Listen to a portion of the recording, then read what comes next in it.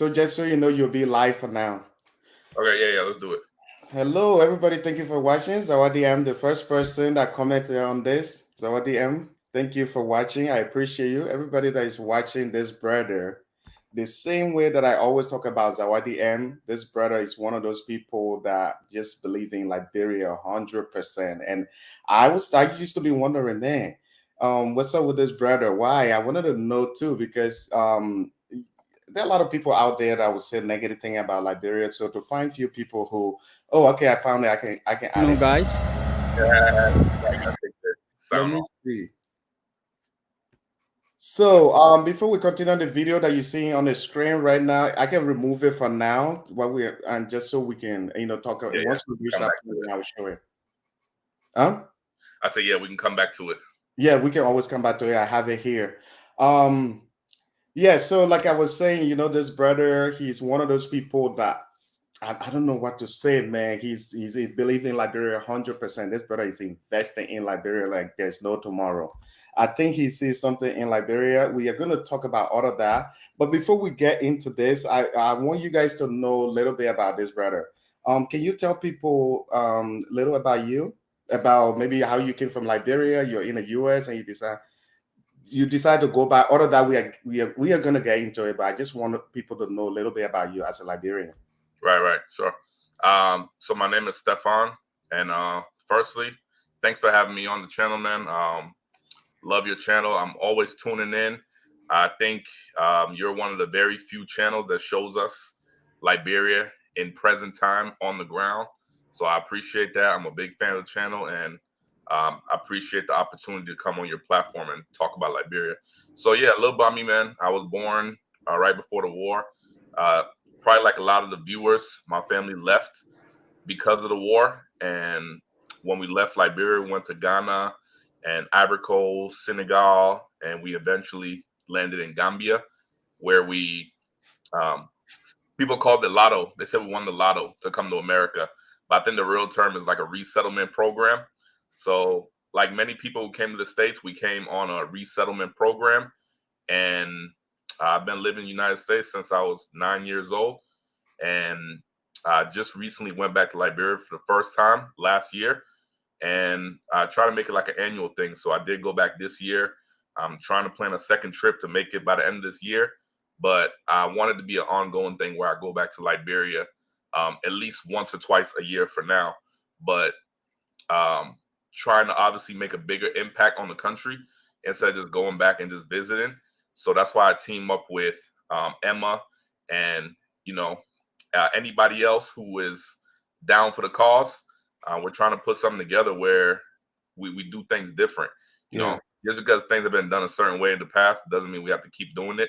Yeah. Times have changed now. There's a different age. We have the power to connect. Yeah. Like me and you, we don't know each other. We never met, but here we are on a platform Yeah. talking about our country. So I love it. yeah, that's not something that was available to us Yeah. even 10 years ago. So now is the time to go Yeah. and to use every tool at our disposal. So Yeah. that's why I'm on here. That's why I'm making these videos promoting Liberia. Yeah. We're trying to change the narrative. Yeah. So that's the main thing. I know you came from Liberia when you were little. What did you remember about Liberia when you were there?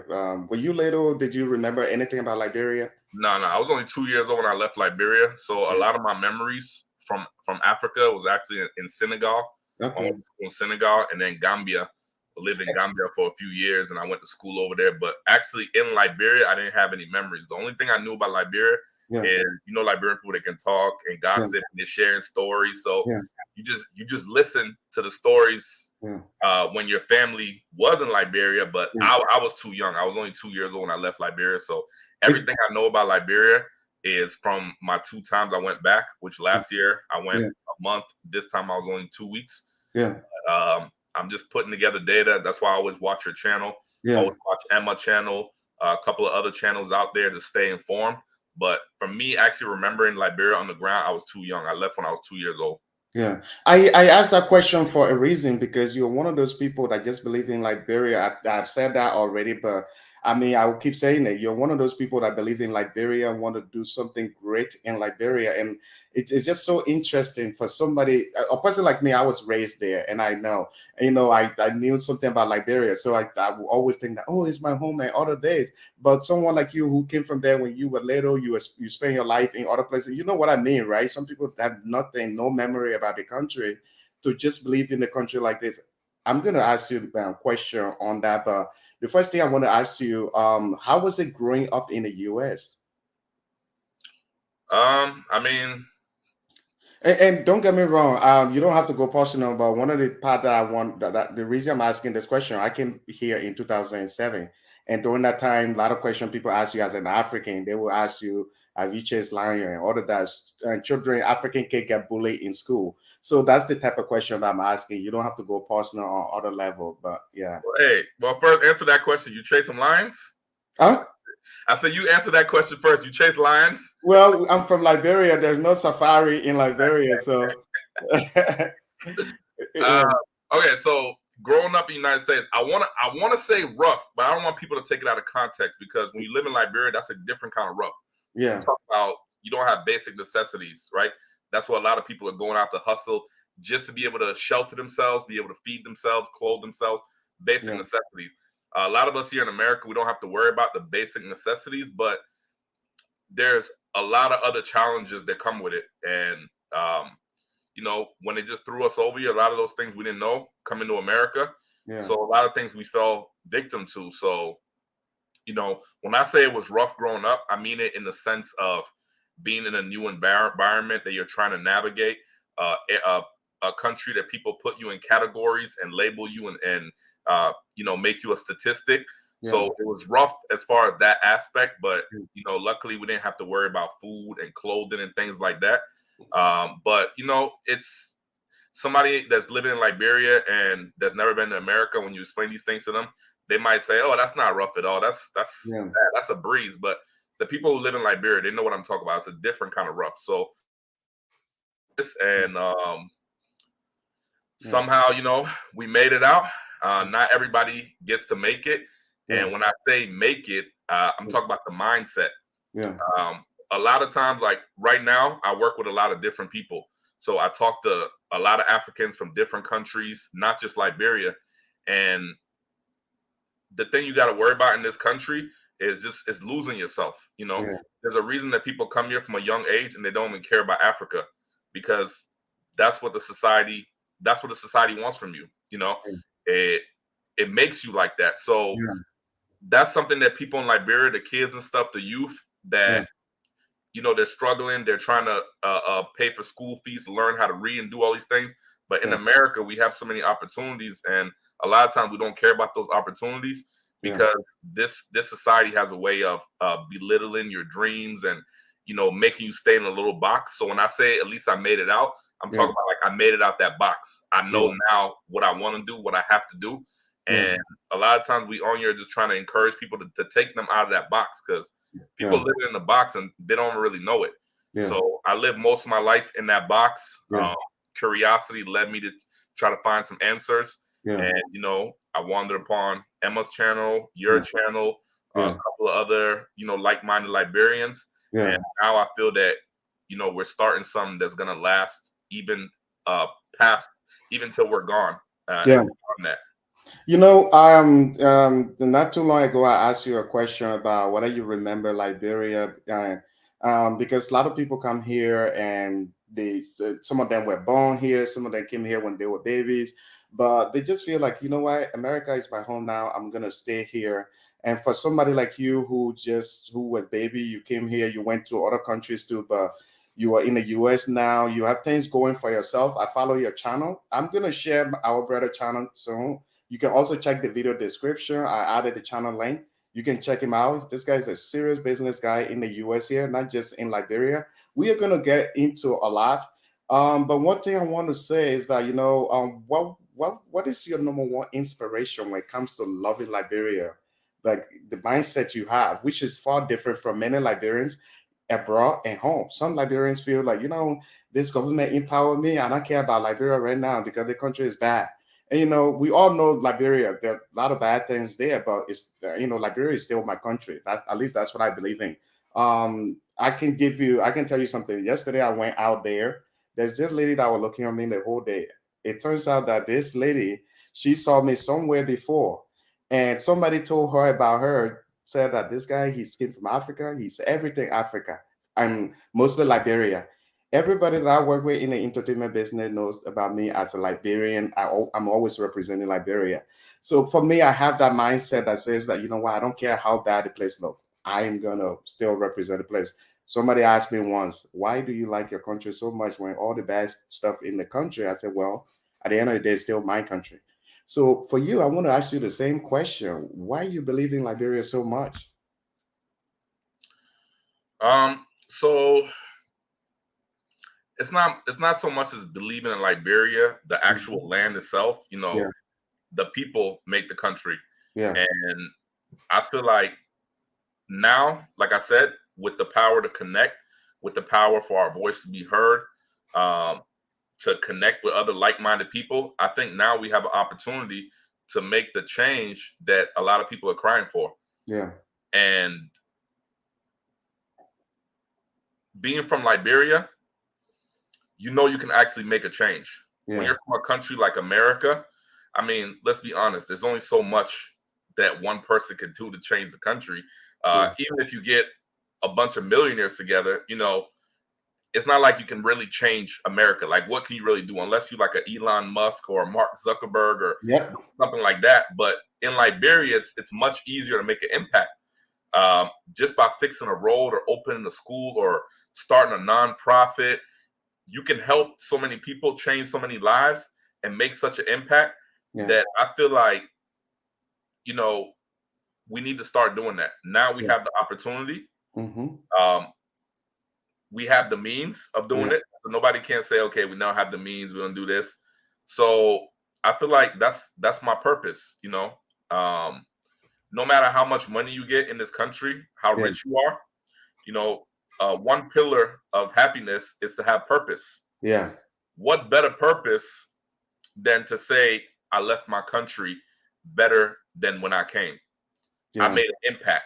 I helped, especially when, like you just said, Liberians are known for not trying to go back home, not trying to help in the development, and spreading negativity. And that's something that I don't really see a lot of other Africans do to their countries. And like I said, I talk to a lot of Africans, Ghanaians, Nigerians. I even have, business associates in Sierra Leone. So Liberia is like almost the only country that I can think of where people will actually belittle their own country. They'll convince fellow Liberians not to go back. They'll shed all the negative things, all the bad things that can happen. And, I feel like when you go back to Liberia, this is the results. That's what you're seeing right there. You're seeing the results of years and years of people blaming others, pointing their fingers, looking for a government to solve their problems, belittling the country, just trying to get out of there, escape. So I feel like we have to change that. Yeah. Why should we be rich in resources and have such a poor country? Why should we have a population only worry about leaving the country and never coming back? Why should we have a diaspora population that at best, all they want to do is go back and build one retirement home? Like, these things are reasons that the country is in the condition it is. So I think that any one of us can make an impact on Liberia. It might not be the same impact, but just even what we're doing with the road project, which we're going to touch on a little later on. Yeah, of course. Doing something like that by fixing a road. You open up doors for a lot of other opportunities come in the area. Now people are going to be developing. Businesses can start and people can move around freely.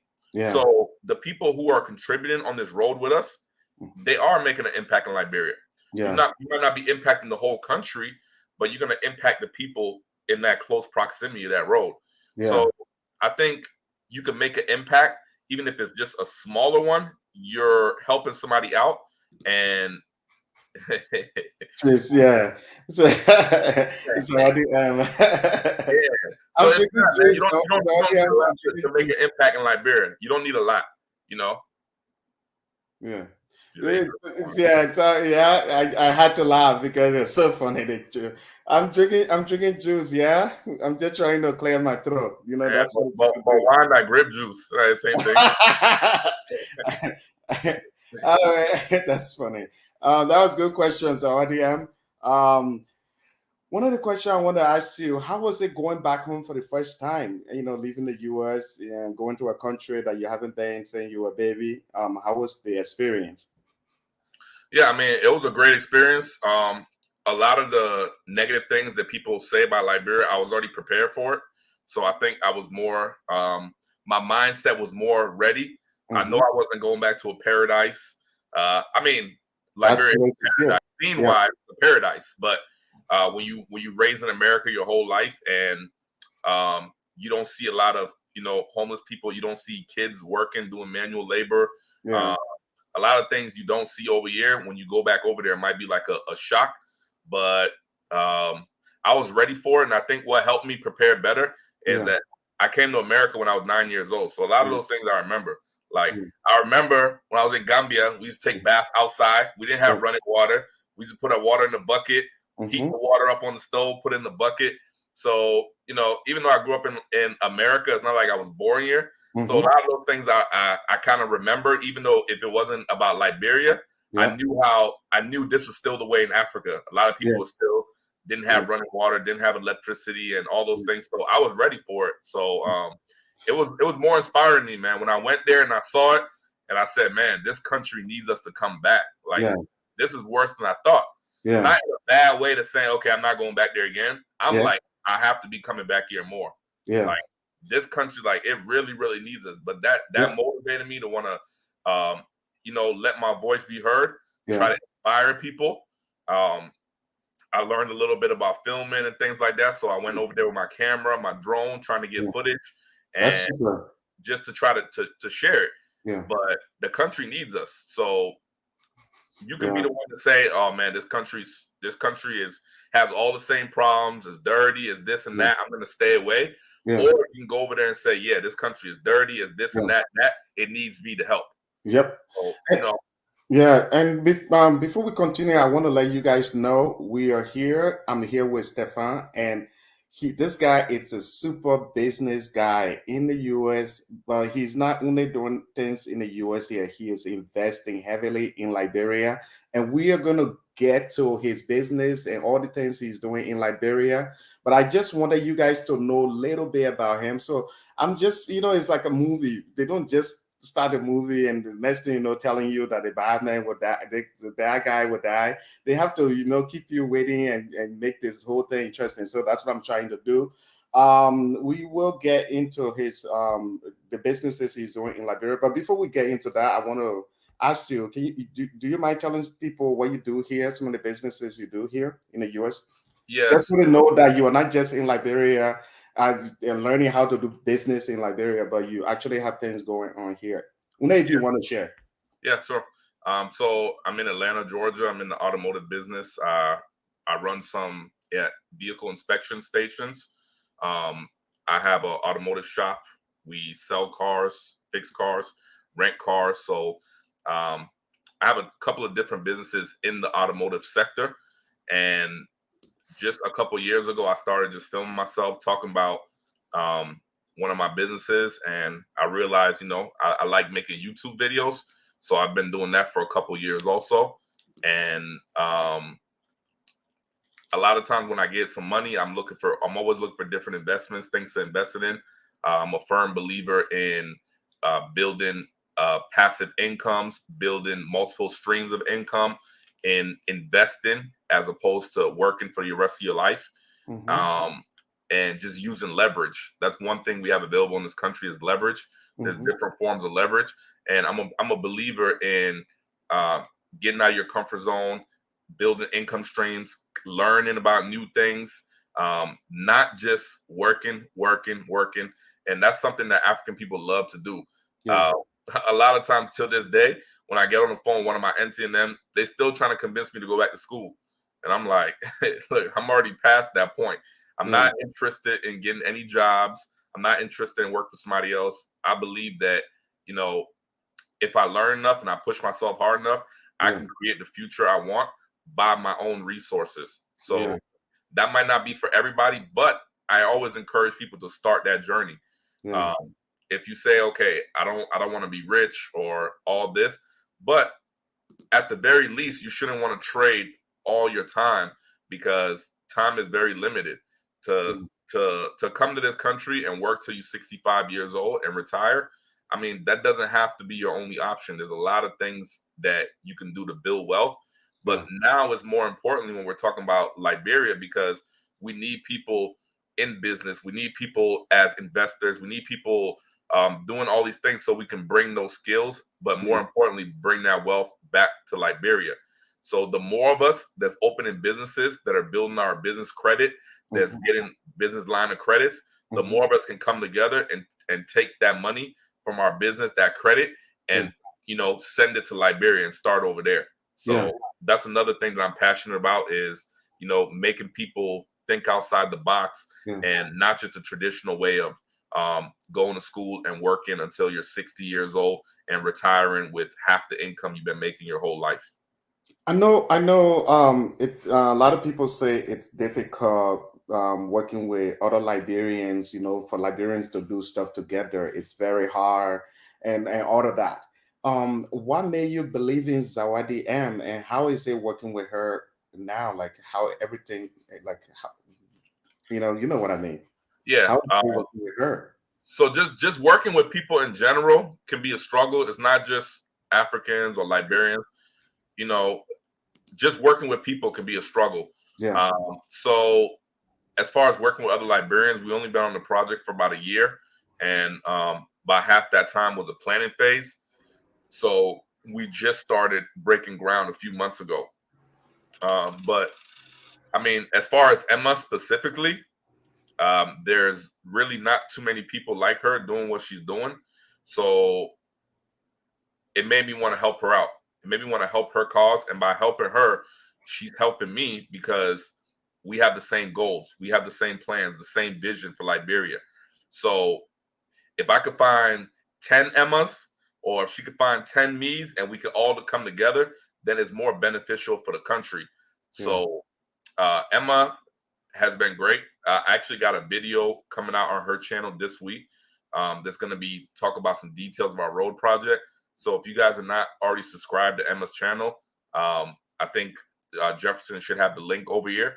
yeah, Um, but definitely check her out. She's making a lot of great content about Liberia, and yeah, that's what the country needs. It needs content creators. It yeah, needs people uh, putting the message out there and letting people know, letting other Liberians know that, hey, the time for change. This is what it looks like right here. The change people crying about is not a new government official. It's not a new party in power. This is the change that we're looking for. This is what it looks like in this form right here. And right now we're just starting something off that we're going to be doing for the rest of our lives. So it's been great working with Emma. I know there'll be some Liberians that I work with where I say, you know what, I don't think I want to work with this person anymore. But that's not a reflection of our country. That's just saying that I want to work with people who are as passionate as I am, as aggressive as far as development in Liberia, and people who put their money where their mouth is. Not yeah, just talk about it. We should be able to talk about it, but then when it's time to move to the action phase, yeah, everybody should be right there with me. yeah, So it's not saying that everybody I work with in Liberia, we're going to keep working together forever. yeah. But yeah, there's going to be that group of individuals where we do keep working on and doing more projects and more projects. But no hard feelings. But that's just how I am. Business is not meant for everybody to work together. Uh, Yeah. but if we're all on the same page, we all want to give back to the country. Then at the end of the day, we're all on the same team. Okay. Yeah, that's really good. Before I continue, I just want to say this. The Emma that we are talking about, a lot of people, a lot of you on YouTube already know her as Zawadi M. She has her own YouTube channel. She been commenting on these videos.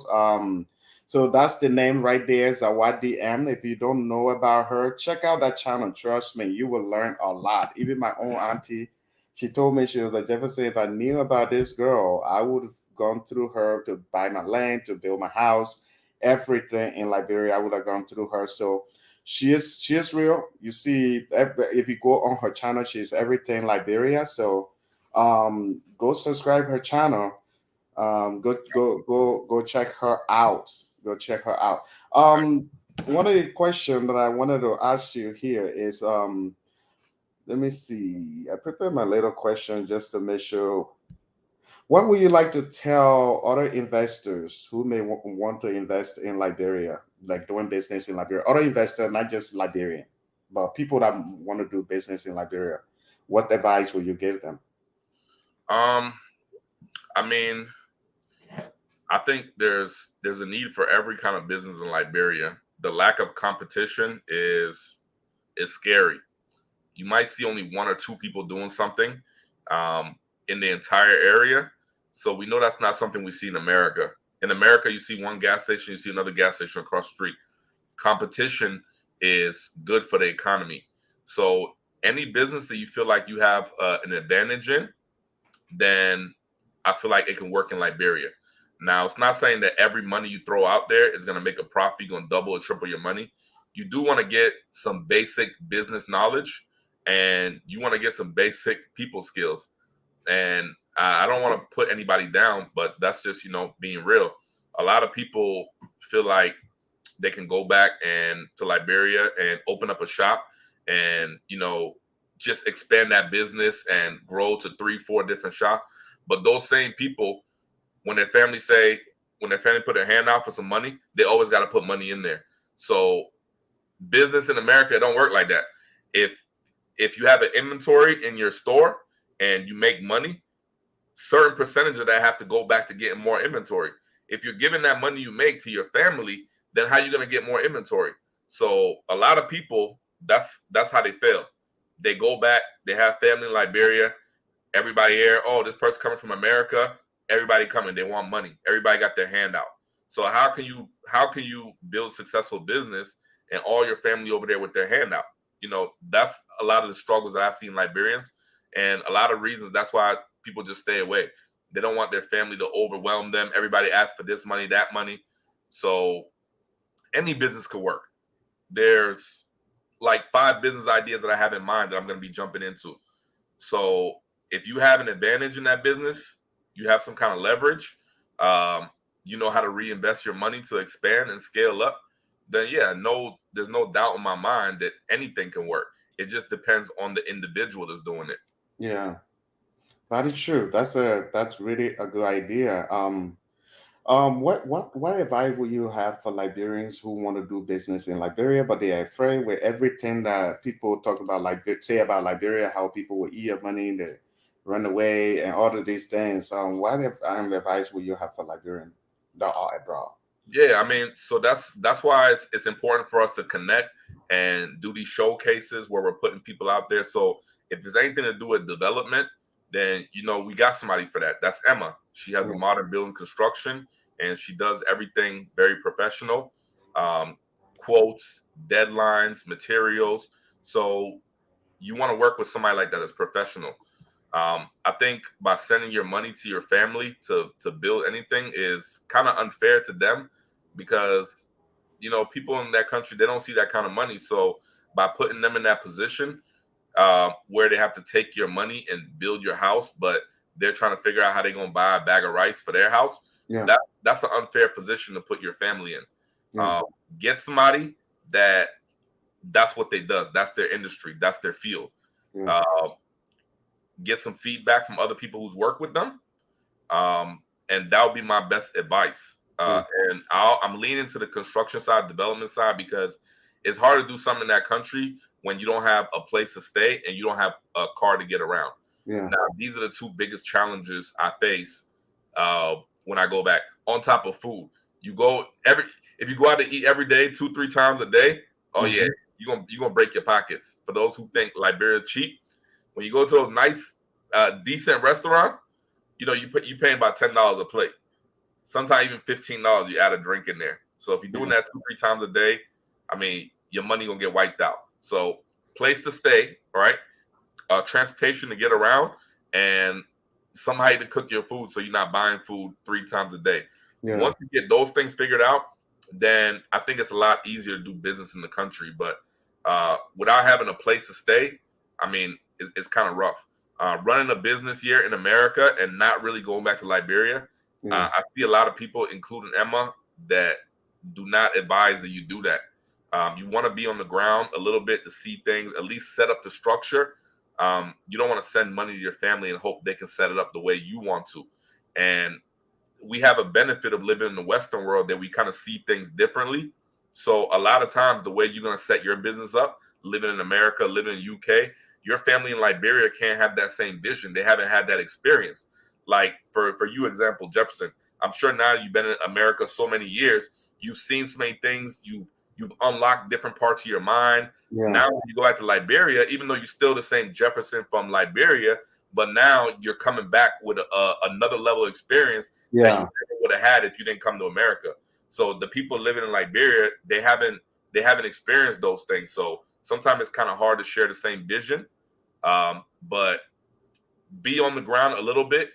Don't be sending money over there thinking everything's good. And when it doesn't work out, then you turn around, you tell somebody else, no, doing business in Liberia is bad. It's a Yeah. chain reaction. It has an effect on the country, and it's devastating. Yeah. Another thing that I want to ask you, what you guys are doing in Liberia is great. I mean, you are contributing to the development in Liberia, the businesses you are building, and also you are trying to get people jobs. One thing I want to ask you, have you got anybody reach out to you, like from government, from any kind of well-known organization that say, oh, thank you for what you guys are doing, like encouraging you guys for doing what you're doing? Because some of this stuff that you guys are doing, for me, it's a big deal. I mean, if I was in that position, I would want to encourage people like you to continue doing it so that you can encourage other people to do it. Yeah, so mostly the people who might even know me is mostly from Emma's channel when I come on there and I do lives with her, or I do a video for her channel. Really, I'm not really out there to where people know me yet. Yeah. So I haven't had anybody reach out and thank me or anything, but we've really just started to. So it's on a much smaller scale.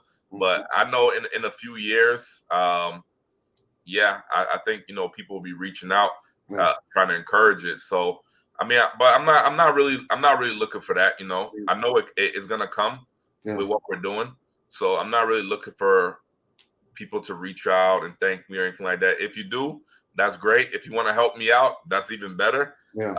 But I know at some point, by providing so much value to the country, people will start showing appreciation. Yeah. And the reason I asked that question is because we have to encourage each other, and we have to, because if you see somebody doing something like that, you have to really believe in that, want to encourage them to do it, even if you're not in that position to do it, but to encourage them. So I just wanted to ask that question. All right, we are getting close to your business and all these things you are doing in Liberia. So I want to, if you can first tell me a little bit about the road project that you guys are doing and where is this road leading, even though I know, but I just want to make Yeah, sure. yeah. So you Yeah. can look. I put a couple other show the other video, No, Jefferson. I just this added one, two more. this one. Yes, good evening, I added guys. two more. Yeah, you can take the volume. Take the This volume off. is, yeah. Yeah. So this right here is in Brewerville, Okay. and we about last year, Emma and myself started promoting the idea of pretty much forming a community, something similar to what you might see in America, like a Hmm. gated community, with streets, alleys that's marked out. Pretty much a lot of issues that we see others make in development in Liberia. We want to come together and Yeah. solve those issues and use this community as an example. And we think that if everything works out, then we can do this 100 times at 100 different locations with 100 different groups of people. And in the long term, that will have a great effect on the country. So Yeah. this road right here is leading to our community land in Brewerville, and we also have another group that's doing a resort development, a group of investors, Is and that we're gonna. is that Good this afternoon, video? guys. Oh, 1 minute with the I got And audio. good it. morning. I got it. Okay, cool. Is that this other video that you're talking about with the other community?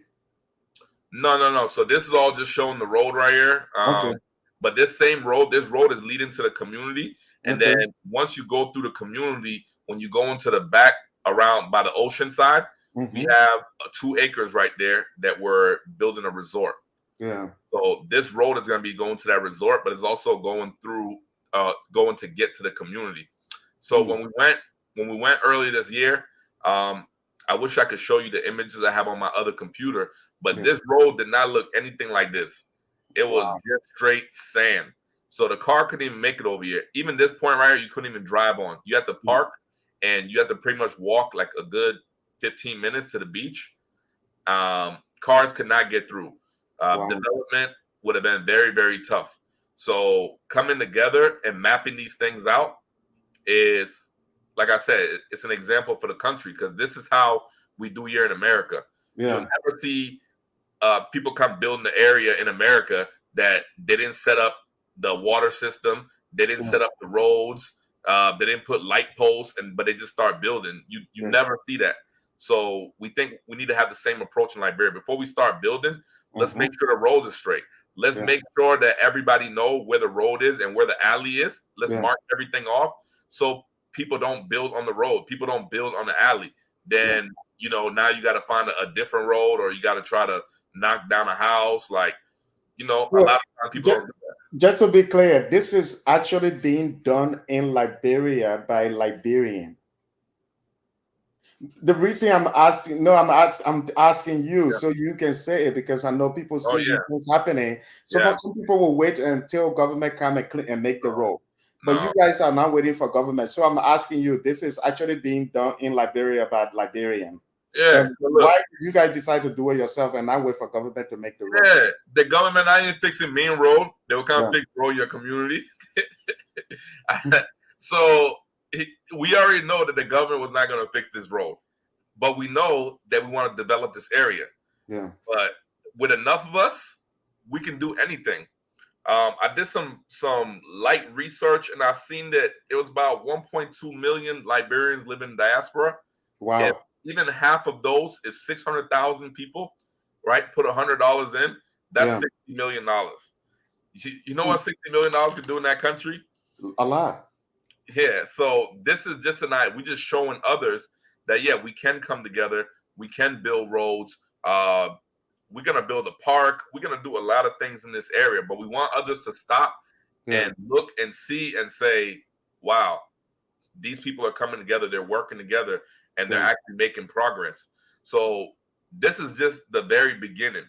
Um, as I start, as we follow up on this project, if you allow us to have your platform every few months, Oh we yeah. come and we show the progress. Absolutely. Then this is a big motivation because I wish I had the videos ready. This Hmm. whole area is transformed just by Yeah. this dirt road. This place did not look like this, not even close. Yeah. But guess what? Emma just told me earlier today. Now there's people rushing to build because they see the road in that area. Wow. People already start stacking their blocks. They're already stacking bricks. But I want to ask you a question. You guys put your this is not cheap to do. It costs some money to do. Yeah. Now people want to build around there. Are you guys gonna turn this into a toll road, like where you charge people money? Oh yeah, absolutely, Yeah. absolutely. Because a lot of people are benefiting off this road, Yeah. but when you go ask people for money, you already know how that is in Liberia. Yeah. So that's something that we even discuss. We know people don't like to contribute on road, so Yeah. we're gonna come in with a good amount of people that we're gonna fix the road, and whoever don't want to contribute, you're right. There is gonna be a toll they're gonna have to pay, and that's only fair, Yeah. Man, I mean, yeah, it's so unbelievable how the kind of mindset that you guys have. I mean, apart anybody, or I shouldn't say anybody. Some people have been to Liberia. Some people went to Liberia to build houses there, but it's hard to see people building their own road. A lot of time a person will say, "Well, I want to do this in Liberia, but the government won't help me do it, so I'm not gonna do it." Like if you guys were other people, you'll be thinking because government is not doing this. You want to build a community, but who's going to build a road? So for that reason, we will wait until the right person in power before we do this. But you guys are doing it. It's just so amazing. But one question I can ask you though, you guys are doing it collectively. How did you guys come together to just convince everybody that hey, let us build a road? Besides building a house there, but you can build like let us all build a road without people saying no or something. How were you able to convince the other people? Yeah. So a a lot of the issues in that country, we first discussed it before we even initiated anything. So Yeah. Emma and I spoke, and we know a lot of these issues are there where people don't want to contribute, people Yeah. don't want to fix the road. So when we were finding people to be a part of this community, when Emma was selling people these lands, she was having a meeting with them and pretty much giving them the breakdown. Like, if you're buying land in this area, this is a community, this is the vision, this is what we're trying to accomplish, and this is what we're going to do. If you feel like this is not for you, Yeah. then you have to buy land somewhere else. So the people that bought land from Emma in this area, everybody that came in already knew that they were going to be contributing to different things. And this not even this the biggest project we had so far. But before this, if you see those sticks over there, you see those markings, the yellow and the red. Every time you see a yellow stick, that's an alley. That's an Yeah. alley road. When you see a red one, that's a Yeah. main road. So we're marking everything down. Yeah. And before that, actually, I should point out that you see all this land is clear. That Yeah. land wasn't like that. The whole place was bush, like what you see on the left. Wow. The whole place was trees. So we actually cleared out a good 17 acres or so around this whole area. So that's the first thing we put money in for. Then we put money to map out the roads and the alleys. That's the second thing. Wow. Now it's the road project. Then after that, it's the water system. So we Really? have things in line that people can't start building in that community until Yeah. we get the water system. And then after the water system, we should be good where people can start building. But everybody knows. So if you want to start building right now, you can't build right now, because after the road, we got to do the water system. So what we do in this community, we're only going to have about 2 wells, and those 2 wells will have an electronic pump that will pump water to everybody's house. So everybody doesn't need a water tower in their yard, right? So we get together and we plan these things out. We let the people know who are buying. By buying land over here, you're not only just buying land, you're buying into the idea of a community. And all the people who have that vision and who want to contribute to that vision, we're allowed to be a part of this community. It's not something that we're trying to say, oh, anybody who got money just buy land. No, we're trying to find like-minded individuals. Before there's a question I want to ask you, but before I ask you that question, I want to first give you the title that I already given Emma. It's called. I always tell her that she's one of those people that is owning half of Liberia. So I can tell you too that you are owning half of Liberia with all these projects you are doing in Liberia. How you like that title? A guy who is owning half of Liberia. I mean, I wish I actually did own half. Hey, I'll take that title. I'm sure before I'm done, I won't say half of Liberia, but before I'm done, I'm gonna have my fair share of market share. Emma already started. She everywhere with it. So Emma only half of Liberia. There's no argument on that part of it. Yeah, we're trying to follow her lead. We're trying to follow lead. And that's a good thing. I'd rather see Liberian owner than Indian owner or Lebanese or Chinese or something. I mean, to be honest with you, Emma actually owning half of Liberia. There's no argument. But you see, this girl, she focuses on things so much. Like it's always about the development. It's always about the people. That when you tell her something like that, she's like, nah, okay, I'll take it. But she doesn't really. It's not like a big deal in some sense, and that's how you know somebody is really good. Like, but yeah, you guys are owning half of Liberia. This road that you guys are building, do you know how much? Do you want to talk about how much it costs to do the whole road? You don't have to say it. Yeah. So this one right here. So this right now is just a dirt road. Obviously, in the future, if we want to put a quota on the road, then that'll be the next phase of the project.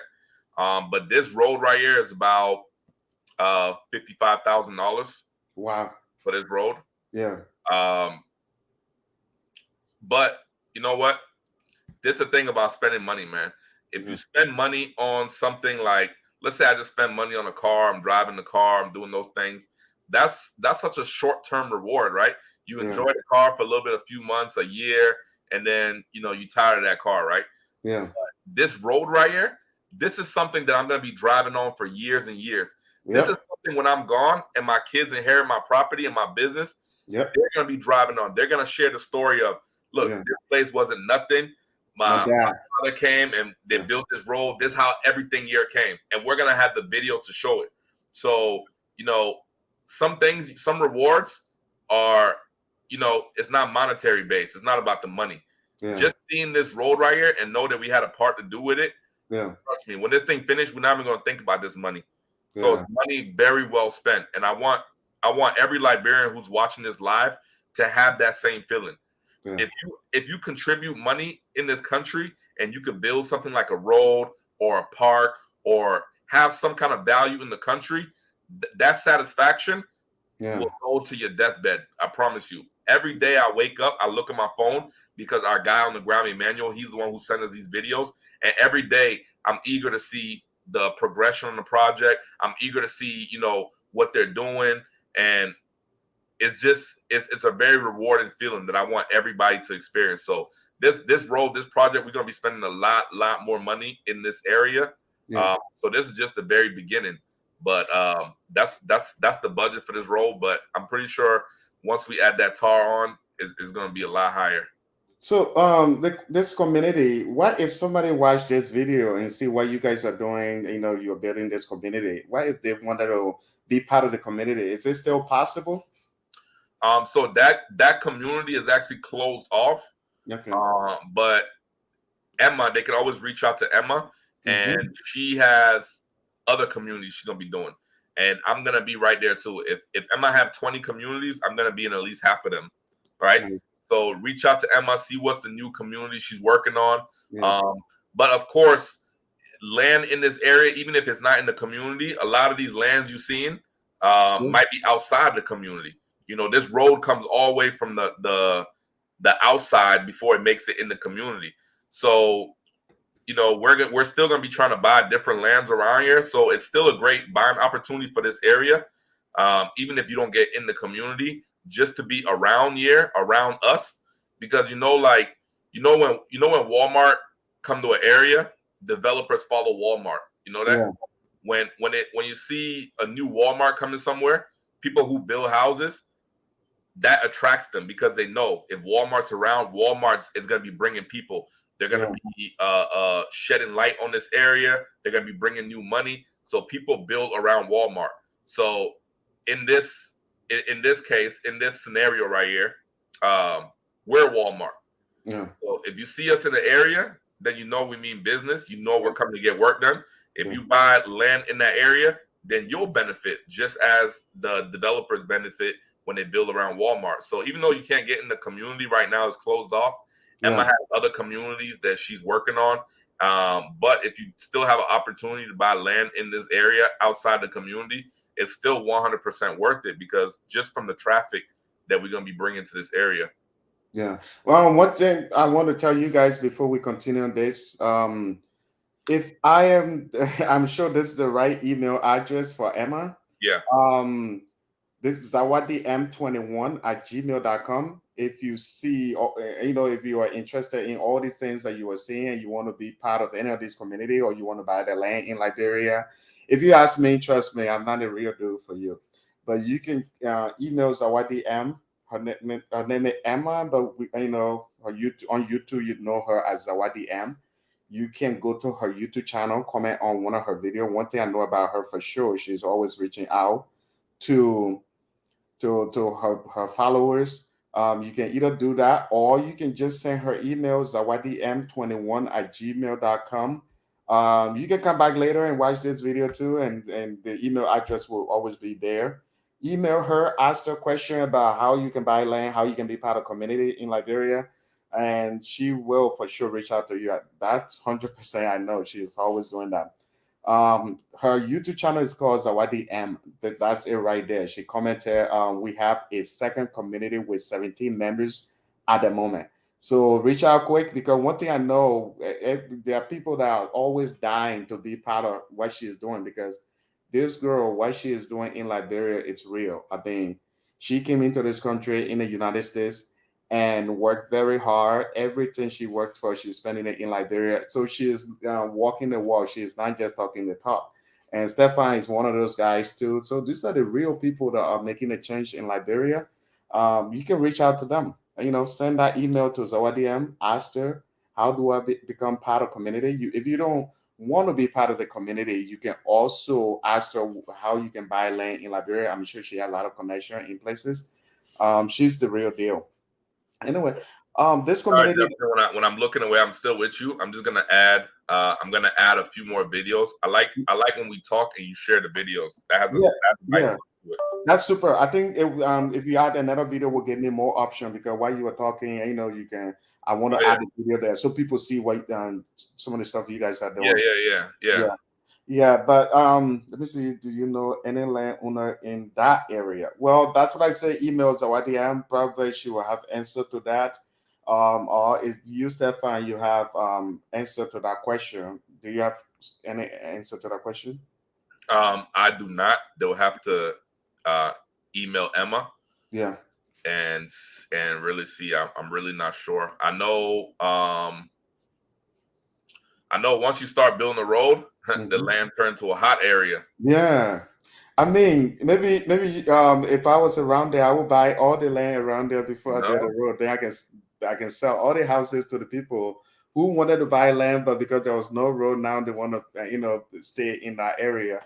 But one question I want to ask you though, this community that you guys are building, do you have any time frame when it's gonna be done? Like, Um, I don't have a time frame. Uh, okay, it's hard to say, man. yeah, we just going along, and right now yeah, is a worldwide like recession, yeah, very hard right now. Last year when we started the project, there was a lot more positive sentiment in the hmm, world. yeah, So right now we're moving at a slower pace, hmm, but I really can't put a time frame on it. But I yeah, know that by this time next year, hmm, we'll be a really far away, and people will already be developing in that community. yeah. So each individual is going to have their own pace, how fast they can go as far as development wise. Yeah, that's true. That makes sense because Yeah, everybody have their land there, so you can tell everybody, "Hey, be done by next week," because people have to set a budget for what they want to do with it. exactly, Uh, exactly. Somebody's asking what area is there. I think it's Brewerville, right? Yeah, this is Brewville. Okay. Yeah, this is really amazing. Did you add the video that you wanted to add so that I can show? Yeah, I'm showing. I'm putting a few of them on, Okay. and then if you end up getting the same one, just skip by it. Okay. Um, and next time I know you can do this on StreamYard now, I'm going to be Oh on yeah. it. Next Yeah, time, absolutely. now, I think. now that I know we can do this on StreamYard, Yeah. yeah, Oh, I'm going to be on before we continue, just to let you know, today's my day off. I have a lot of time on hand. But if you have to go somewhere at some point, just let me know. But I it. Oh think yeah, this topic has been just great. I mean, to see the true Liberian who believe in the country and wanting to do something yeah. amazing in the country is just great. You are the real deal. Oh, I said a guest can share up to share movie. Oh, say remove the existing. Okay, so these ones we already seen. I'm Yeah, gonna you can remove them. I'm gonna remove these ones. Yeah. Yeah, so this helps too when we see one. If we see one that I already put on here, then we could just remove it. So that helps. Now Yeah.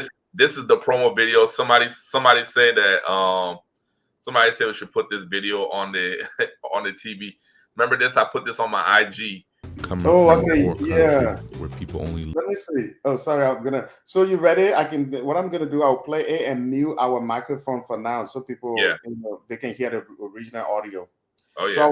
I'll mute the microphone, both Yeah. of Yeah. our Yeah. microphones.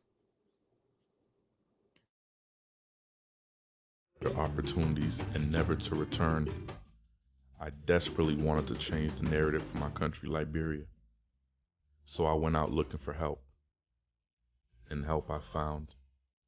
Fast forward 1 year, a group of like-minded Liberians and investors have come together to fix roads, buy land, but we're not stopping there. We have plans to build a modern community, a resort, restaurants, and many more things to come in the future. So as we celebrate our independence this year, this is my gift to you, Mama Liberia. Happy independence. Happy Man, this is Independence. this is amazing. Oh, is that another video there, or is this Yeah, this yeah, one? yeah.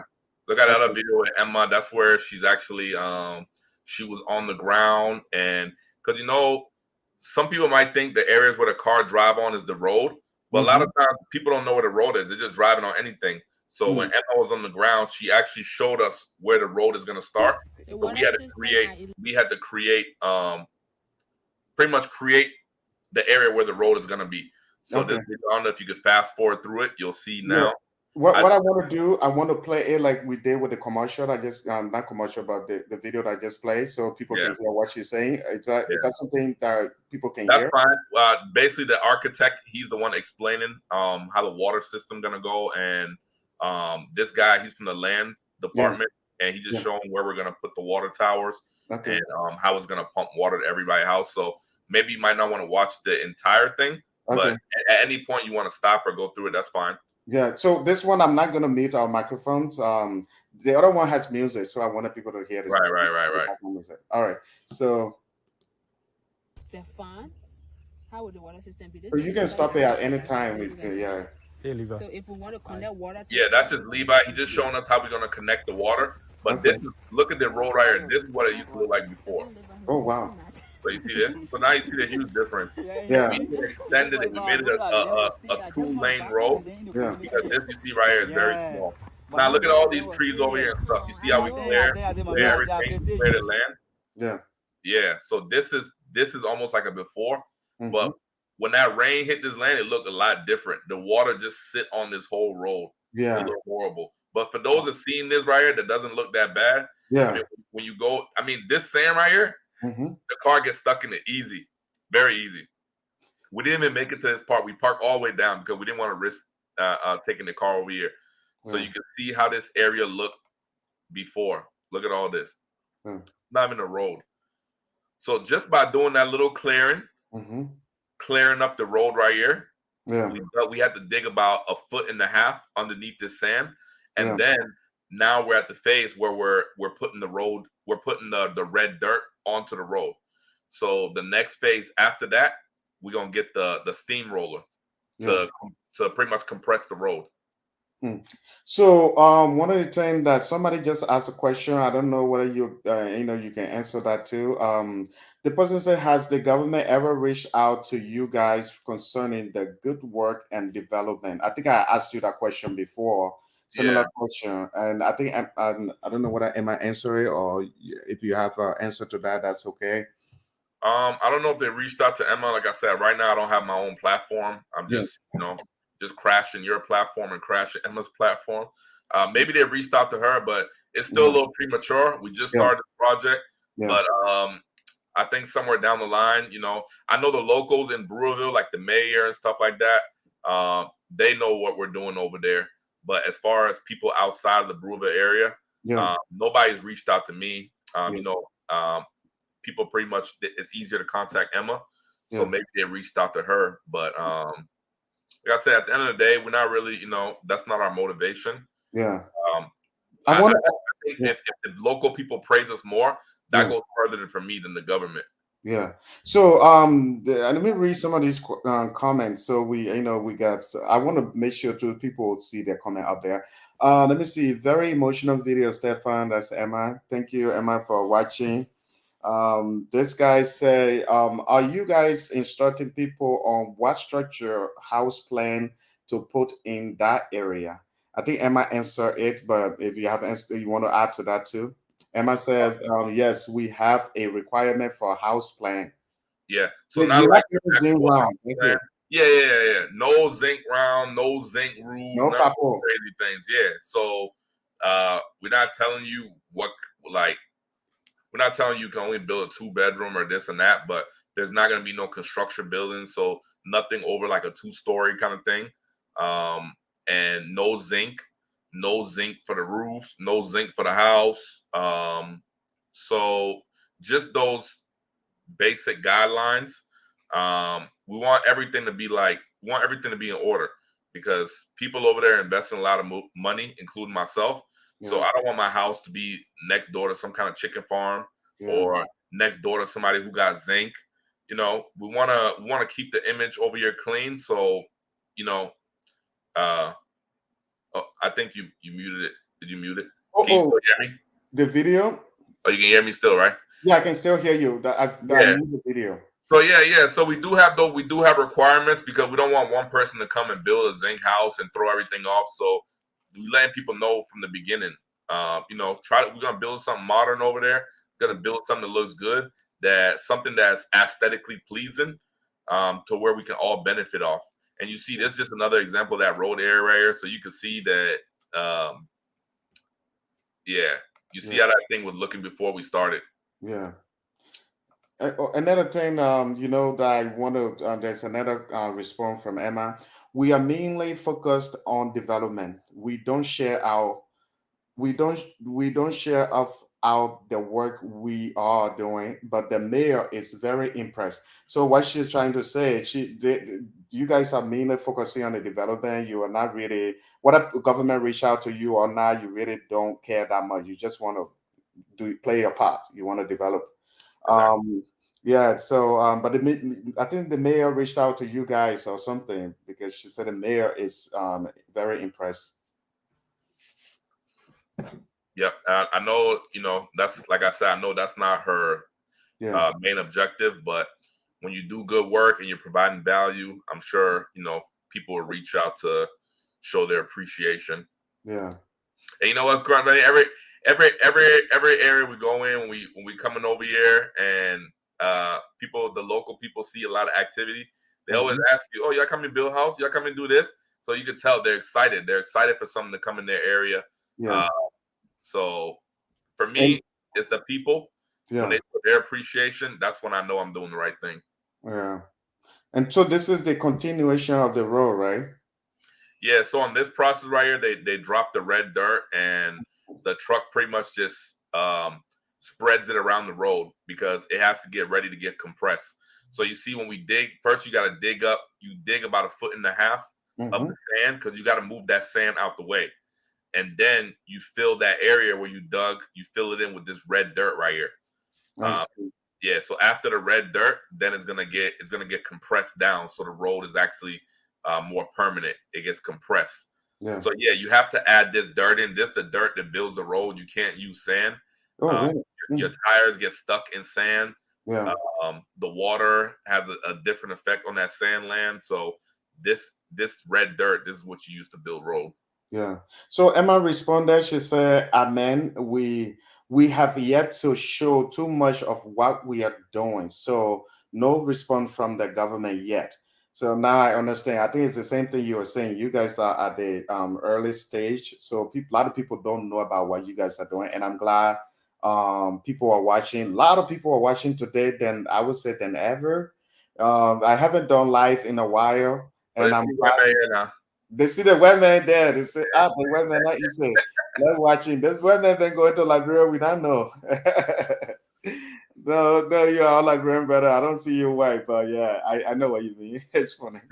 Yeah, but a lot of people are watching. I'm very impressed, and I hope a lot of these people show this to other people, share this video because we want people to see this. Like I said, even if you can't do it right now, but at least do something. Share this video. Let other people learn from it, and encourage these guys to do something good. To keep building Liberia. To if you can go there too and own half of Liberia, like Emma and Stefan, that's the real deal. That just how Yeah, we. man. Yeah, Yeah. let's do that, man, Yeah. because it's better than the Indians and Lebanese owning it. Yeah, I will interview Emma again. Been a while since we interview her, and hopefully she can talk about these things that you guys are doing. So tell me a little bit about the resort. I know you told me a few things about that. You said something about it, but tell me a little bit more about it.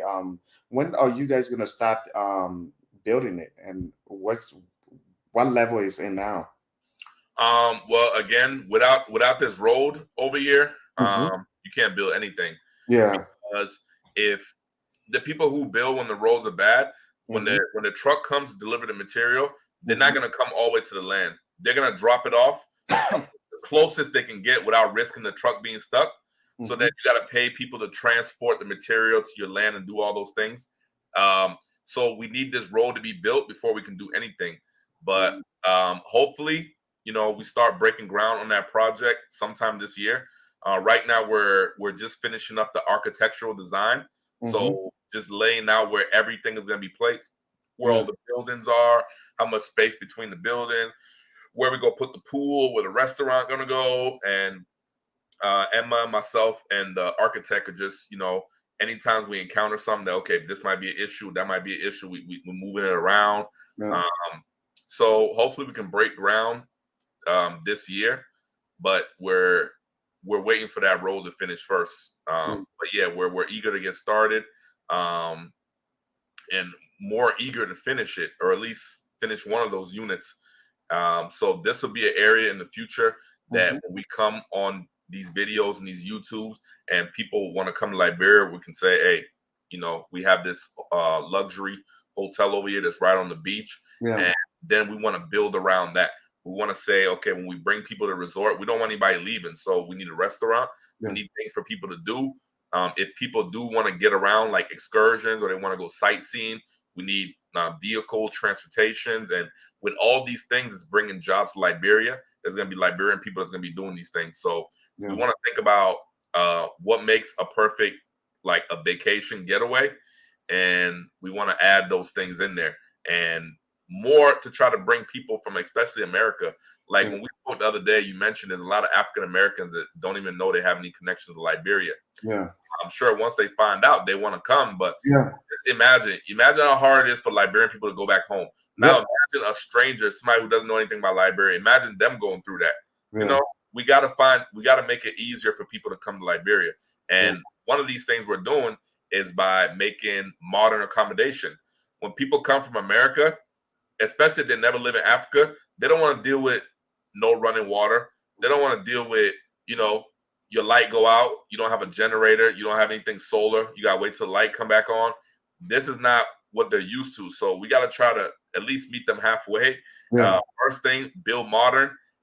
Everything we're going to be building in this country, especially myself, everything I'm building in this country is going to be modern design. Yeah. I'm not trying to just build like something quick, just throw something together. No, because I want other people to see my buildings and say, I want to build like this guy. And then when people come in, that's how they start building. And after years and years, we started making impact on the country. One question I want to ask you, besides the good stuff that you are doing, you, Emma, and a few Liberians are doing, when you went to Liberia, what are some of the good things that you saw in the country to say, man, the first time I was here, it was this, now is this? Did you see any improvement in sense of something?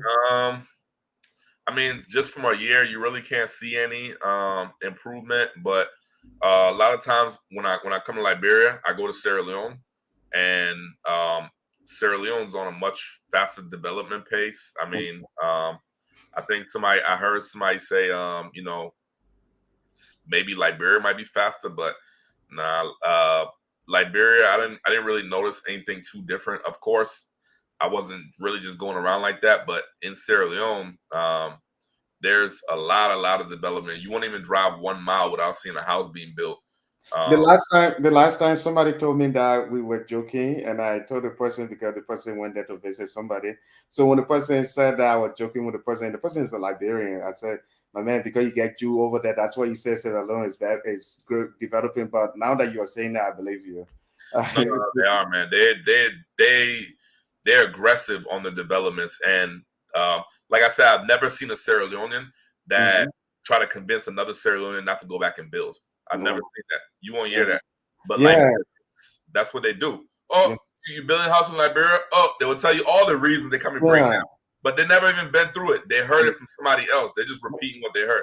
Oh, the people will do this. They will kind of do this one. They will kind of do it. They're not even providing you solutions. So that's the conversations I want to have. Say, okay, don't do it like this, but do it like this way instead. But to tell somebody not to do it at all, like, how does that help? How does that help you? Does it make you feel better that you convince somebody not to go back and build their country? How does that help the country?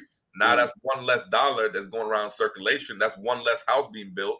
That's one less job that somebody could have built that house. So, it has a huge impact on the country, but mostly the mentality. Like I said, I've never heard a Sierra Leonean say, no, don't go back to Sierra Leone. Don't go build. No, they're encouraging others. Nah, go back, do this, do that. They're sharing it amongst each other. So I think between that year, that's too short of a term. I didn't notice a difference. But the area where I am focused on, Brewville area, I haven't went back yet, but from these videos, that's a huge difference. Yeah, That's that's a great. Yeah, that's a big difference. I didn't notice a difference elsewhere. Yeah. The area where we're focused on, we do notice a difference. Yeah. And next year, you guys are going to see a huge difference. Yeah. I want to catch up on some of the questions here. Let me see. I'll just read through some of them. Can someone buy land from you guys? This is Anna Eggy from Chicago. She says, well, that somebody can buy the land from you guys. But I Yeah, think so I might answer that. on the, any land dealings, you want to contact Emma. Yeah. I think is that who made that message? Is it Iggy? Yeah, so Iggy, Emma's saying right there, she's responding to you. She has another community that's forming. I think that's the best opportunity to buy land is to buy it with somebody who's structuring this community. Because if you don't, like, we got land in Marshall that I don't know how we're gonna get to that land. We're gonna have to get a big, huge truck because same thing. We got to park on the main road and we got to walk to our land. Now, the only difference is we don't know those people. In this community, we built this community together. So to think that some random people I don't know are going to help me build a road, I mean, I hope so, but maybe not likely. So you don't want to buy land and then you can't even get to your land because the road's not even fixed. So hit Emma up, send her a message, and get with her. That's the safest way to buy land. Yeah, so somebody asked this question. I think the person asked this now twice, so I just want to put it out there. The person said, how do you see Liberia in 50 years? Great if we intervene. Yeah. If you're waiting for government, then it's gonna be the same. Yeah. If you're willing to put some action behind it, then how will it be in 50 years? It'll be great. It'll be a great country. I think we can make a lot of changes before that. 50 years is a very long time. Yeah. So yeah, 50 years, we're looking good. Future's bright. Yeah. This person say, I congratulate you all for the work you are doing in Liberia. I visited the Gambia and saw that path builder YouTube by Mr. Mustafa Neji, a Gambian who partnered with government and private business. 500 business, yeah, 500 houses. Yeah, I think I saw that. I think I saw that video too. Yeah, Gambia is. I mean, obviously it's been a while since I lived in Gambia, but from what I heard, I think one of my brothers has a friend that's in Gambia and they're doing development and they're doing short-term rentals and there's a lot of new YouTubers now going to Gambia and doing that relocation. A lot of them African Americans. So Gambia is on a great pace. It's attracting African Americans. That's a huge benefit in itself because attracting African Americans, you're gonna be attracting their money. So Gambia is doing very well. If we can get on the same pace as Gambia, but again, you'll probably never see a Gambian come and tell you, "Oh, my friend, don't go to Gambia, don't go to that." You probably won't hear it. So, that's the result. The person also Iggy also commented, and I'm wondering if your focus is just on certain areas. So about certain areas, I mean, if I buy land from now on, I have to make sure the roads, I can even get to my land. So the most lands that I own in that country are probably going to be with the community. Yes. When Emma go to her next community, I'll probably buy my 2 lots or 3 lots over there. When she moved to the next one, I'll probably buy another 2, 3 lots over there because she's doing the research. She knows this area is going to be up and coming. This area has a lot of room to grow. Everything. Like, we talked a lot about this Bruvia area before we started buying land. She said, trust me, in the next 10 years, area is going to be up there. So that's the best time to buy land. So more importantly, get in a circle, get with people that's know what they're doing, that's on the ground. But if we focus on certain areas, I think it'll be for that reason, because we know we can buy enough land, we can build our road, we can build our community. I love water in that country. A lot of, like, all my lands are near water. I love being near the ocean. I love being near the lake. And Emma even helped me secure 4-acre land further down that Brewville beach that, in the future, I'll probably be trying to build like a modern resort with a outdoor theme, palm trees and all that stuff. So I love the ocean. So a lot of my lands will probably have to be near the ocean. Yeah. But the areas we focus in there's a strategic reason behind it. So I'm open to different areas. I just got to see the vision. Nice. That's super. I mean, people are currently asking questions, and thank you to Emma too for answering some of these questions. I know sometimes we get caught up into the conversation, which is also important. We are playing the video so you guys can see what actually going on in the country. Thank to Stefan for bringing this video because it make the whole interview great. I mean, we are playing this video. You get to see these things for real. We are not just saying it. So you don't have to say, but when is your next trip to Liberia? What's your plan? Like you going back Yeah, there? I'm trying to go. I'm trying to go like November or December. Hopefully I can pull that off. If not, then it'll probably be. Usually I go in like March, April. But my goal, like I said, I want to hurry up and build my house. I want to send my car because if I remove those two burdens right there, it's easier to just, if you only got to worry about your plane ticket, that's not bad. But then when you got to worry about where you're going to be sleeping, how you going to be getting around,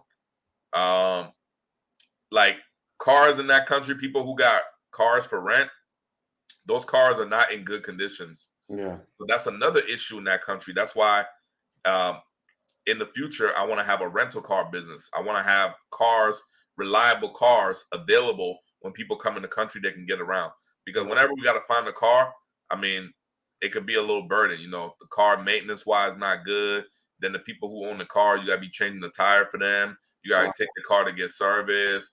So I want to have cars that when you rent from me, you're getting something reliable. I can put a driver with the car, all for one fee, a daily fee. Yeah. So get your house going, get a vehicle over there, and it's a lot easier to go. So I'm going to try to go back in December or November. If not, I'll be out there in March for sure. Some people want to go back home, but they are like a little bit nervous because they haven't been there forever. I'm one of those people too. I want to go back to something. I'm thinking, man, it's been forever. How is it gonna be like? What advice do you have for them that they want to go, but they just, yeah, it's not like they don't, there's something, but they just thinking, man. But for you, it's easier. Yeah, it's easy. You raised a lot over there. Yeah. Imagine for me, I left the country when I was 2 years old. Now I'm going back for the first time. Yeah. I mean, it could be a little nerve-wracking, but your mind, man, the mind will take your body very far. Yeah. Once you made up your mind, yeah, nothing can stop you. I made up my mind that, hey, as soon as I get my passport, I'm going back to Liberia. Yeah. And that's what I did. And I told myself, okay, I know this country is not like the country where I grew up. I know I'm going to see things that make me upset, things that I question, why are people doing it like this?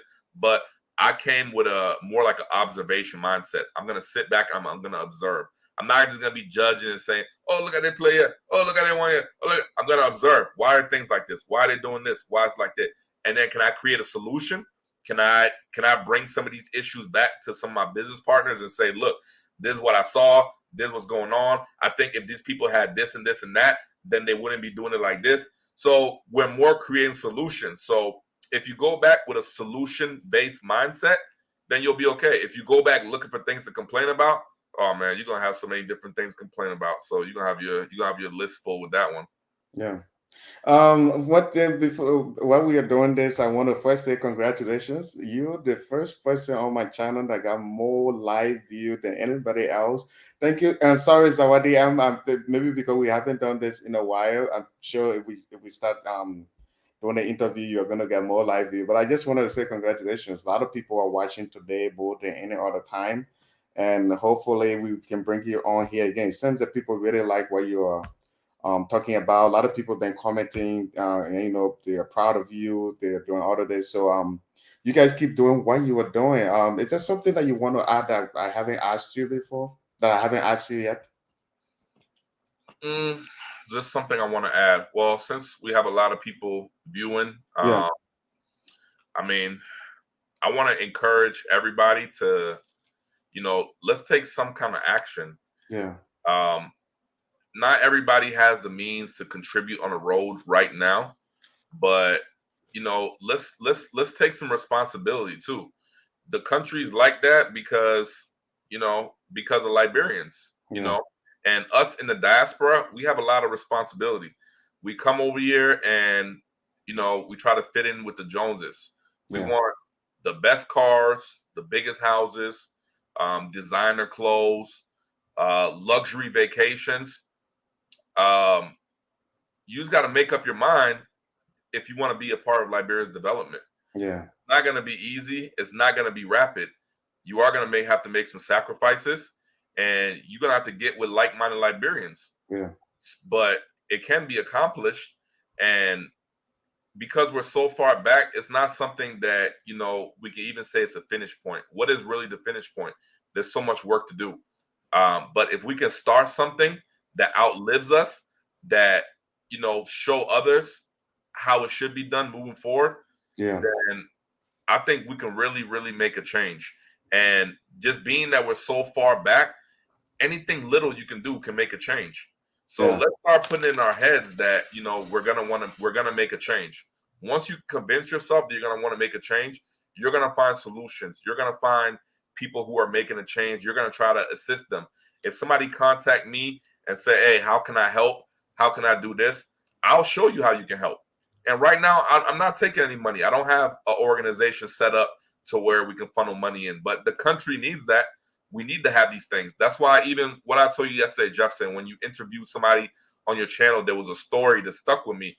And when I watched that, I said, damn, like, I want to help this person out. Yeah. And I really want to help that person out. So if you made up your mind that you're going to help Liberia, you're going to help Liberians in Liberia, and you want to make a change, I mean, it's not like a switch gets turned off and the next day things just change. It's a progress. So make up your mind. The mentality is the most important thing. That's what our people are lacking, is the mentality. So, we gotta set a good example. So that's what I would say. If anybody wants to get involved, make up your mind that you really do want to get involved. Yeah. Once you have that mindset and it's made up, then it's hard for others to convince you not to do it when you see things is not going your way. Even my sister went to Liberia a few years ago, and they were old enough to remember the war and remember certain things in Liberia.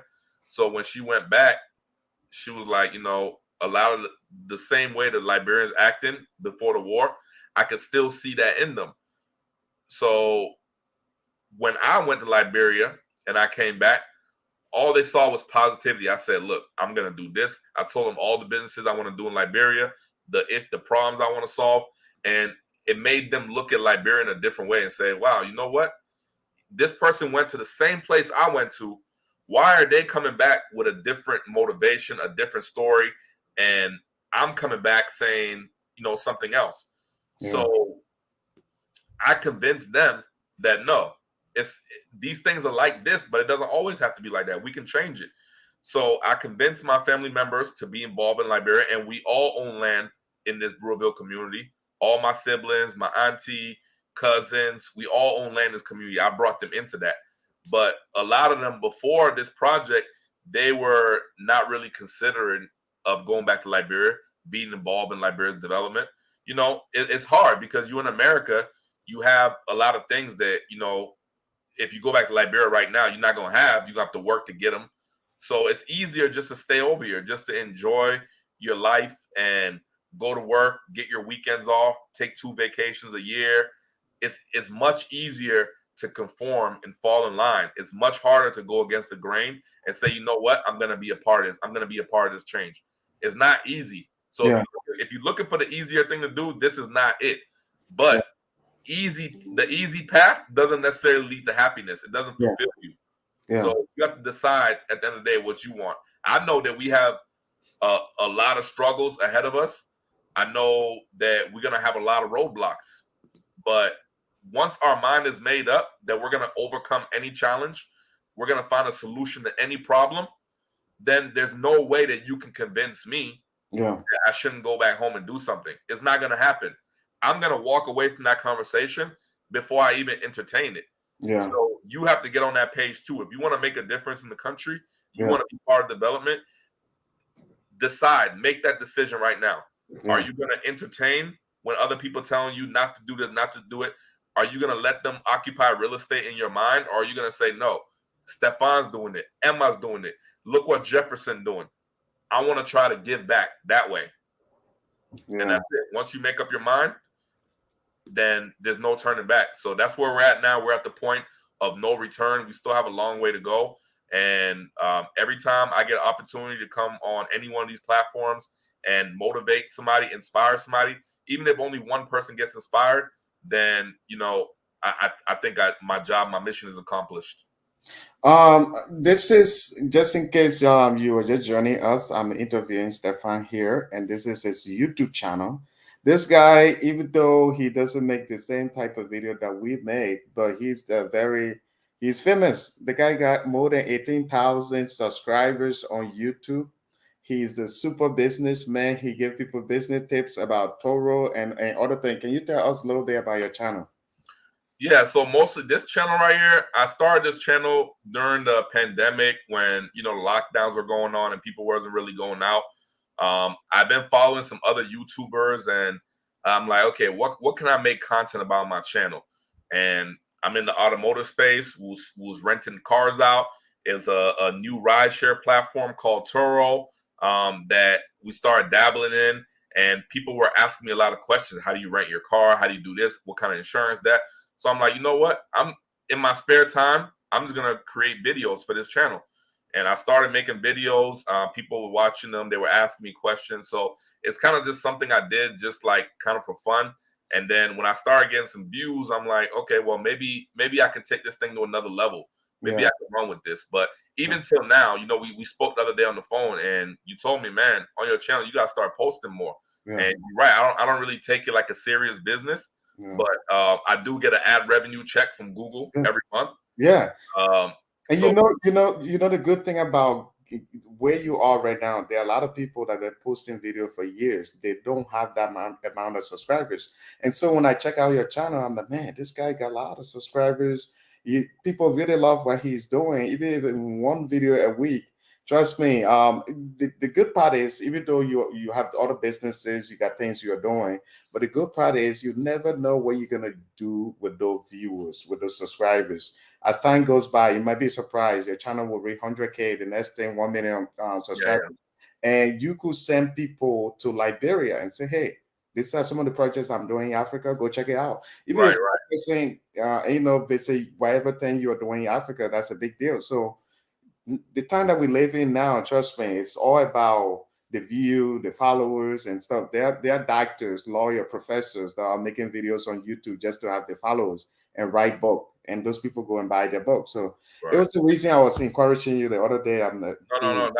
That's a good point. And I think you know, I hadn't really thought about it that way. We owe it to our country if we could become the very best in whatever field or industry we're doing, because by doing that, then we have more available to give back to the country. So like, and what you say make perfect sense, because I've talked with people before that have nothing to do with Africa or anything like that. And as soon as I mention, Liberia, an investment group, they start asking me questions. Wait, what? You doing investment in Africa? Like, you know, how can we do this? How can we be a part? So you're right. The more you put that out there, you know, the more people you can actually get to be a part of it. And right now, I don't have a channel for Liberia, but it is something that I do want to do. I do want to make a channel specifically for Liberia. I guess a lot of times it discourages me because I'm not on the ground. I don't necessarily have that kind of content, but I have to do that, because that's another way to showcase the country, and media is a huge tool.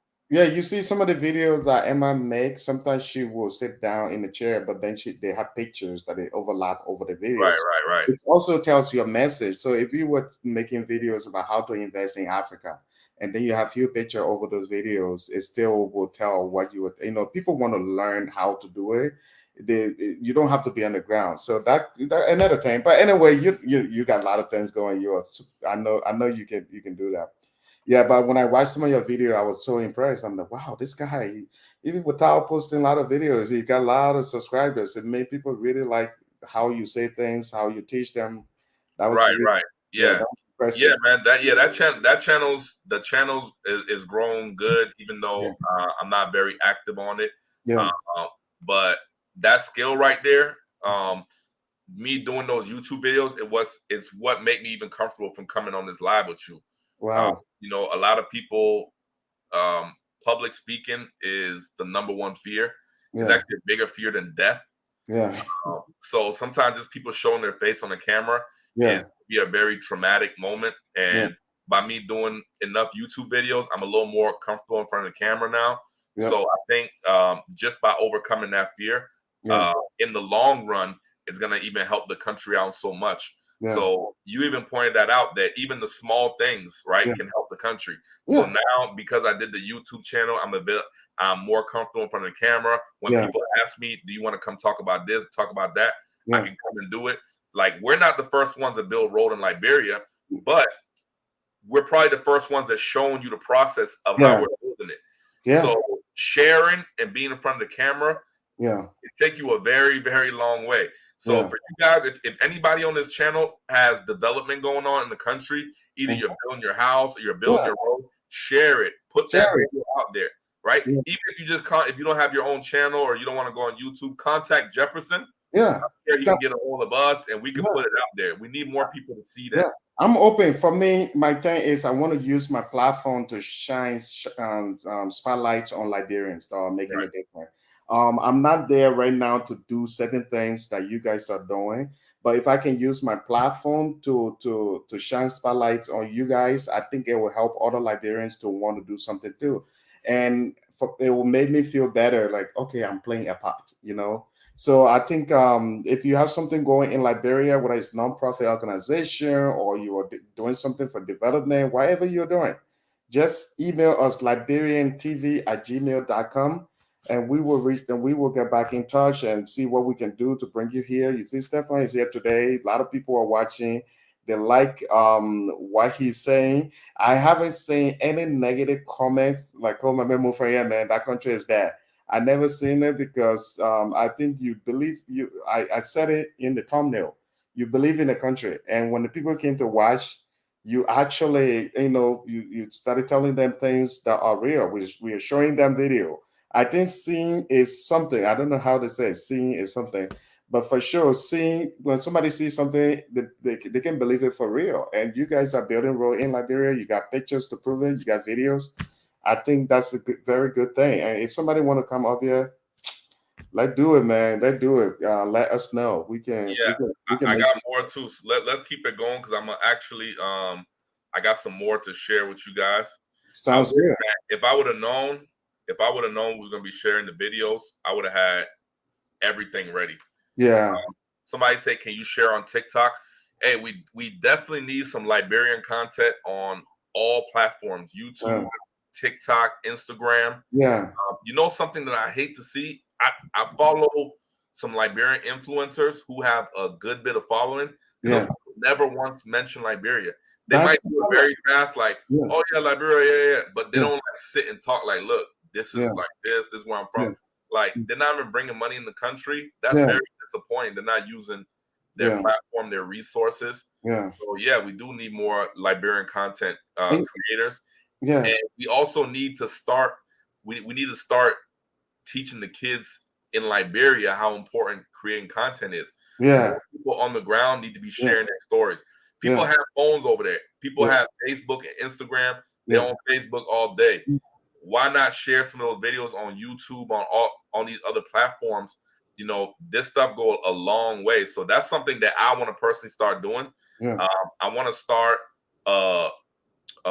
something that'll encourage the youth Yeah. to see the importance of media, Yeah. social media, and having a platform where people can actually see. You are 100% right. I mean, this is what got me. I think I told you the last time. It is the reason that I got into the YouTube thing because when I came here back in 2007, every time you went on YouTube to say Liberia, you see a lot of war videos, you see all kinds of crazy stuff, and I was like, man, this is so ridiculous. Liberia has a lot of things. There are good things in Liberia, and so that's when they created the Liberian TV network and many people like you know when I first started I like filming. I like being behind the camera, but at that time I didn't want to be in front of the camera. So Right. I will share different things about Liberia because that was the main goal. So I think if other people can start doing the thing, that would be great. There are a few Liberians that are been sharing videos, and every time I see something like that, I would just share their video. I would share their channel. And sometimes people will ask me, man, why are you sharing that person's channel? That person could have more subscribers than you. I say, I really don't care. I have a job here. I'm doing that just to promote Liberia. Mostly that's the main intention. So I want to see a lot of people doing it. If somebody has a good YouTube channel that is sharing, that is bringing up stuff, I would really I will share the person channel. I've done that a few times now, and I look forward to doing it. I want many Liberians to get into this thing so that when people type in Liberia on YouTube, you can see there's no war video. You just see all these amazing view, different beaches, different things in Liberia.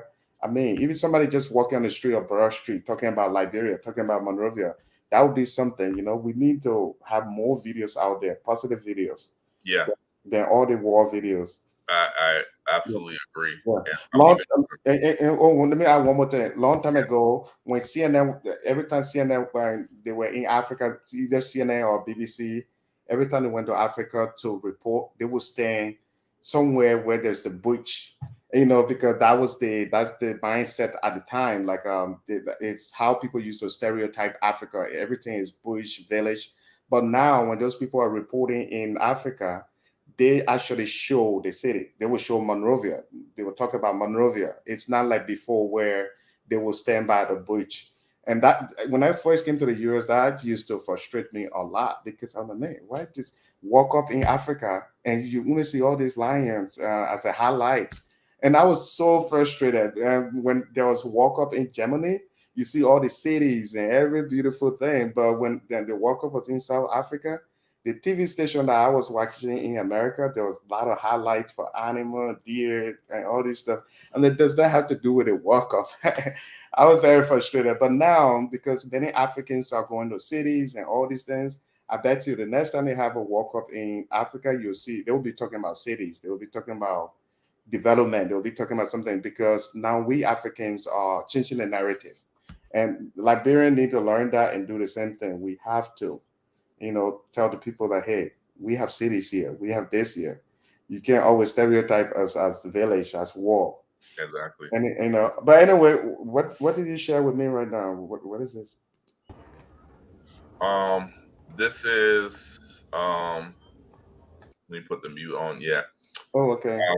Yeah, so this is just a recording off from the architectural design Mm-hmm. of what the buildings will look like for the resort project. So we're doing 3-story building, open rooftop, um, 2 units on each floor. So each building will have 6 units, Mm. and these are 2-bedroom, 3 bathrooms. And the reason we did that because a lot of places, a lot of hotels and resorts in Liberia, Yeah. it's only 1 room, 1 bedroom, 1 bathroom. But we know that people come in the country, usually they come, they come with 2, 3 people. So we want to create an environment where people can come in the country with 2 or 3 people and everybody can stay in that same apartment and you Mm-hmm. can have a kitchen in there. So make it feel like more at home, more like an Airbnb kind of thing. So Yeah. these are the 3D renderings that we got from the architect. Is Um, this part of the? Is it part of the community? Will it be in the community area? yeah, so it's gonna be all the way in the back of the community, um, right by the ocean or on the ocean. So you're gonna go right through the community before you get to this. Mm. Yeah, Wow, this it's this is amazing. yeah. So that's images of the units. Like I said, the rooftop is gonna be open, so people can go out there and actually enjoy the view, the ocean. and the ocean is very, very close. It's right there. Yeah. How did you guys do this in short time, man? I mean, it's not too long ago, you and Zawadi M start discussing these things, and the next thing you know, people started coming on. How did this happen so fast? How did you guys convince people in a sense? I mean, it's it's not easy. I gotta constantly do my I always do little videos for our group, like just encouraging people, making sure everybody's spirits is high, Yeah. making sure everybody keeps the vision at the forefront, like, because a lot of times in these projects that take a while, sometimes people might lose that effect. They might, um, start losing motivation. So you gotta keep yourself motivated. Yeah. There's a motivational speaker I like to listen to called Zig Ziglar, Mm. and he says motivation should be treated like a shower. It should be taken daily, and that's with anything you do. Anything you do, you got to keep yourself motivated. Yeah. So that's why I'm always watching Liberian TV Network. I'm always watching Emma's channel. I'm always watching different content about Liberia because that content keeps me motivated and reminds me why I'm doing what I'm doing. And because if I get to be in Liberia every day, I get to see it. But living here in America, where it's like a whole different world, you got to keep yourself motivated when you're working on your projects. They call it the why. Your why has to be strong, so you can keep putting action behind it. Yeah. So that's what I do. I come out here, I keep people motivated, I keep people focused in the group. I keep. Then you have Emma preaching too about some of the exactly. That definitely helps when being in there with Emma.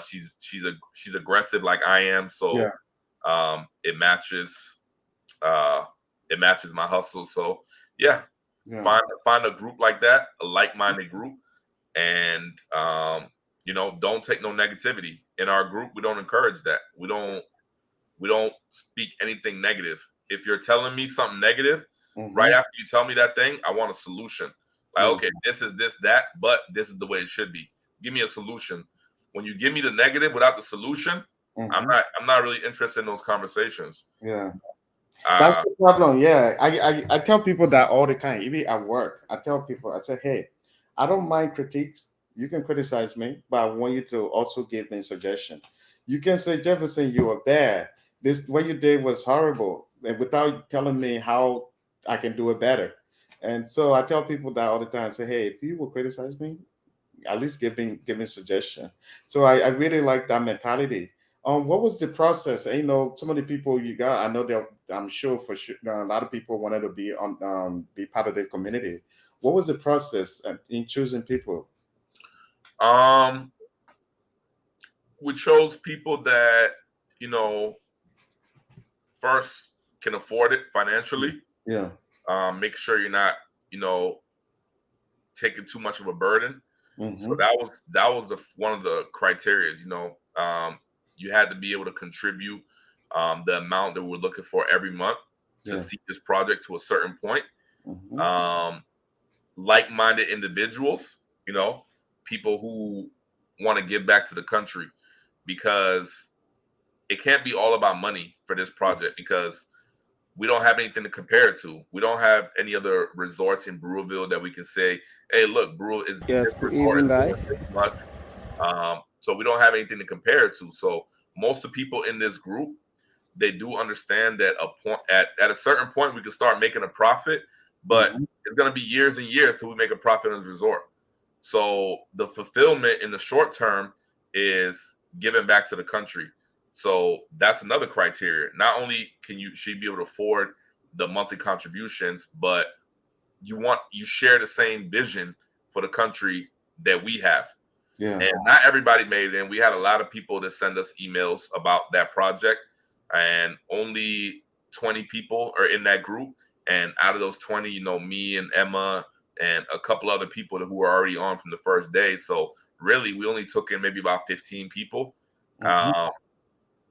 So, and a couple of them are actually in this live right now. Nice. I see Sando Freeman on here. So yeah, this guy been commenting the whole time. Who that? No, Sando Freeman. Yeah, that's a female. Oh, girl. Sorry. Yeah. Sorry, I didn't really pay attention to the name that much. Yeah, now I see the picture. Sorry, Yeah. I know you're one of my viewers. I shouldn't do that. You're my new best friend. I'm everybody my new best friend. So I didn't mean to do that to you. Yeah, And and then what's interesting too, we do have a couple of African Americans in that group, and we have a European in that group also. So that shows you that people are interested in investing in Liberia. We just need to provide more vehicles for these people to be able to invest in, right? And it can't mhm, be simply off trust. Oh, just send me this money right here, and don't worry, everything will be okay. No, if you come with a solid plan, like how we're doing right now, when I show you 3D architectural drawing, you know we about business. I'm yeah, showing you. I'm showing you what we're actually going to build. We're yeah, showing how much it costs to build it. We're showing the steps, and what you're seeing right here is one of the steps. First, before we do anything, we got to fix the road. yeah, So if we get anybody in the group who's saying, "Oh no, maybe we shouldn't fix road and all that," then that's not somebody who shares our vision. yeah. You know, I should have brought Zawadi M on too. She's been commenting a lot. I yeah, think yeah, you should. it's still not late though. If you want to come quick, so we can do a quick conversation with your last trip, we can do that too. Zawadi M, you can Yeah, come to the fun. yeah, we could wrap up over here, and then Yeah, you can bring Emma on if she wants to. yeah. But I can have 3%. So even if we do that 5 minutes, I can have 3% on. Oh, It's you not can a have big three deal. on. Oh Yeah, yeah, or I can have up to 10%. oh yeah. Bring Emma on. Yeah, We can talk but about let's that. see While what you else guys she's are going doing to that, do I there. can get. While you guys are doing that, I can actually get some more images to show. Yeah, I think she said not today, so maybe next time we can do that for sure. Man, Yeah, I it want. just she been commenting, and I thought that maybe if she wanted to come, she has the option. Yeah, but I see this one showcase in Liberia. That's huh? one of the channels you would talk about too, right? It's a showcase Liberia. Oh yeah, Showcase of Liberia. She's one of the channels that I also like. That some I used to share her channel from at some point. And, she's one of those people that also super Liberian. She's everything Liberia. She's one of those people that going around spending her own money trying to showcase Liberia, and that's the title. She actually showcased Liberia. It's just not the name. She does good Man, job. She's always doing that's something. so important for the country right now. Content Yeah, creators, yeah, you guys are doing a lot for that country. yeah, The media is so powerful. When yeah, people see it, you could tell somebody all you want. You could write a book, yeah, but when somebody actually seen that image, yeah, um, yeah, yeah. it's so we appreciate you guys, all the YouTubers, Yeah, Liberian YouTubers, content creators. yeah, Um, I'm hoping to join the ranks one day and create my channel so I can yeah, talk about all things Liberia. Right yeah, now, I'm still learning. I'm yeah, still, trying to get in where I fit in. But I'm behind the scenes. But any opportunity I get to yeah, come on here, I will definitely do that showcase. yeah. If you want, you can work on some of the video you want to put on. Then I'll just try to tell people to subscribe your channel and my channel and Showcase channel, and I'll just try to work on that. Yeah, yeah, This is Stefan. This is a channel. You guys can check it out. This brother, he's making cool videos. He will tell you some of his business stuff in the US here. He's a great person. Let me put some of these comment up here too. yeah, We yeah. moved. Yeah, Did we let's answer some comments while I get the videos together. Absolutely. We move. I think this thing is becoming something in Liberia. I've seen a lot of Liberian celebrity using this number. We move, and I'm like, Emma started this long time ago, and you Yeah, guys are. yeah, yeah. She need to copyright this thing. Exactly. We move. Stefan, you are doing great. We must give your flowers while you are alive. Yes, that's true. They give the brother the flower. And Emma, you're doing great job too. You're doing good job for Liberia. We are so proud of you for all the great jobs you guys are doing in Liberia. You are not just talking the talk, you are walking the walk. And you're the real deal. Showcase. This is Showcase. You guys go subscribe her YouTube channel. This girl, she's super fan of Liberian TV Network. She's supportive of everybody, Emma, and anybody who has something to do with Liberia and other Africans too. She's very open-minded. Um, this the girl, every time she's on a motorbike trying to record videos for Liberia, going to different places, showing the positive side of Liberia. Her channel is growing. I'm so proud of her. I'm so proud of you, Showcase. Keep doing what you do. Keep doing what you do. We are here for you. Let me see. There are some comments. Let me see if I can read some of the comments. Hello. Okay, that's okay. Hello, everyone watching from Liberia, West Africa. I'm also a Liberian YouTuber. Of course, you are. You're a Liberian YouTuber. You're doing great job. We are proud of you. Hello, big brother. Showcase. Thanks, bro. What is your channel name? This is a channel name. That's Stefan channel name. His name is Stefan. That's his channel name that I have on right now. If you're watching, wherever you're watching, let me show it full screen so you see. His channel name is on the screen right now. That's his channel. If you check it out, this guy is famous. He got a lot of subscribers. 18,000. Man, that's small man. Let me And if anybody watching or lives in the United States wants to get on that kind of hustle, mostly just by my rental car business, it's called Turo. Like I said earlier, for the ones who weren't on, I'm a big believer in multiple streams of income. I'm a big believer in trying to take a hold of your own destiny and your own future. Instead of relying on the job or that retirement package they have for you. So different little hustles like the Turo, the rental car stuff. You know, I help people with that. Somebody else might be able to help you out about the Airbnb, and somebody else might be able to show you something else. But mostly I talk about my rental car business on there, or things in the automotive. So it might not be for everybody, but soon enough I'm gonna have my Liberian channel. But like I said, after I make that Liberian channel, I'm always going to stress the importance of trying to build your credit, trying to get business credit, trying to get different funds that you can leverage, because all these things can help our country, and all these things can be used as tools. If 5 people come to me and we all have good credit and we all have good business credit, we can do a lot more than just 5 broke people come together. 5 broke people, all we can do is gossip. So at the end of the day, I mean, it seems like, it might seem like it's too blunt, but we're going to need some kind of money to help the country. Before I come to Emma comment, there's something I was watching. I wasn't laughing at you, but there's something I was laughing at. This guy is making some joke. He's making serious joke. Or I don't want to read it out loud, but I'm sure a lot of you can read. I think he's making some joke, but it's so funny that when I was reading it, I couldn't stop laughing. He's saying that's what he said when people say don't invest. But that's the title he gave his channel. So that's what I was laughing too. I'm like, oh, actually he has a channel like that. It's crazy. I'm gonna go. Yeah, you check it. It's a real channel. I'm sure I'm gonna check it at the end of the day. I have to check it. If YouTube know what that means, they're gonna block it. Yeah. But I couldn't stop laughing because first I was reading it, but then I saw the channel name. I'm like, oh shit, he actually called the channel that. I like that response though. He said when people tell you not to invest in Liberia, he tells them go watch this. Yeah, absolutely. That's what we need to tell them. Yeah, it's funny. So that's why I even try to put it up there too. But anyway, Emma is asking you a question. Can I put my dance on Toro? Put it there and put a Tesla on it too. Yeah, you can put your red Tesla on it too. Put it Benz, the Range Rover, put it all there. Yeah. that is so funny. Let me see. Oh shit, that is his channel name. Yeah, that channel name is one of the funniest channel names I've seen on YouTube. I couldn't stop laughing. It was so funny. I thought you were joking with me.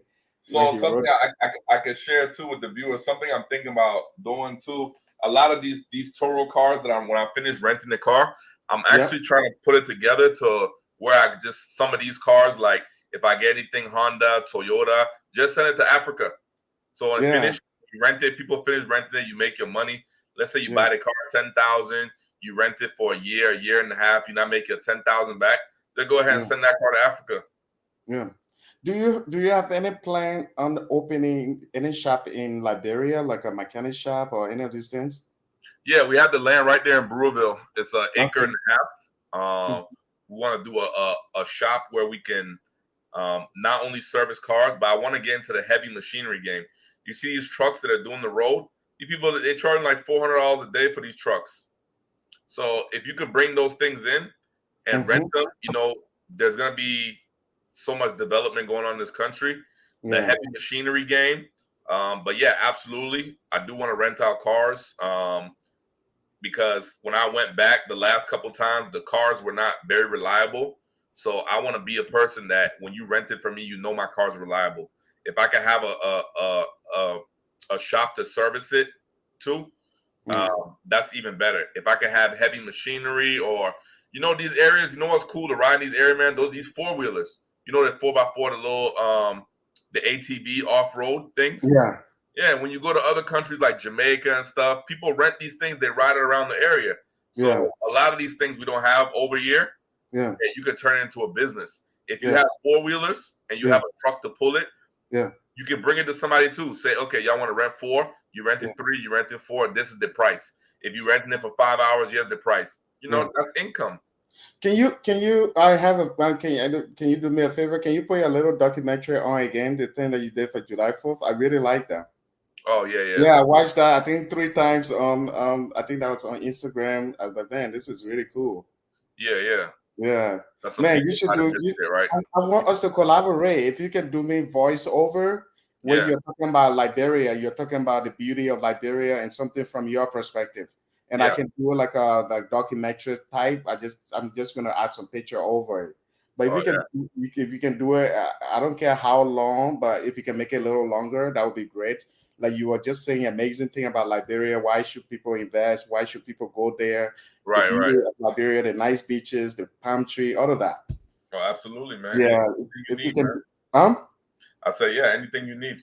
Sounds good. I just want to do it just as a something that people can watch and say, wow, this is something about this country. It's almost like for example, visit California commercial. Right. I'm about to play it, so let me see. I'll just leave you. Coming from a poor country where people only leave for better opportunities and never to return, I desperately wanted to change the narrative for my country. You have the voice for it, man. So I went out looking for help. And help I found. Fast forward 1 year, a group of like-minded Liberians and investors have come together to fix roads, buy land, but we're not stopping there. We have plans to build a modern community, a resort, restaurants, and many more things to come in the future. So as we celebrate our independence this year, this is my gift to you, Mama Liberia. Happy independence. I want you to start like Liberia, a land of opportunity. And something, where you are just. And let's get together. I want to challenge you to see what we can do. Yeah, let's schedule it. Let me know what you want. We'll definitely put something together, man. Yeah. Okay. Let me see here. I'm for. We move. Yeah, that's the YDM. She said we move. The YDM. We move. We move. Let me see. Yeah. Oh, showcase of Liberia. Where is this place on the screen? The place is Brewerville. I'm sure it's Brewerville area. So you see how the road looking before? It doesn't even look the same, right? Yeah. There's like a whole. Just look at one simple road. Look how it make the whole area look. Yeah. Wow. So I see why you guys are using the dirt, because the sand makes the road there. Yeah, the sand is like mud. So if you gotta dig this layer of sand out of the way and then fill it in with dirt. Wow. You see it? Yeah. So this right here, this is a no-no. To build with this, just using this. And a lot of people will do that. They'll buy the land, they'll try to build their house and just overcome this. And then even when the house built, every time they go to the house, you got to overcome this every single day when you go into your house. You got to drive past this, drive past this. Like, the money we spent on the road, I call that money well spent, because I'm never going to regret that.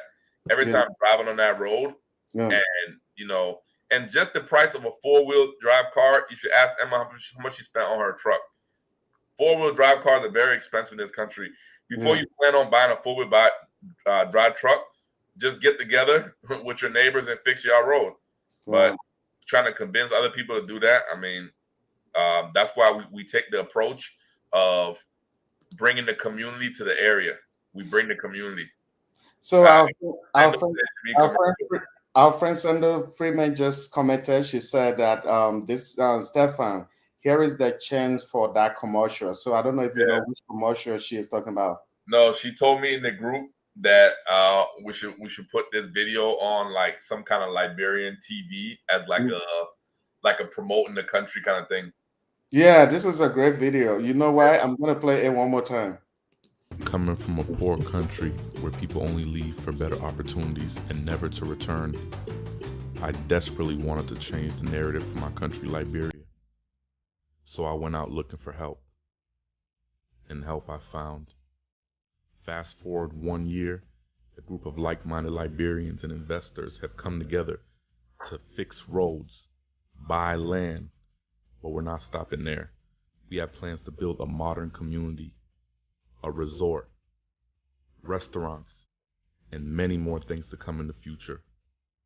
So as we celebrate our independence this year, this is my gift to you, Mama Liberia. Happy independence. I really like that video, man. You Yeah, put man. it together. The editing, everything was great. The background music is super. Yeah, Yeah, man. If great you job. want something, yeah, we can definitely put more of those together. That's Yeah, something I did in a couple of hours, just putting some of my clips together. So yeah, if you have something you're working on, yeah, or you just want to put more of those out there, then yeah. yeah, I'm up for it, man. Yeah, I want to do one video that is like a visit Liberia type of video where we're just talking about the beauty of Liberia. Like Um, encouraging people to visit, right? yeah, from war to modern, how Liberians are investing in their own country now. I mean, the type of video when people see it, they'll say, "Oh wow, this is what happened," and we could even encourage investor. For me, I Yeah, want to do anything it takes to get people to Liberia to the only thing I pray for now is that I hope that everybody play a part, including government and government officials. Let them play their part in the form of electricity and clean road sanitation. I don't want to go too much political, but that's just my hope because if we can send all the people to Liberia, like different people, investor, but if they go there the first time they get there, there's no electricity, no running water, sanitation is bad. They won't want to stay there. So if everybody's is playing if somebody is playing their part, I'm playing my part, you're playing your part. I mean, everything will be great. I mean, if people are playing their part, that would be great. I mean, whether you're a mayor, you're a president, it doesn't matter. yeah. I Hopefully, think a lot of these people that they're not being held accountable. yeah, So I think, without getting too political, yeah, more of us that's putting these things out there, like how the country should be, the yeah, changes we want to see, yeah, then after a while, it'll turn to pressure on those people. Uh, yeah, so we need more channels, YouTube channels, and yeah, showcasing those things. I think somebody made a video where somebody was just on the street or something taking a shit, and they yeah. put that person on Really? blast. They filmed it and said, "Look at that person here," like you know, Yeah, pointing out, like, "Look, who this person doing that." So yeah, I'm sure that person's so embarrassed. I don't know if they're gonna do it again, but yeah, that's just an example, yeah, like showcasing, like, okay, look, one of the things I hate to see is, we got to figure out something to do with the trash. yeah. They dump the trash all over the road. This That's is my thing. America, you don't see it over here. When somebody throw trash down Yeah, on the ground, they look so weird. yeah, Somebody would look at you crazy, like, you just throw that trash there like that. yeah, But people do it so freely in Liberia. Just throw trash. They gutter where the water's supposed to be running. They yeah. will fill it all the way up with trash. That's what That's what I'm saying. That everybody need to play a part. Let's just say if I was mayor of Monrovia, for example, or I'm city government, whoever running the city, my job would be to create campaign to educate people to say, hey, you know why? We will start holding people accountable. For example, if you own a store and we go around, we see you with trash in front of your store, you'll be responsible for it. We will fine you. I mean, when you start taking this kind of action, you are not trying to do it in a you're not forcing people, but you are educating them. Like, hey, these are Right. the rules. These are the rule and regulation in the city. If I see trash in front of your store, your house, you will be held accountable. Then, Right. as a government, my responsibility will be having some of the big trash dumpster in every community. At least that way, people will have no excuse. So for me, I just feel that, and another thing, every Wednesday, go pick up the trash because and this type of system, I'm not sure they are. I don't think they are in Liberia, and that's my thing. My fear is we are showcasing Liberia, but at the end of the day, other people playing their part, especially on the government side, because if a person travel to Liberia and see all this trash and see all these things, why would they want to go back? We Liberian will always want to go back, but the other person would they want to go back? People travel to Ghana every time. They go there and they live their life, having great time there. So they want to go back all the time. But if they go to Liberia and see how dirty the place is, would they want to go back? So we as we are playing our part, I think we need to be preaching too. We don't need to be afraid what people will say, like, oh, why are you saying that about Liberia? We have to say the positive and also say the negative and say, you Right. know why we have to clean this country. We have to make sure our cities are clean so that when people come here, they're not only looking at how not develop our country, they are not looking at the trash, and stuff. They are Right. looking at some of the good things they can see there. Or Right. every city is clean. Everybody's playing a part. So for me, I just want to encourage people that are in power, people that are running those cities to really do something. Let me put some of the comment up here too. Yeah, put it on. I'm still getting the videos together. I got some right now. Yeah, I'm about to put them out there and share them. there's somebody say, congrats to that young man. They are talking about you. They say congratulations for some of the stuff you're doing. Oh yeah, much appreciated. Yeah, Um, we still have a long way to go, but yeah, yeah, we'll appreciate all the gratitude and you know what I would love more is to get some people on to start taking action. yeah. Um, there's a solution. I challenge 30 Yeah, Liberians to come there, together. yeah. Let me see if I can. Okay, there is a solution. I challenge 30 Liberians to come together for a waste management project. That's true. That's another solution. I mean, we are not only going to look at the city to do something. We can do something to ourselves. We can do something about it. You guys didn't wait for government to come and build a road. You guys build a road yourself. Right. Let me see. I I like wish I like that. I like that idea. Waste there's management. there's somebody saying I wish the US would give more aid to Liberia. I think at this point we need to stop. It's a good idea, but for me, if you ask me, at this point we need to be more independent. We need to focus on doing things ourselves, then depending on other countries to come and save us because we have been thinking this for years, for generations, asking international community to come and help us. I think it's time that we really focus on helping ourselves. Giving aid, we've been Liberia, countries like Liberia have been getting aid for years, and we are still the same. But we start doing stuff ourselves, I think we will move faster. We Yeah, move. you're not gonna. They're not even gonna get a chance to see the aid. The Like, people at the top where the money is yeah, gonna how go in the people will, pocket. yeah. Yeah, That's it's the not difference gonna come between, down. So I'm saying we gotta start. These people gotta start getting held accountable, but it's yeah, not gonna happen overnight. The yeah, more they come together and yeah, start doing these videos and start yeah, talking about these problems, yeah, that's when you can change um, and put it on them to be accountable. But right now, I even heard some of the road project. The Chinese people give Liberia some money, and the yeah, people just eat the money. They don't fix the road. yeah. So And you see this, that's the difference between waiting for aid to come then donate yourself. Like you guys collected your money yourself, like 50 grand. Nobody that money did not go in anybody that government official pocket. You did it yourself and there's something to show. So I think we need to do something ourselves than focusing on other government to come and do it because at the end of the day there'll be people that will go on vacation with that money. right, Anyway, right. it's not a solution. That's true. You're right. Showcase so true. Zawadi M. No, sir. Leadership and accountability. And Zawadi M. Yes, Zawadi M. Showcase. Please give this live a please give the live a everyone thumbs up. Give it thumbs up, everyone. That's what she said. Yes, I second that. Yeah. I'm putting That that. is the lack of leadership and accountability we are talking about. Zawadi M, thank you for watching the whole day. This girl, she's been commenting. And she's been commenting a lot. Thank you so much. We really appreciate you, Zawadi M, for spending your time. Even when you are not on our live, you're always supportive of our channel. This is why we are always here for you too. And all the great job you're doing. You Yes. always need to be recognized. If you haven't subscribed Zawadi M YouTube channel, and you're somebody who like to watch these type of videos, live videos and things about Liberia, this is the real deal. That the name right now on Zawadi M. This girl Yeah. is the real deal. She's eat, drink, sleep Liberia.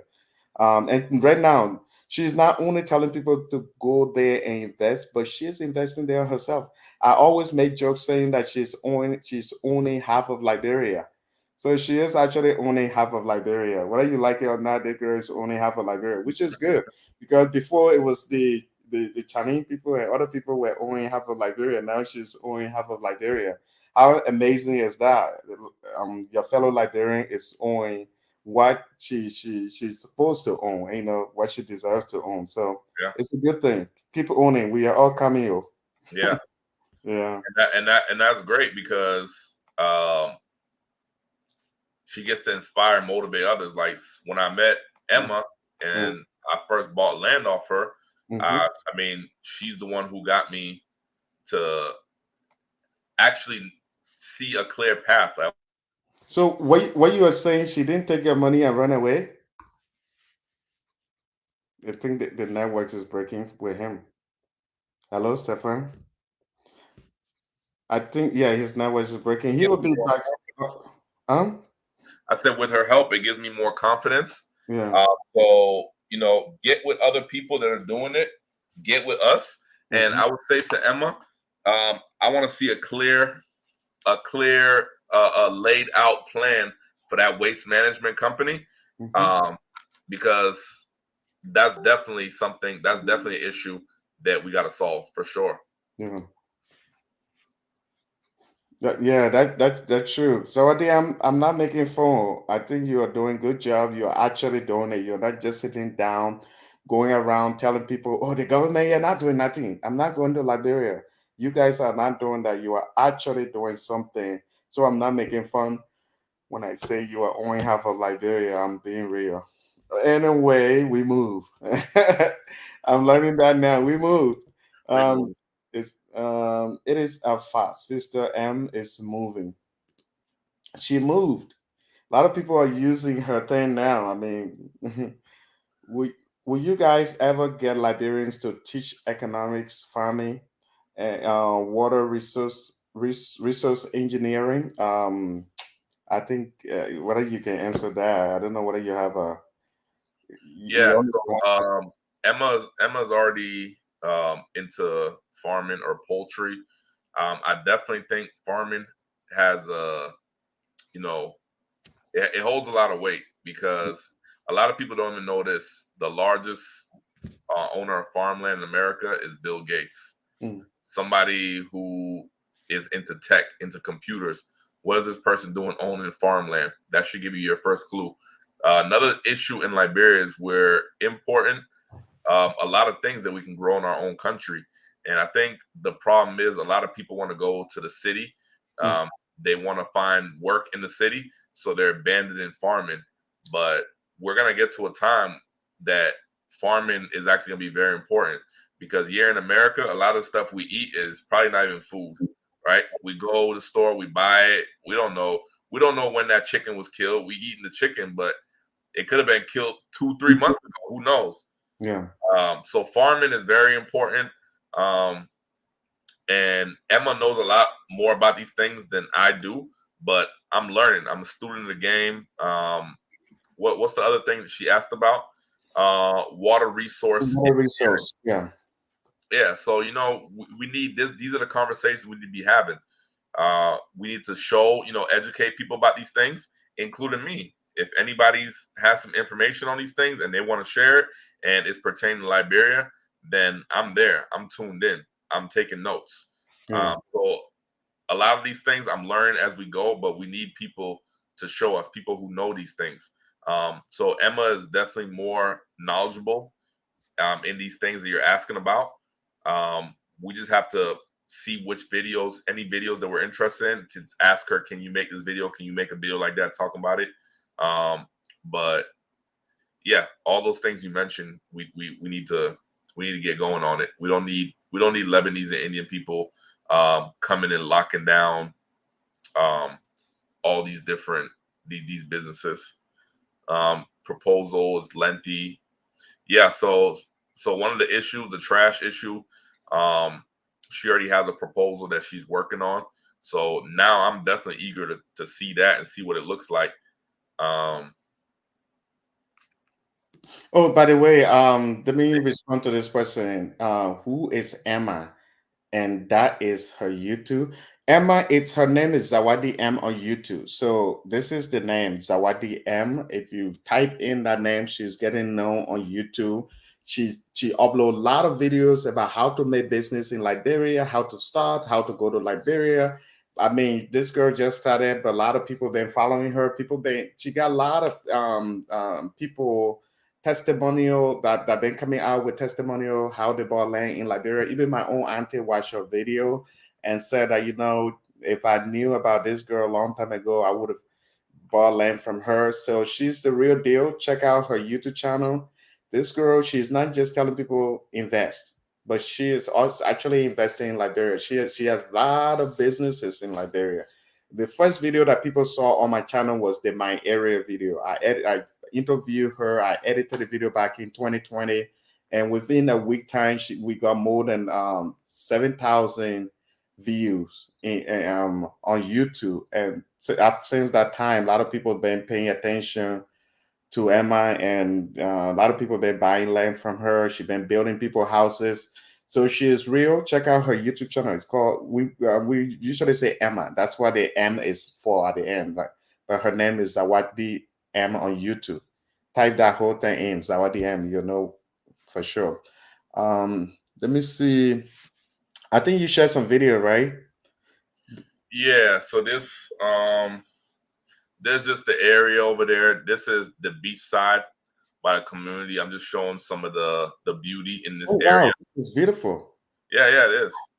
This is why, when there's somebody who went to Liberia, and the person was telling me, and the person said, every part of Liberia you go, even if nobody lives there, it looks like it feels like somebody lives there, like the paradise, a natural paradise. That's how Liberia looks.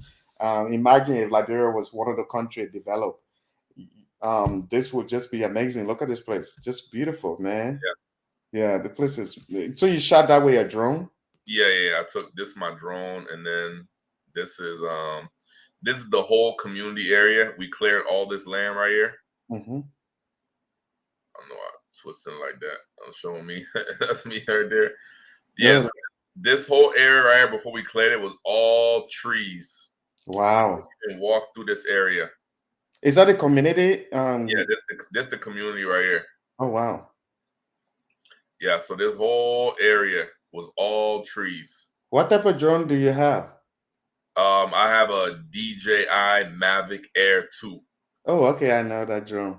I have the same type of drone too. Oh, you do? Yeah, I used to have the Phantom 3 Pro, but then I changed it for the DJ. But I have the Phantom was a little bit too big for me. This yeah. one I could throw in a small bag. I could hold it in my hand. But then it shoots 4K. You can see the image qualities. And one of the reasons I changed that because the Phantom 3 Pro was too big for me, so I decided to have the Mavic, because when I was filming anywhere like in LA, people would be coming around. Oh, that's a drone. Right. Like the attention. But the little one, imagine when you pull that thing out in Liberia. Yeah, the little one, nobody cares. Huh? There's that white man wish. That's funny. Man, any technology, even my grandma now, when you show her some technology, she said, "You see, white man." White man wish. We need to bring some of that back. So this is like our resort land right here. Yeah. That we cleared out. Nice. Wow. Yeah. So you see. Am I laughing?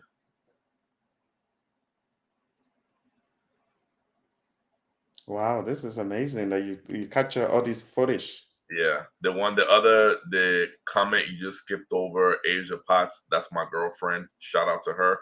Oh yeah, she been on here. She been very supportive. Yeah. Yeah. She never been to Africa, but Wow. she's My man, you hoping to need to come take out. it again, man.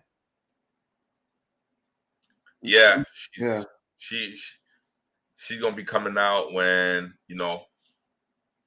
I get the house built, car, all that stuff. See that it always go back to that part when you wanna bring people over from America, but you want to have your stuff set up. You want a house, you want a car, because you don't want to throw them off by bringing them in some like you go stay at the place, no running water and all these things. That's a turn off. We don't want people coming and experiencing that for the first time in this country. So you see that whole area there, that's the community. Yeah, I really like this view here. It's amazing. That's a good view, right? Man, all these places for bush, somebody already buy them? Where? The other side that I know you guys claim the community area, but there are other places that. Yeah, there's places around here. That's what I'm saying. For other people, you can't get in the community right now because it's closed off. But if you buy some land around here, you're still gonna benefit. Wow, yeah, this is beautiful, man. Damn, Liberia is just beautiful naturally.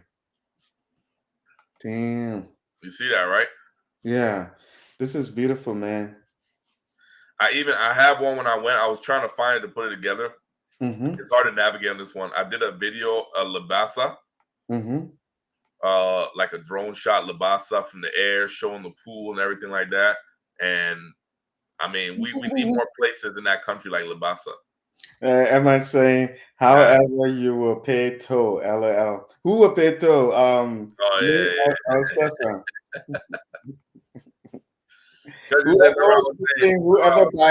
Whoever buy land close to you guys, saying you guys build a road, that means the person will pay toll.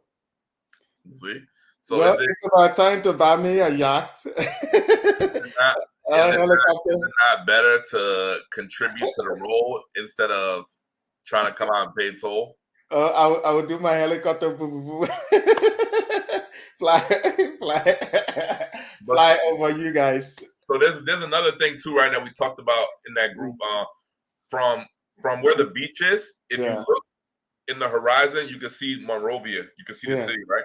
So to get from Monrovia to that Brewville area, you got to go all the way around a big circle. But what about if you just took a boat? Yeah. All right. One of those small motor boats that can hold 6-7 people, right? Those speed boat. You could literally make it from Monrovia to that beach land in Brewville right there in probably 30 minutes. Yeah. About the helicopter thing, I was just messing with him. I know she's somewhere running up. If they see helicopter in that country, oh man. Yeah. I know she's somewhere running her eyes in this man. I said I would just take my helicopter and fly over other U-way. I told Rote. But you know the money you will spend on a helicopter, why can't you just pay the toll for a year?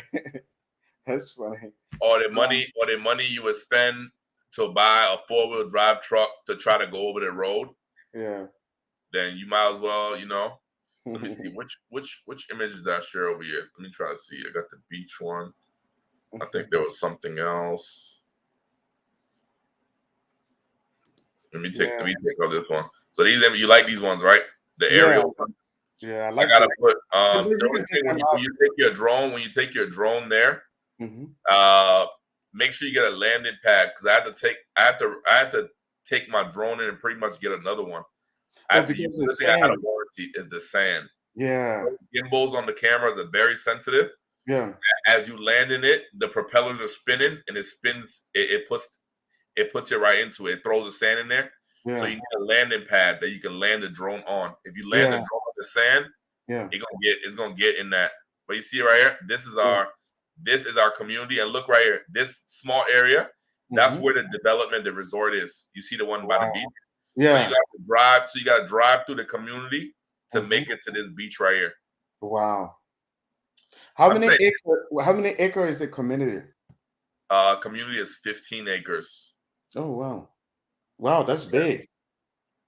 And then yeah, so there's resort land right here, and Mm. you know the icing on the cake. You know, we got a plot of land right here too on the resort, so we could each put our little house there. Yeah. So I'm gonna have my own personal little small house on the beach right here. I Mhm. got 1.5 acre that's right here in this community that I'm gonna have a very nice compound, and Mhm. then outside the community, I'm gonna have my shop over there, another half and that 1.5 acre. So this Wow. place right here is gonna be my getaway. Mm. When when I'm tired of America, I jump on a Mhm. plane. I know that I'm gonna be taken care of. I'm gonna come to my house, you know, uh, be by the beach or be in the big compound, be in the shop, getaway.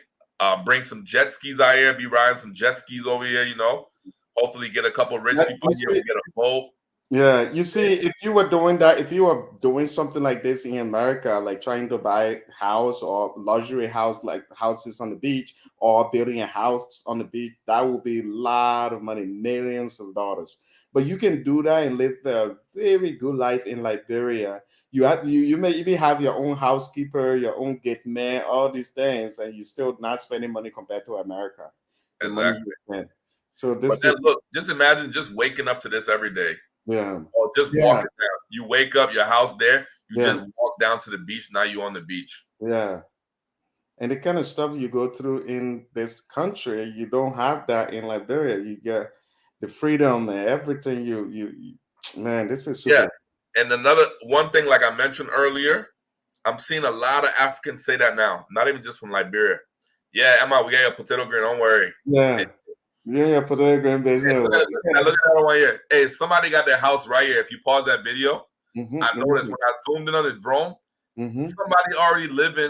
somebody living off the grid right here. They got a house right there by that water, all the way down there. Wow. They got one house. You can see it. You have to zoom in to see it. But look how beautiful this land is. Yeah, But what I was saying, right, Jefferson, yeah, people always say they leave they leave Africa to come to America because they want to give their kids opportunity, right? But then once the kids grow up, like those kids, they pretty much grow up with the American mentality. Like yeah. they don't cherish things. Like if they don't have Wi-Fi, they throw Mm-hmm, a fit. They get pissed off. They don't clean their cars. They don't yeah, have they don't have no major plan for their life. And I deal with a lot of people. People bring their cars to my shop. Once I say, okay, I'm Liberian, then they start, oh, you are? Oh, then they tell me their whole story. Oh, I brought my kids here at a young age. Now these kids are not even doing nothing. They don't want to go to school. They don't want to work. They stay in the house. Like you give them money to fix their car. They take that money. They go partying. So you bring your kids here thinking that you're giving them opportunities, but what you actually do is you convert them yeah, into you make them into an adult that they don't even have simple discipline. You know that people in Africa, that's one thing I didn't see that problem. Those kids over there, they're more respectful. Um, you know, they don't like disrespect adults like just in the open, like to your face. hmm, And over here, that's what they're doing. They, you know, they don't care. And after a while, guess what? They don't want anything to do with Africa. You hmm, bring your kids here to give them better opportunities. When they grow up, you say, okay, let's go back to Africa. And they say, like what you saying, why we want to go back to Africa and chase lions and hmm. monkeys? Why don't we just stay here in America? Why we even want to go back? Yeah, So you see, that's having a negative effect. yeah, You pull your family out, you bring them here. Now guess what? They don't want anything to do with Africa. So you actually break your line right there, right? yeah, Now you would have had like your kids should be going back to Africa. They should be taking their skills. They should be bringing their money to develop Africa. But instead, they don't want anything to do with Africa. So, yeah, your plan backfired because it wasn't well thought out. So even with my own child, my own son, I'm learning these things. I'm saying I got to take my son to Africa while he's young. I don't want to wait until he's 18 years old because yeah, then he's so used to over here. He's like, wait, so you telling me I got to go back to Africa? I don't have constant Wi-Fi. There's not constant electricity. There's not all these things. Why do I want to go back? They think that's what all life is right there, those things. yeah. My question, I want to War, actually, yeah, war.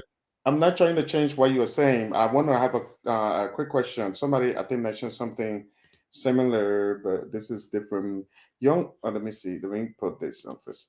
Young Liberian in rural areas are some of the brightest too. Maybe you can provide insight into what the professional world looks like through site visit, field trips, design projects.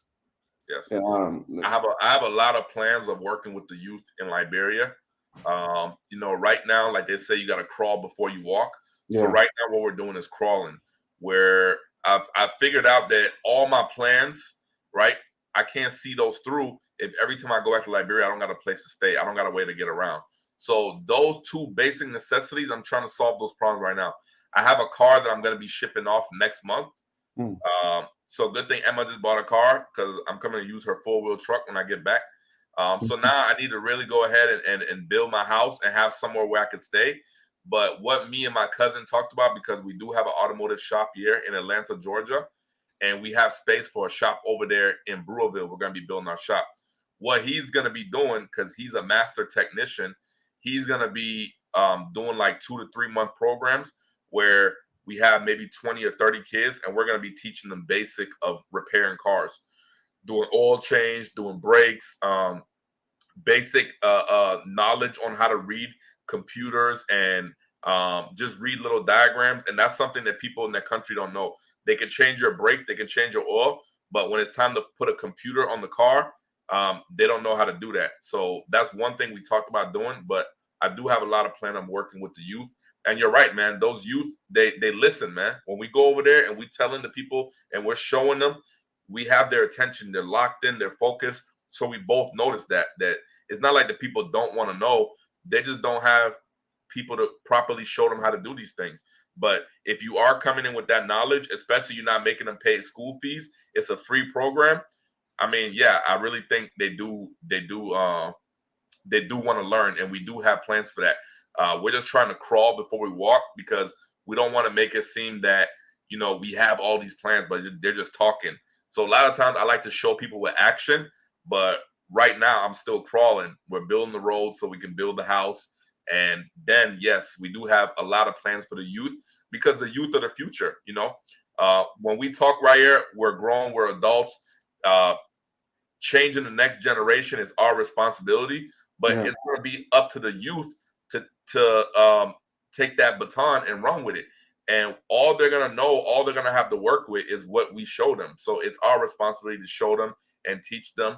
And yeah, we do have a lot of plans for that. And if anybody has any uh, specialties in any of these fields and you're interested in giving back to the youth, then we're going to make sure we have something set up to where you have that means, where you don't have to go through the struggle. If you tell me I want to come back for 1 month or 2 weeks to teach the youth about this and that, then we're going to have a place for you to stay. We're going to have a transportation for you to get around because you're providing value. We're not going to say, okay, you want to teach the youth.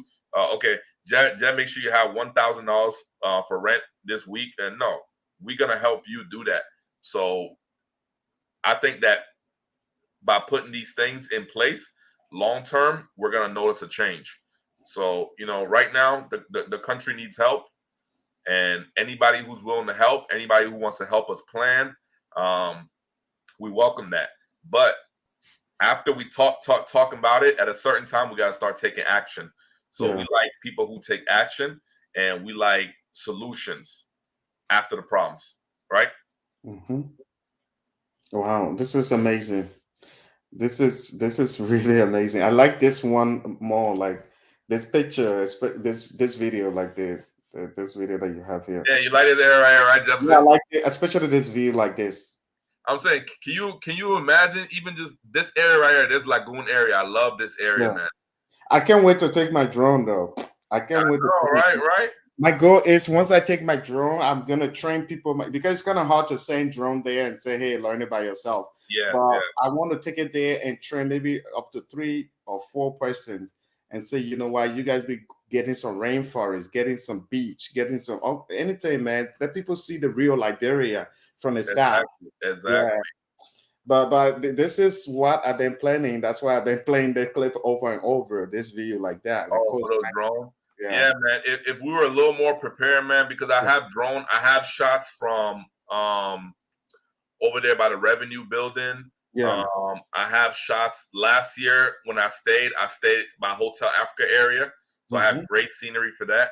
I think my uncle got a house in off Battery Factory. So I got great shots of that area. Yeah. We got great shots of Labasa. We went out there hanging out. Wow, that's even a great place to get a shot. Oh, I got the whole area. I got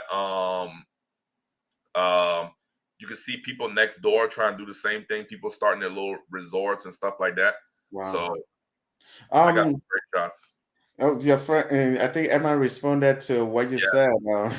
Anytime my famous friend, the car is there. Whenever we need that. That's a help because I think when she had issues with that too, and when I went to rent the car, like man, this car the air conditioner don't work. When you hit the brake, the whole car shaking.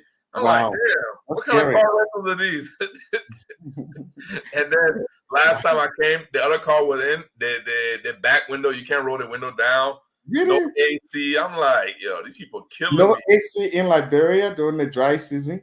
No AC in the back window. You can't roll the back window down. Oh man, that's the punishment. You know what I mean? So I'm like, look, these like I need to have cars like when I'm in America and I use my car for my business, the rental business. I filed depreciation. Yep. Reduce my taxes. After I depreciate the vehicle to nothing, instead of selling that vehicle, when you sell the vehicle, you got to pay Uncle Sam. Yeah. That's the thing in America. In America, every dollar you make, that government want you to split it with them. 50-50.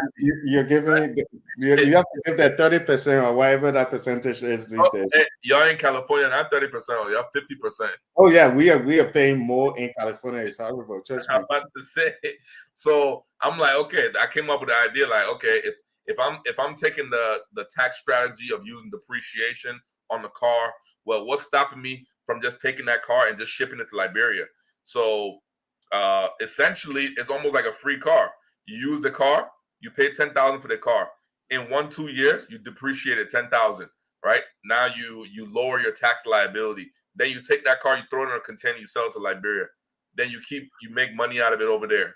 It's like, boom. That's how you should be sitting there, be laughing at us. The guy is talking to Emma got she got on a story too, and she rent a car. Maybe her own car. The car, you can hear the engine shaking. When you rent this somebody's car in that country, it's dangerous. But you don't have a rental companies there, or you have to rent the car from individuals? If they do have rental companies, it's not like people don't know how to advertise. So, mostly you just ask people, who rent a car, to rent a car. So when somebody says, yeah, I know somebody who rents a car, I mean, you just kind of taking a chance, A lot of people, you'll get there and they say, oh, their car here, not this and that, their car not ready. Or they might even want you to fix something on the car first. Oh, their car okay, but first you have to fix their one here. Then, it's a lot, man. It's a lot of things. So the last 2 out of 2 times, both times, I'm like, man, bad luck with cars. But from what I heard from others' experience, it's not like it gets much better. So that's a perfect example of a need in the market, right? That's something that people need over there. They need reliable cars going around. Another thing we realized too, a lot of the people in the shops fixing cars, a lot of those people don't really know. They don't know too much how to fix the cars. Let me respond to this quick. The man is not saying there's no car in Liberia with AC. He's saying the cars that he rented did not have AC in them. So I think there's a big difference. So we have to understand what he's saying. That's what you mean, right? You're not saying there's no car in Liberia with AC. You're saying the car that you rented. Yeah, I'm showing from my experience. Last year when I got a car, the car didn't have AC. This year, we went to pick we got the car. Even Emma will tell you we had to take the car to get it repaired to make the AC work. But then even after we spent $50-$60. The next day, that stuff started blowing cold again. There was a leak in the system. Wow. So yeah, there's cars with AC, but are those cars available to people coming in the country? That's the major question. If you drive past me with your AC, well, that's not helping me because you're okay with AC. So how does that help me out? I like that. Though. Yeah, I'm sure people got AC, but how can that be available to me, to somebody coming in the country? How I can I actually, access that car I with the actually AC? like that. Yeah, Huh? you because 5-10% have car with AC. I have car here that doesn't have AC. It's not helping me. Exactly. It's not Yeah. like we are in the same apartment where I turn the AC on, then we all get AC. It's different. That's another thing. You talk about AC in the house. Some of the places we stayed in, they'll tell you the AC, the air conditioner, we only run it from this time to this time. So they'll never run the air conditioner at nighttime. So it's like, okay, so in the daytime it's hot. If I'm in the house that day, I can't run the AC.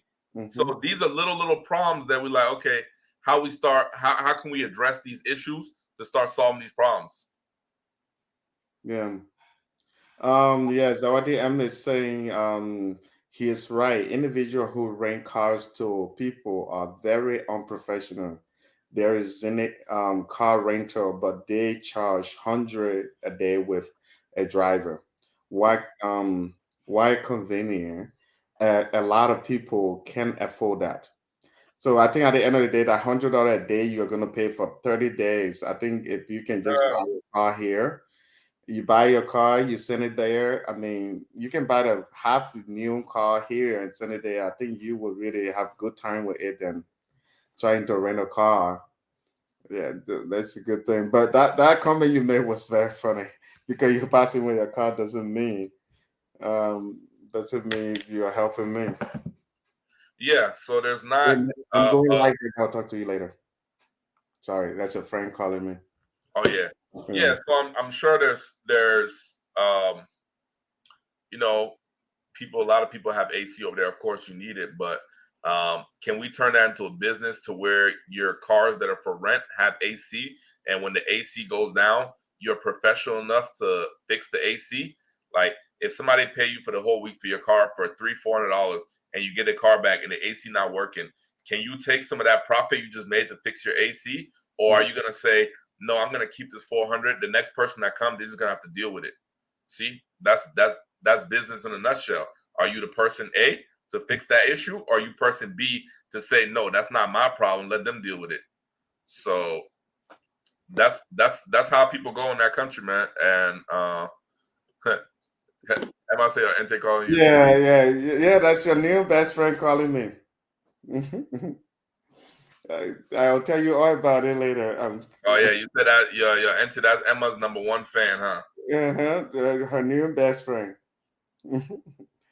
I Let me see. Let me see. Just discover your channel. Love the young man's vision and also Lady M.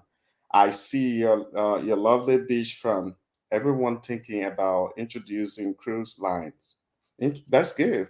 And In the all city. these things will work in that Yeah. country. You really don't even see a lot of boats, which is for a country that's on the ocean, you would think you'll see so many boats everywhere.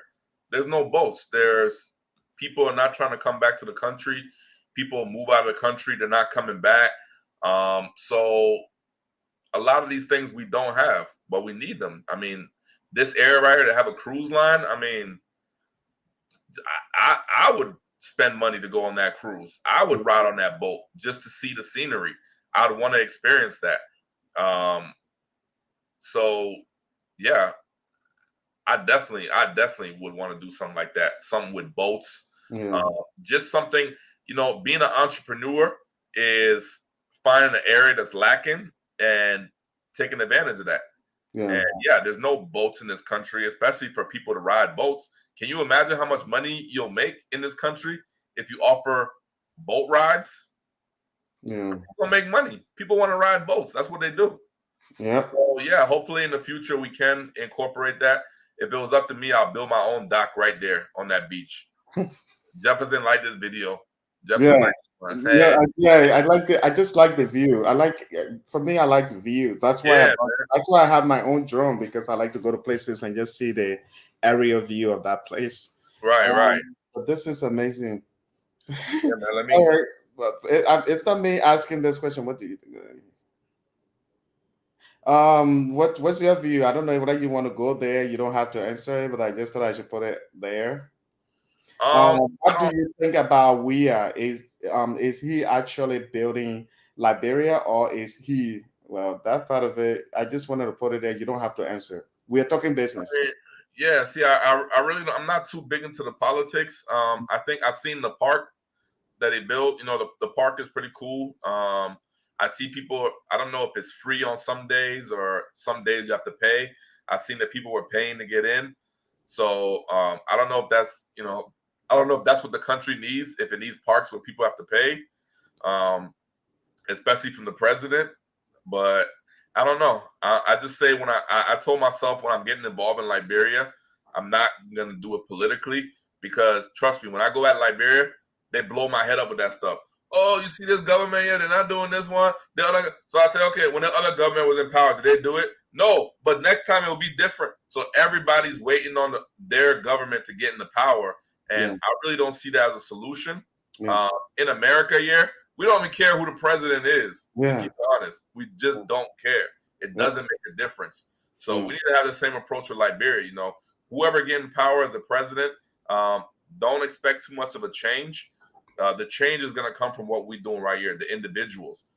We have a lot more power in our unity. Just like the example I just mentioned right there. If half the people that live in diaspora just put $100 into a pot, I mean, we could change a lot in this country. We could do more with that money than any president could ever do in 5 terms. So I don't think that's where the power resides. I think the power is in the hands of the people. Um, we just have to start making initiatives. So I really don't know much about Wia. I don't know what he's building, what he has built. I know I saw the park because this last time I went to Liberia, I was staying off Old Road. So every day I drove past that park. So I did see the park. Yeah, But I just don't know what else he's yeah. done in the country, so I really can't speak on it. But That's um, it.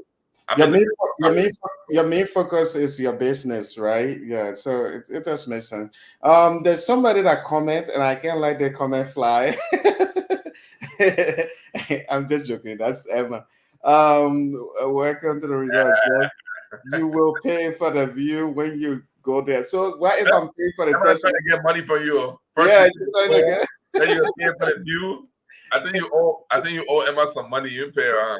So what happened if I go there and pay for the presidential suite to stay there? Would I still would that not still be covered into the money that I'm paying to see the views? I said. That's I think you. that's the both for you. No, it's not your question. It's to Emma. That's her question. She said Trust me. Trust me, bro. By the time the resort finish, mm, we owe you, man. You got 1 week. I'll pay for your 1 week stay. thank you, my brother. Thank Yeah, you. man. Yeah. Your business partner might have serious issue. I think you owe Emma some money she's trying to collect. She's trying to come after me. You would pay first. You would pay money on the toll. Then when you enter the resort, you would pay again. Now I know what to do if I see her phone ringing with my phone ringing with her number. I say I'm not answering this number. You skip over Lorraine question. I think Oh, she was Lorraine, saying, yeah. "What do you think?" I think she was asking you. With a youth, No, I think. What do you think about oh, Wia? Do you think he's developed enough to be praised for development, or oh, what do I think? Well, first of all, I don't know. I really don't know. For me, if you ask me, I want somebody that will come in power and make history and do something like completely different than what people been doing in the country. That's just my opinion. So the little things that is being done for me, if you ask me, it's not enough. The same way these guys are doing something completely different. They're building community, things that we don't do as ordinary Liberians. I expect the same thing from leaders, from politicians. Like for example, this guy right after the these people their war in Rwanda, when this guy came in power, I mean, he made sure to honor his administration. Rwanda become one of the cleanest city. That's something that you don't see all the time in Africa, but he did it. I mean, I want somebody that will make some big changes, and not only his partisan or saying it. people go there and take picture in Rwanda, showing how clean the place is. I want somebody that will kind of empower in Liberia that will do something completely different than what everybody else been doing. Um, I want somebody that will make history. I want Liberia national budget to be in 1 billion, 2 billion, 10 billion. I want something to be completely different. So if you ask me what I judge we are making a difference, well, I don't know. I feel like probably he's doing something, but it's just not up to what I really looking forward to. When I see ordinary Liberian doing something that haven't been done before, there are people that building apartments. Like the design you saw a few minutes ago, you don't see this kind of apartment in Liberia all the time. These are the kind of stuff we need to be focusing on. We want something that is modern, big. We don't need to think about the little things. You know, a long time ago when people built a little movie theater, it's just something. We don't even have performance theater in Liberia, the Coda Theater in Hollywood.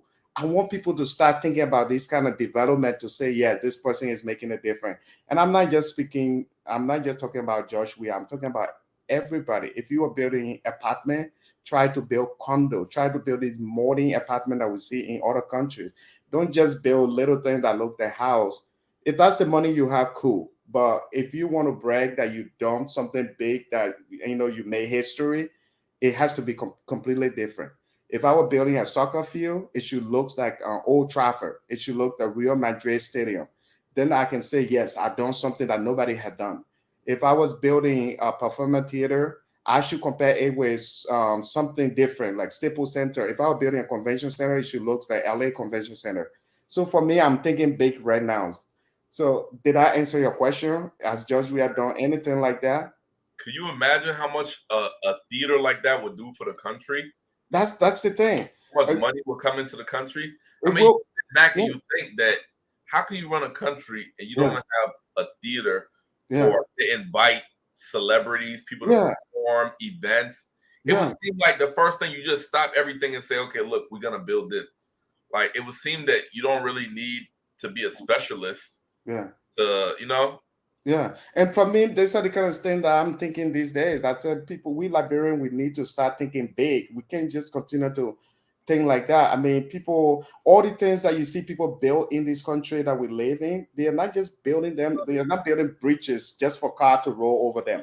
They are building bridges to attract tourists. Like if you see the Golden Gate Bridge, they didn't build that bridge just to see car going on it. They built it to attract tourists. When somebody build a building right nowadays, skyline building, they're not just building it as an office building. They're building it to say, you know what, I have the tallest building in the world. People are doing things nowadays, not just to build something. They are building them just to show the world that they're also developing things. They are doing them like if you see the city of LA now, the skyline, it's completely different. It's that alone. You see that in a movie, you think, wow, that's a real city.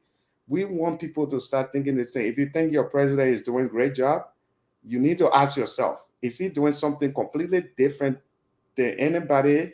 Is he building a park that is far different than somebody had done? Is he building a soccer stadium that is bigger than, if you see Africa Coast, they build, I think their soccer stadium, they build, I think $100 million soccer stadium or something. And it's far different than what we have in Liberia. We have to really start thinking now. People are building roads in other countries that are modern roads that you can see in this country. I mean, I sometimes I don't know. But anyway, let me answer Emma question. Emma is on my back. Presidential suite, more money. Yes, of course. It is funny. Don't mind Zawadi M. Yeah, we know each other, so you're gonna be there with her. Trying So to collect your money. what if you making flower with that boy? No, she's not making flower with me. She's just Trying to joking. collect your money. Yeah, she want my money. She want my money. I'll bring some of my Hollywood money. Don't worry. Let me see. I think there are a lot of comments that I skip over. Yeah. Okay. So the person, what was the last one? What do you think, Lester? Oh, that was Lester. I think Mr. Oh, Stefan. Lester. Oh, we got somebody on that's a non-Liberian, Lester. Where? I like hearing from non-Liberians when they're tuned into Liberian conversations. I wonder which one. It's all the way down. No, it's right under where Emma say presidential suite. Oh, President. But you missed some. Oh, let me go up here. This Yeah, one. yeah, yeah, yeah. Yeah, let's Miss, go in order. yeah, Mr. Stefan, do you have? Let me put it up here. Mr. Stefan, do you have any plan on future marine repairs? There are so much Liberian building by the beaches and rivers that plan on owning boats. Yeah, we brought it up in the development group about eventually having a boat if we can secure a route from Monrovia to just take the boat to our resort, then that's something we'll look into. Me personally, I do want to have my own private boat. I have land in Marshall that's sitting on a pretty nice lake that we have plans, me and my sister, to build a dock over there. So I think more people do need to start building these docks and things like that, just to make the country look better. So yes, I do have plans on uh, building things like that, like dock, both for personal use, business use, and also just to showcase some light on the country. Yeah.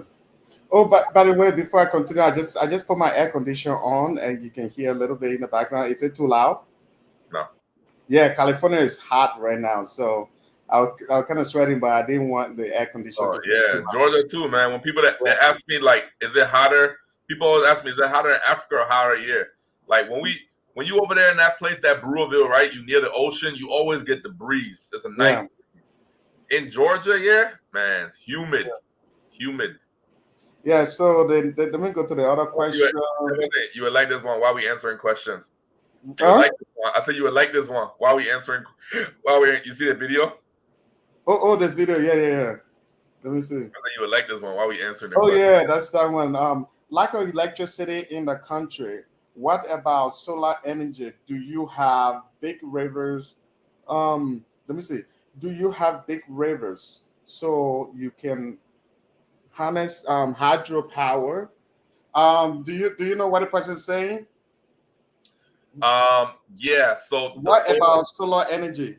yeah, solar energy. Um, that's how we're gonna power up the community. We do have plans for solar.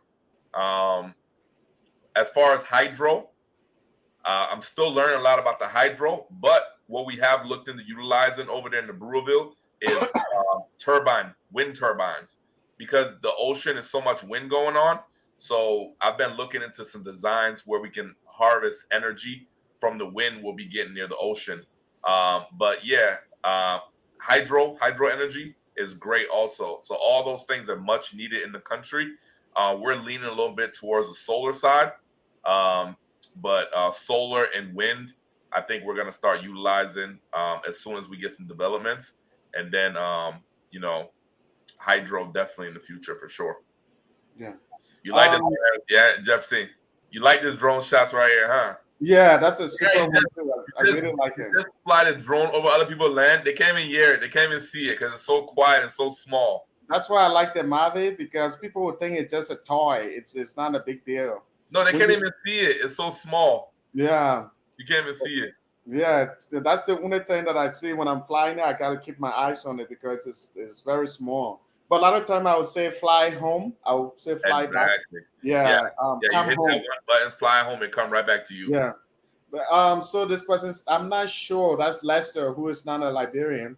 I'm not sure myself, as I am not Liberian, but I heard about millions missing from the Liberian treasury and how he is always building multi-million-dollar property for himself. Well, that part of it is not, that's not up to me. I'm sure some people that are into politics can comment on that because I haven't made research to see where the money went or whether he took it or something like that. I don't want to say something about it, but if you ask me whether he's doing a good job, I can tell you that when that time comes, the president that is doing something completely different. If the Liberian government budget is up to billions of dollars, then I would know that that president is actually billions of dollars for development.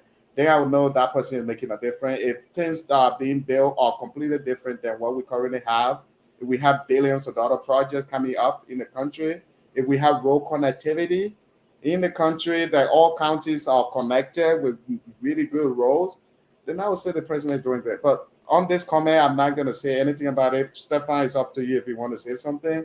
but I haven't made research to know where that money went, whether he took it or not. I can accuse somebody on something I have no idea on. I'm about to say, yeah, everybody hears of it, but who really knows? Yeah, I think we can give our comments here and there, but I like focusing my energy on something that I can actually control. Um, yeah, like this road project, I'm in full control, so I love focusing my energy on that because yep, if I don't like the way something's going, or I feel like something's wrong, I can intervene. yep. When it comes to government, let's keep doing what we're doing. Let's keep Hmm. focusing on our project. Let's keep focusing on making the country better. Let's keep focusing on Yeah, showing all these things. And I think that the political problem will sort itself out once we keep doing those things. I think if people are stealing, they can get away with it because the people in the diaspora, the people who are supposed to be the intelligent Liberians and professionals, they're not worried about it. They're in another country just enjoying. So I think the more of these people we can bring back home, then it will start highlighting a lot of these issues that we have with government officials and taking money and stealing. Because right now, I mean, we're just not in a position to actually know what's true or not. Those things, I don't like putting too much energy into them. yeah. But I'm interested to know, though, Lester, what country you are from. You I mentioned think you're not a Liberian. I think down here, Lester. I think I saw something that has to do with African American. Lester said, as an African American, let me see. Okay. As an Yeah. African American, I would like to eventually migrate to Liberia. I want the best for Liberia and the best of Africa, and I just get frustrated when the leaders steal and exploit from their own people. Well, yeah, I'm sure that as time goes by, we will find the right leader that will do best. But in the meantime, we can do things ourselves to Right. make things work. Like this brother, he and his team. They didn't wait for government to do something. They are doing it themselves, and Liberia is moving forward. That's all Yeah. we need to focus on. Yeah. Let's channel our frustration towards development. Yep, yep. So I think Zawadi M says solar farming is a thing. Liberians should open their mind to investing in the country. I mean, just look how beautiful these shots are, man. Like this is a beautiful country. Yeah, this is so These beautiful. images, this is It's, like where is this again? this That's is the about this right next to Labasa. Oh wow, that's super. Let me see. This guy Montel was trying to call me when we were the phone call that I took. That's the guy. He's an actor. Oh, okay. It's amazing that young generation of Liberia are investing in the development of our country. Thank you, Montel. Montel Swari is a well-known Liberian actor. He acted in a lot of Liberian movies.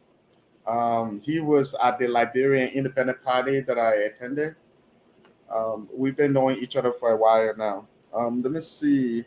Liberia will need billions of dollars in their budget to accomplish these things. Yeah, but it's possible. We have the resources and we have the great land. We can make it work. We all can make it work. Let me see. BTW. We should consider building a planned city. I think you guys community is planned, right? You want to say something about that? It's what is it? Let me see. It's planned, like a city that is planned with good foundation, like Oh yeah, yeah. Oh, absolutely. outline. Yeah. Yeah, this is an example of what we're doing right here. So we laid out a few plans Yeah, before anybody could start building, and yeah, we've been following that plan. First thing, obviously, we had to clear the land, which we did. Next, we had to mark off all the streets and the alleys so everybody knows exactly where not to build. Then we have to fix a road so we can actually build by accessing our property. Then we have to figure out the water system. hmm, So once we get that water system out the way, and Emma can confirm this, I think we are good to start building after the water system is in place. okay. Oh, okay. I'm glad it was for Leicester. Well, I'm glad you got my answer. Uh, and again, we should support our leaders in. Okay, it's he just adding to what I said. Let me see, Emma. Let's leave the party table. Let's talk about this development. Take me with you. Yeah, can't visit. And Emma is charging people. That woman, not joking. Yeah, and that's something else too. You see, I see a lot of people from other countries doing that, right? They have programs going on where Yeah, they tell people, "Hey, come back to my country, all inclusive. Just pay this one amount. We're gonna take care of plane tickets. We're gonna pick you up at the airport. We're gonna have a place for you to stay. We're gonna have activities for you to do. We're gonna take you around." So this makes it very easy. People don't have to wonder what they're gonna do when they come in the country. It's a lot of the fear part to keep people away. So we do need these kind of programs where we can say, hey, you want to visit Liberia? This is the one flat rate fee. And hello, are you okay? I think Stefan is a little bit. He went down a little bit with. He will come back for sure. say it again. Oh, are you okay? Are you there, Stefan? Yeah, can you hear me? Yeah, I can hear you now. All Yeah, you right. heard what I said about the all inclusive, trying to bring people back. Yeah. Yeah, we need systems in place where people can come to Liberia and experience Liberia without Mm, have to worry about themselves, where they're gonna stay, how they're gonna get around, what they're yeah. gonna eat. Those are too much things for people to consider. And I see people, Africans, doing this in other countries where they have an all-inclusive rate. When you pay that one-time fee, they're gonna book your ticket. They're gonna have somebody pick you up from the airport. They're gonna bring you back to the house, the resort, whatever. They're gonna have activities for you to do during the week. So it takes the whole decision making process out, and it makes it very easy for you to come and experience the country, experience the culture, and leave without much hassle. So this is a program that I'm thinking about setting up once we have everything in place. The resort, we have the vehicles. We're gonna start promoting that and saying, come experience Liberia Yeah. for 5 days, for a week, for this one fee. You don't have to worry about anything else. Yeah. So this person say, what about dual citizenship? Do you have any knowledge on that? I'm sure they just passed the dual citizenship law where if you're Liberian, you have Liberian background, you're both of your parents, something like that. Do you want to comment on that? I mean, I dual citizenship is great. I don't have any negative thing to say about it. Um, we need to stop alienating people from in the diaspora.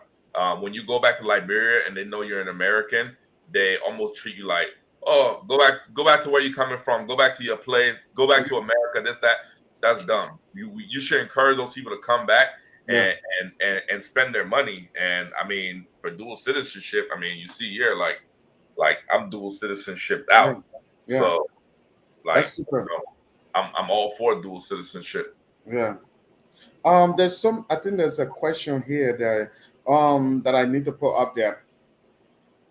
Is your land accessible to the public to purchase? Well, that would be Zawadi question, but I don't know if you want to say something about that. I think we answered similar thing like that already.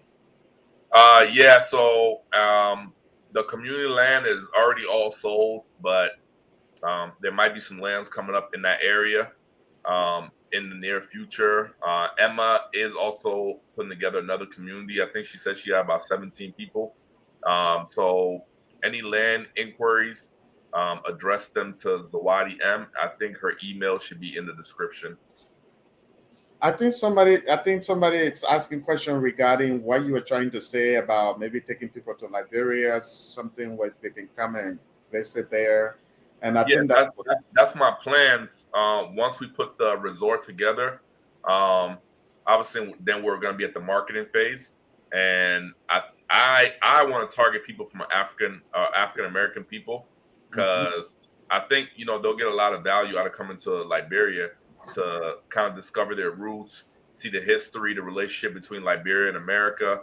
And when I tell people about Liberia, I do get a lot of interest from African Americans, but I mean, expecting these people to jump on the plane and just come to Liberia is almost like it's almost the impossible. How they gonna go through all those obstacles, find somewhere to stay, just even getting from the airport to where they're staying is a big obstacle. So they need a little help. They need a system in place to where they don't have to worry about all those things. All they have to pay is pay their one-time fee, and they'll be good for the whole week. So I was just acknowledging that we don't have these systems in place, So it's hard for people that don't know about Liberia or not from Liberia to come back to Liberia. So we need to help these people to make it easier to come to Liberia.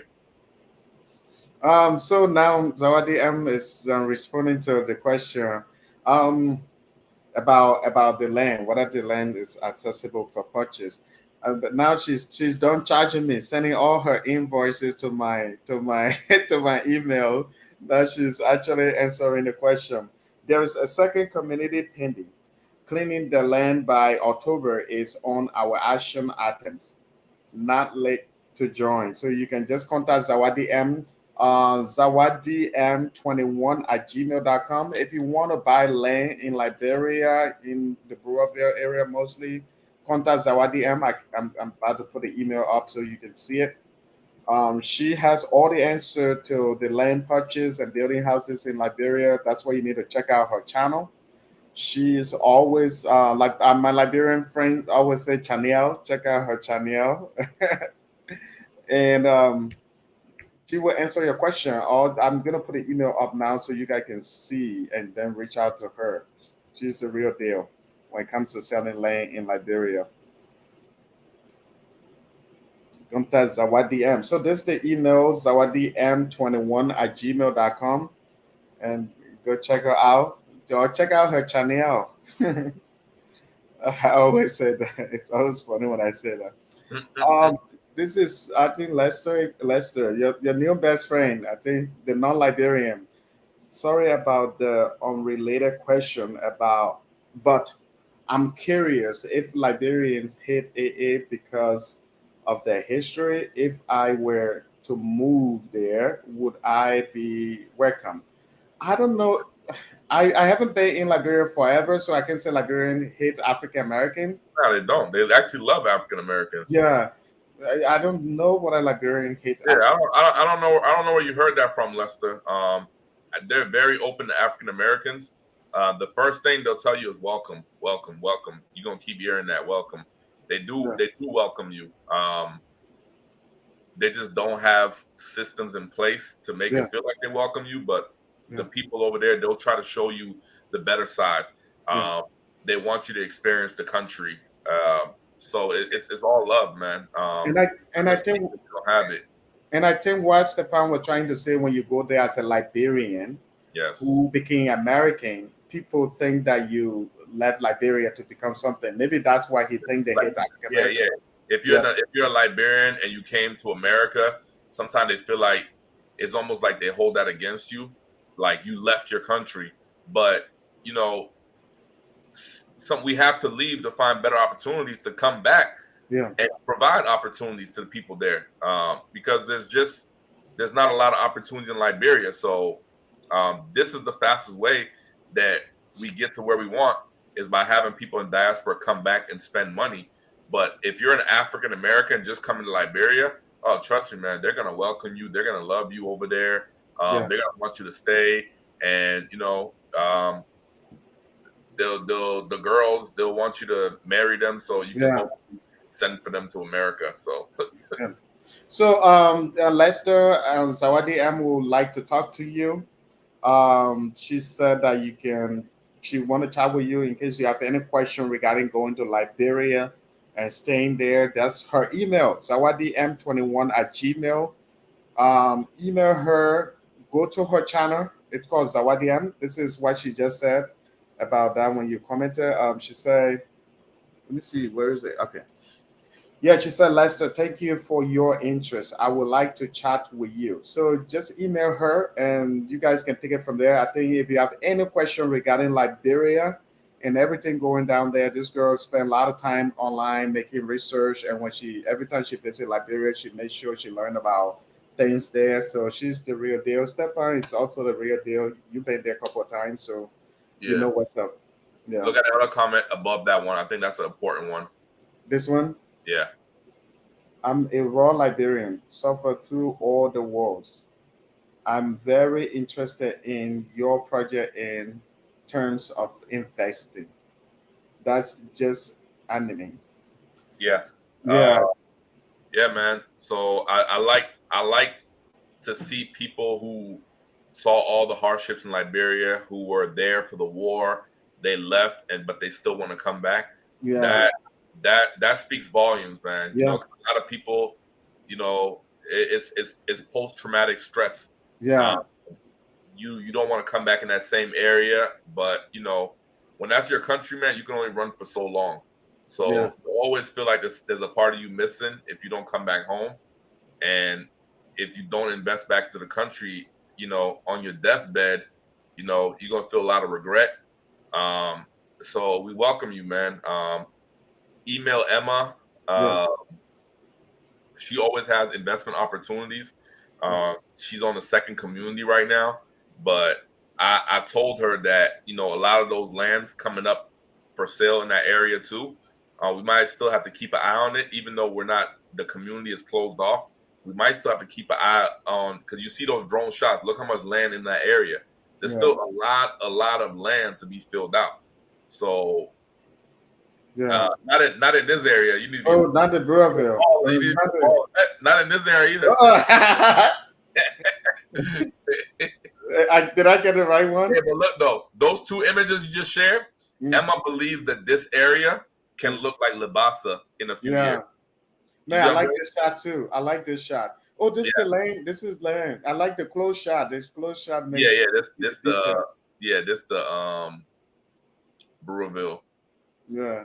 I'm glad you said that quick. We don't want to sell the wrong. We don't want to the wrong thing. Make the Labasa. For the people to say you're giving out calabule, we know the place. Yeah. So reach out to Emma. But you know, like I said, this what we're doing right now is something we're gonna be doing for the rest of our lives. It's not like we got 1-2 projects and we finish. We're always gonna have projects we're working on. We're always looking for ways to create opportunities for people to invest. Yeah. And what you're seeing right now is just a couple of them. When we came last year with pitching for the community, you know, the people that jumped on that and took advantage of that, now they're in the community. When we started this whole thing for the investment group, the people that took action and jumped on that, now they're involved. So there's always projects that's coming up. If you get the opportunity, you know, if you want to be on some kind of waiting list or something like that. But I will say this, the more we go on, we're going to have more of these opportunities opening up at one time. Right now, we're just starting off. So, you know, you want to start small. You want to actually make some kind of progress in 1 or 2 projects and then move ahead. But just stay close. Subscribe to Jefferson's channel. Subscribe to Emma's channel. Every time we're doing one of these lives, tap in. By doing that, you're staying close to us. So anything that happens, you're right there. You hear about it first. And hopefully you're in a position to take advantage of that. But this is not just 1 or 2 things we're doing. We're going to be doing this for, you know, the rest of our lives. There's just so much work to do. So just stay close. That's my best advice. Yeah. Let me see. I just went a little bit up to see what I can share in my channel so that at some point when she come online, people can see like I did with your channel. Yeah, so people can see, you know, her channel. But let me see. Emma say, Zawadiam, Liberians are actually very open to African American, and that's true. Yeah, so we don't hate African American, but I think we already answered that for you. It's a second. It's a second America, which is true. That's how at least the mindset that people have. Our brother has a great plan. I think they are talking about you, Stefan, and we will definitely support you in such a process. Your ideas are very amazing. Liberia is very amazing. Oh no, guys. Oh, 1 minute, I'm gonna get it. Okay. Yeah. So yeah, somebody Montel, my friend Montel, he was saying that he said our brother has a great plan and we will definitely support you in such a process. Your ideas are very amazing. Liberia is very amazing. Yes, I appreciate that, man, and I agree. Yeah. Liberia is amazing, and just imagine how amazing it's going to be in 5-10 years if we continue this work. Not only a lot of people are watching you today, but you were getting a lot of response. I haven't seen negative response. The way somebody will, you know, sometimes when somebody Liberian, when they don't like something, they will tell you straightforward. I mean, I think you're saying I read. They will tell you, but you've been getting people are encouraging you. I think there are many Liberians out there that just want to see Yeah, these positive things. yeah. We're not coming saying that Liberia doesn't have problems Yeah, and um, you know, there's no negative things. There's a lot of negativity, but yeah, our whole our whole idea on a change is to not to mhm, focus on the negative. So yeah, imagine we just do a live for 3 hours and just talk about all the negative things in Liberia. Now, what is that putting in your mind? Is just reiterating all the negative things in Liberia. So, you gotta be careful where you put your energy, where yeah, you focus your attention. So what we come on saying is we know there's a lot of issues, we know there's a lot of obstacles, we know the work is a lot, yeah, but we have to start from somewhere, and let's focus on the things we can do. Let's yeah, focus on the things we want to change, yeah, and let's create solutions for the change we want to see. yeah, And I think it's important not just to talk about it, but put some action behind it. yeah, And right now, we're not equipped to solve the major issues in the country, right? Because we just fixing the road, but tomorrow we could be tackling the major issues. yeah, But right now it's just a road. So this road is more like a symbol. It's a symbol for unity, that we came together as Liberians, even though I'm sure a lot of people say it's not possible. We're showing that it is possible. So if we can accomplish this road, who's to say that we can't build that theater? Who's yeah, to saying that we can't build our own park? Who's to saying that we can't come together and create a sanitation company? Who's to saying that we can't encourage Liberians to come back and invest in Liberia? All these things are possible. yeah, So what we're trying to do is we're trying to show people that it's possible. We're trying to show them that, you know, stay close to us, work with us, believe in yeah, us, help us, and we can accomplish these things. We're not coming to say everything is perfect right now. That's not the point of this. And a lot of times, we're doing these things for free because we're trying to build momentum in the country. This is Sunday. I could be spending time with my family. I could be working on my YouTube video. I could be doing a lot of things. But if I can just encourage one of you guys to take action, then I think that, this 3 hours is more than worth it. And when I come on next time, if I can get one more person, then that's more than worth it. If I could do that 100 times to get 100 people, then that's worth it. So, I mean, at the end of the day, everybody has to answer to the man in the mirror. You're yeah, going to keep coming on these lives, and as time goes by, you're going to see different projects that we're tackling. You're going to see us accomplish those. We're going to talk about some of the issues we're having while we're trying to accomplish these things. We're going to shed it, because I'm not somebody who want to hide everything from you. I'm a straight up person. I'm going to tell you this and that and that. This is the difficulty we're having. This is the problems we're having. And it's not the easiest thing to work with Liberians. So that's why we try to find like-minded Liberians. So if you're a Liberian, but you don't think you're like-minded, what you want to do is get on the page to where you're like-minded. Try to get on the same page with us. Try to see why we do the things we do. What's our motivation? Because if we're from the same place, but we're taking action, and all the other people just talk about the negative things in the country, then what makes us different? Why do we have this vision? There's so many people who have negative things to say. Why is Jefferson, Stefan, Emma, why are these people talking about only positive things? Well, just from that statement, you already know what channel to subscribe to and which channel to stop watching.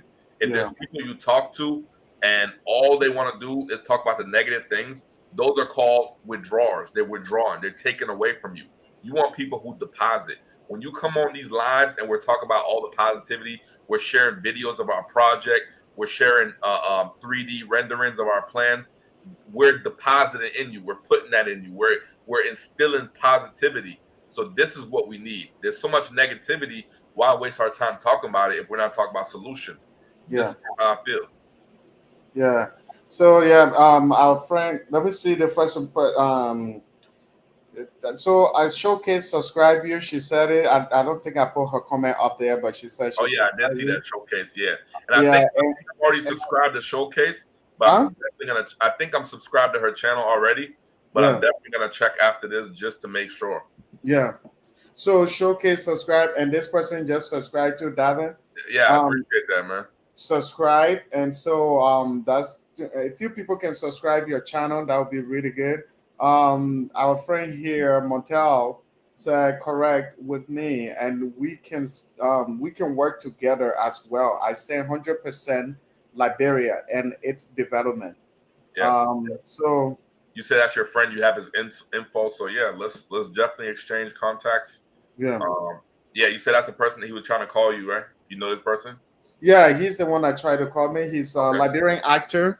Okay. He's well known in the Liberian community. He acted in film movie here, and he is in LA too. So I he's the one that was trying to call me when Zawadi M was making jokes saying what I was my auntie. That um, you on with Emma? Where Emma at? I see Emma. yeah, she ran away now. She's working on her invoice. Oh yeah, I was saying that the auntie said, "Where Emma? I see Emma face." Yeah, okay. She just commented on this person saying David will move. Supporting you, my Liberian brother. So that's Yes, salute. I appreciate that. I appreciate all you yeah, guys. I appreciate the support, the love, and yeah. And the person say, hey brother, keep up the great work from Houston, Texas. Thank you, thank you. Yes, Yeah. yes, we are. We move, we move. I love being around positive people that have big dreams. Exactly. Cancel negativity out of your life, and you'll Yeah, be amazed. Yeah, that's true. those people, those circles where, and Liberian people are notorious for this. Huh? Liberian people can gossip. Mm-hmm. Just listen to all that talk. Blah blah blah blah blah blah blah. For me, I don't like to be a part of that. I like to Yeah. be in the circle where we're talking about solutions. When I Speaking talk of, to Emma, yeah. that's yes, yeah. When I Speaking talk of the devil, she just commented. we talk about solutions. That's the discussions that I like to have. Just sitting there and talking about, man, just talk about who this political party coming in and saying all that. That's, you know, in America, Democrats, Republicans, they still respect each other. In Yeah. Liberia, y'all take it to another level. You wanna bring the other person down. Yeah. If that other government start building a road, the new government, they don't want to touch that road. Yeah. They don't want to be a part of that project because the other person started it. That's That's ridiculous. Like, if they say if it's not me, it's not right. You know, it's that kind of mentality, which is not good. not I even mean, thinking of the local people, your constituents, the people you serve that'll benefit off that. You thinking of who started it, who touched it. yeah. That's like Yeah. backward thinking. So I'm gonna do this quick, then we will come back to you. We will continue. So I know Zawadi am been commenting today the whole time, and we've been telling you guys to go and subscribe her YouTube channel. Just in case you don't know, this is her YouTube channel.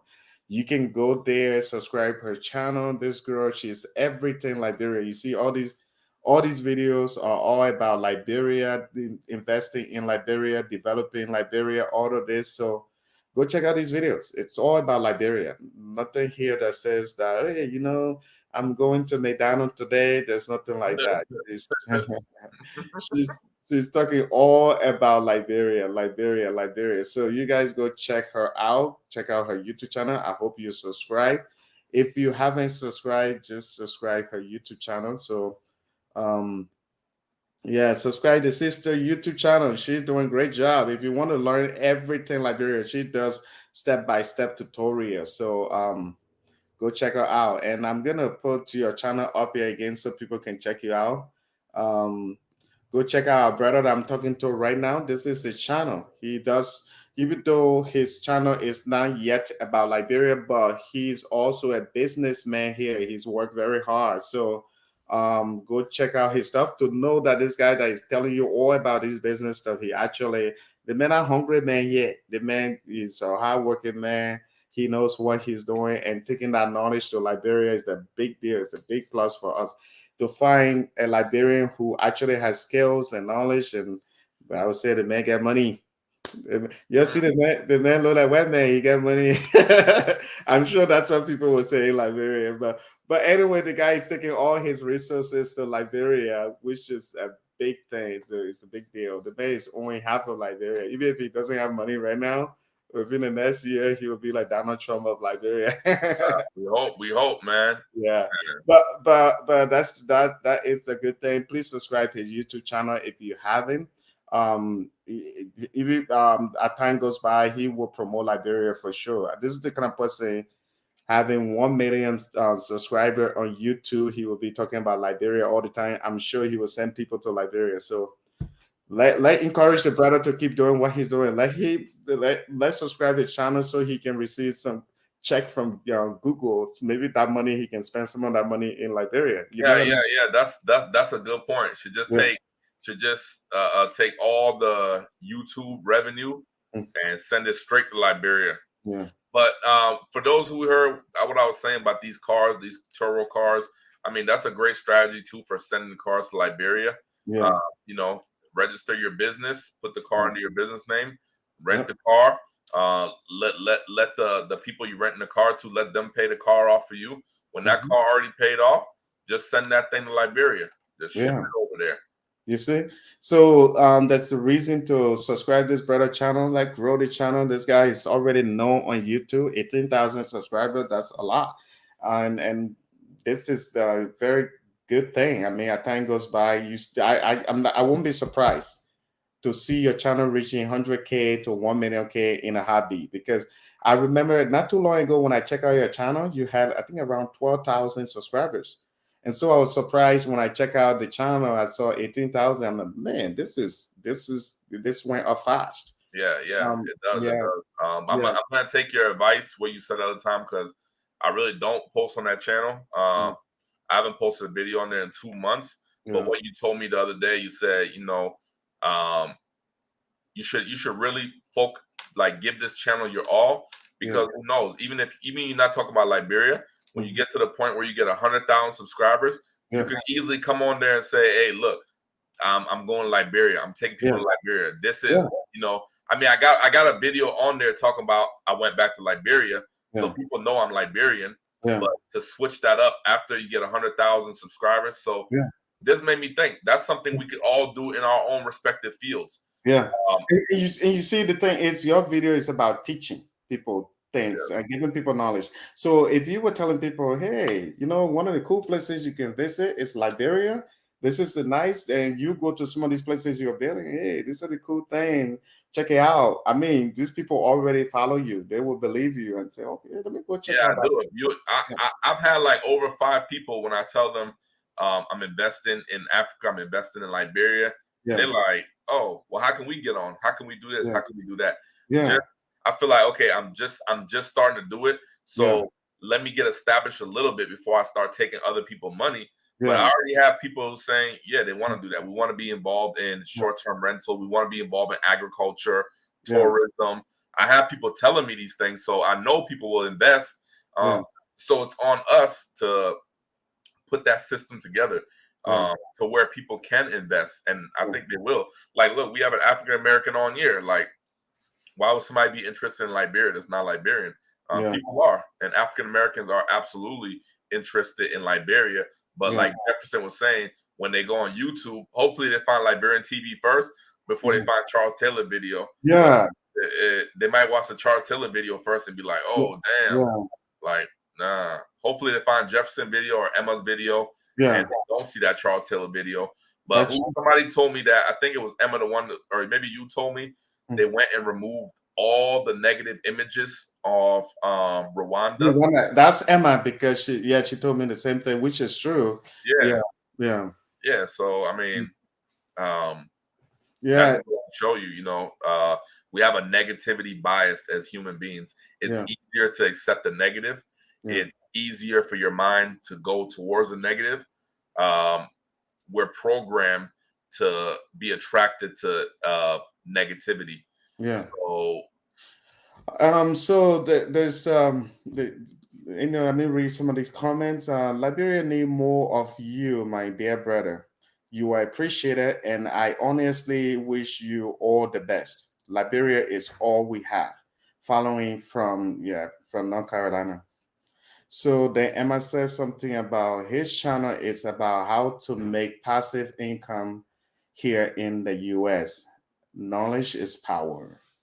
So Knowledge people is can power, learn that. Some of the Liberians living out here, living in other country, even living in Liberia, they can learn from you. So they should check out your channel. for sure. God bless you, Stefan. I mean, a lot God of bless. people God bless. here, Thank you. yeah, a lot of people here watching, they are very proud of you for everything you're doing, man. That's why, let me say that before I continue reading the comments. This is one of the good things I like about my Liberian TV family. People that watch this channel, for some reason, they are not like everybody else that just want to make Liberia look bad. Every time Zawadi M is here, people appreciate her for all the great job she's doing. Every time I interview somebody here, I never see somebody to say all these negative things, about even sometimes when you're giving your opinion on what's going on, what is some of the things that are not good, people won't just start making fault with you. And I appreciate the Liberian TV fan. How you guys treat my guests is amazing. And some of you die-hard fan that been with me forever, like Zawadi M, she used to support, she used to watch my channel before I even got to know her.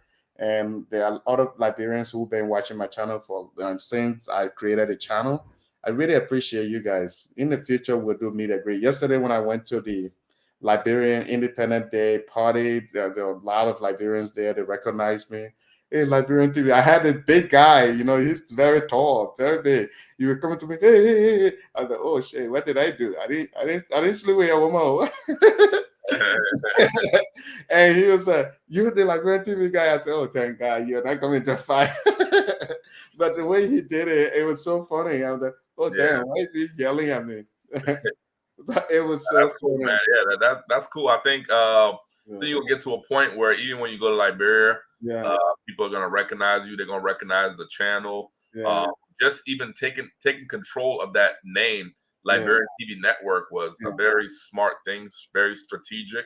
yeah. Um, if you haven't bought the domain name, maybe I Oh, should. I already did. Yeah, Okay. I already did. Yeah, yeah. That would be crazy to not buy the domain name. Yeah. Yeah, Exactly. But yeah, yeah, man, props on that. yeah. So, Appreciate all the love too on the channel, man. It's great to see people tune in and listen to a positive conversation. yeah, Um, if anybody thought we was talking some politics, I'm sorry to yeah. disappoint. Yep. But we move. Yeah, we some of the things besides the political side of things, but there are other things that we have to actually talk about too. Like if you can, we can say all the positive things, but we can also talk about things we need to improve on, like the videos Zawadi M made where she said these are things that we need to improve on. That's true. We need to tell people, okay, these are some of the good stuff, but these are some of the bad stuff that we need to improve on, and because we don't need to just tell people, hey, Liberia is just order this, go there, and then people go there, they become so disappointed and say, man. But we want people to go there with the intention of not going there to just enjoy, but to also want to make, to expect things like you were saying. Before you went to Liberia, you watched a lot of videos, you saw all kinds of stuff. So you knew what you were going there to. You went there, you had fun, but at the same time, you knew what was there when you were going. You're not going to turn the water on for hours and sit in a shower with a bubble bath, all of that, that you got to save some water. You're not going to turn your lights on the whole night. There are things that we need to improve on, electricity and other things. So we have to tell people too, like, hey, these are some of the challenges that were there, like the rental car situation. This will give somebody idea to want to start a really good rental car companies there that is very professional, so that when people go there, they can say, man, I rented the car, it was good, the AC was great. Anyway, we move. Somebody say, "Are you a married cold Liberian?" Are you talking to me? Somebody, it's the other way down. Oh, let me read this Oh, comment sorry. first. I'll Yeah. go all the way down to them. This person say, I'm so proud of you guys. Um, Thank only you. we can do it. And when we were talking about the Rwanda thing, where they removed all the stuff from the internet, yeah, I do business there as well, and have been studying their system. That's Rwanda thing she was commenting on, Emma was commenting on. Keep doing this video, Jeff. Don't stop the great work. I love this. Thank you. I appreciate you. But I appreciate it, people like Stefan that come on the channel and make the channel great. Someone like Zawadi M who helped to promote the channel too, because every time she come here, Some of the people that haven't watched the channel in a long time, they'll come and watch that. Say, yes, that's it. That's good. Got them back. Yeah, I got them back. Um, Let me see. Are you are you American Liberian? I don't know whether they're asking. No, you can tell my colloquial, so I'm not sure you're asking me. I think they're asking Yeah. you.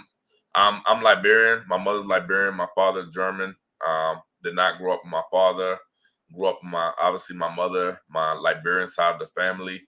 Uh, Only lived in Liberia until I was 2 years old because of the war, obviously. And a lot of times, my mother, she's no longer with us now. Rest in peace. But my mother was definitely a patriot of Liberia. I don't think she ever had plans of leaving Liberia. It was only due to the war that we left Liberia. And even still, then I had family that never left. They're still in the country. And I got to go back last year and meet them for the first time. But yeah, I'm German, Liberian, living in America. Went back to Liberia last year for the first time. And since then, I've pretty much decided that I'm going to dedicate whatever energy I have towards making that country better, better off than it was when I first went. And, this road project that we're starting on is just a starting point. And it's great to connect with other like-minded Liberians. But yeah, when I go at Liberia, I mean, they're very surprised when I speak colloquial and I say that I'm Liberian. But my family that lives in Liberia, they're all just like me, and they live there. And everybody thinks you got money. So yeah.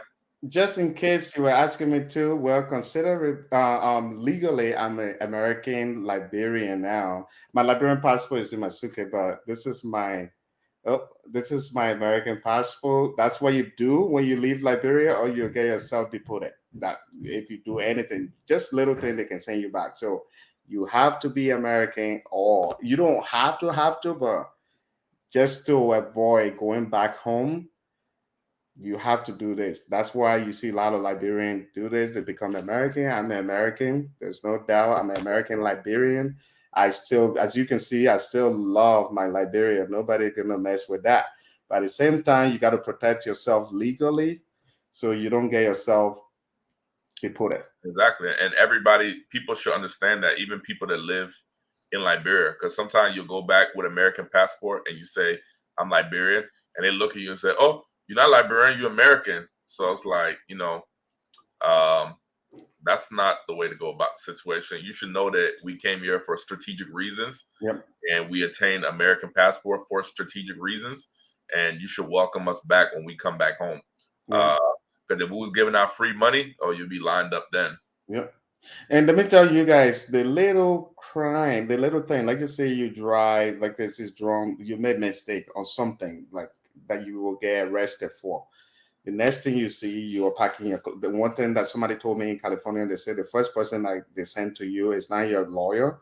They will send an immigration officer to you in the jail. That's the first start of your that's the first thing they will do to send you back. And because the pressure is on the immigration now, they are trying to reduce people that are not good in their society. At least that's how they are seeing them. So you got to really protect yourself. That's why many of us are that. And for me, I have no regret doing it, because at the end of the day, I love Liberia. And the only way we all can make impact in Liberia is to stay here, work hard, make some money, go back home and do it.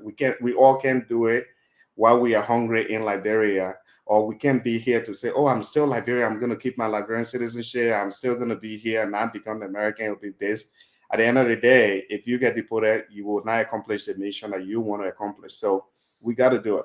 Calling me on Messenger to ask for money. Who? I said, after you get deported, you'll be calling me on Messenger. Yeah, they'll be calling. And then this person now, Emma, who been talking about charging me plenty of money. I will have no money to pay to even go around your place. Security will be locking everything down. You get money. I won't be able to see that view. So, hey, right now I'm protected. I can go and see the view. But anyway, we move. So, the person say, when I was in school, I was shedding positive light on Liberia. I was not born there, but I'm proud to be a Liberian. That's all matters. At the end of the day, you can be American, you can be Australian, you can be this. At the end of the day, do you still love Liberia? Do you still want to do things in Liberia? One thing I realized, some of the restaurant and other things in Liberia now were built by Liberian American, Liberian Australian, people from UK, everywhere. So I mean, it just depends how you were thinking about Liberia. That's what matters for me. And when you going back to Liberia too, that's an important question. If you Me? would, if you would know, Yeah. Davy. So Oh. if you're a Liberian, because your parents are Liberian, but you was probably born in America. Yep, you're American Liberian. So Mhm. the question is, when are you going back to Liberia? Mhm.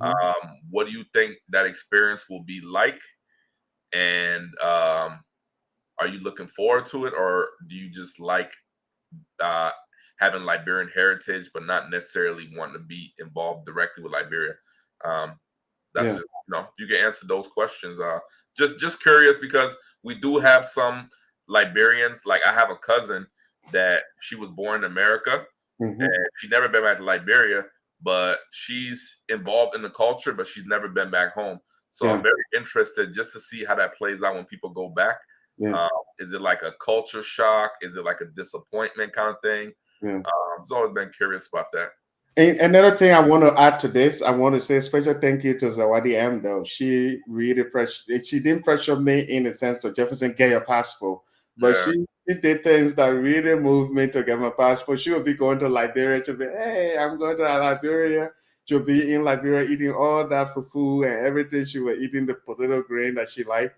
And I'm like, yeah, I want to go to Liberia, but I don't have my passport. So Oh, now that I have my passport, Zawadi M, you can't rub that in my face anymore. eating potato grain. We are all in this thing. I might be one of the Decemberi. Is that how they call them? So we all might be in Liberia soon. But besides that, I know I'm gonna have a lot of project in Liberia. So it's good to have the passport.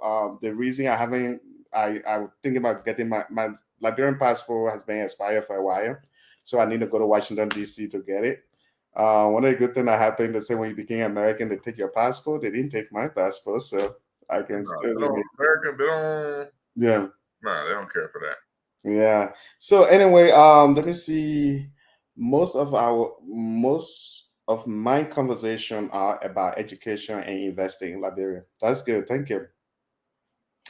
Talk about the issues, purpose, solutions, and get to work. Yeah, like get to work. Let's talk about the issue and get to work. We shouldn't just, I don't know, do things and not get to work.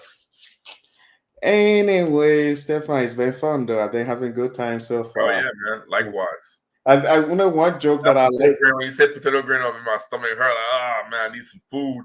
Yeah, oh, yeah. Potato grain right here. Yeah, we've been on this thing here for a long time. It's not like to go. Liberians in America are always donating to their families back home since something like this is real. Yeah, that's what that's the thing. When people that are saying, oh, you go to America and they can't say that they haven't received money from their family.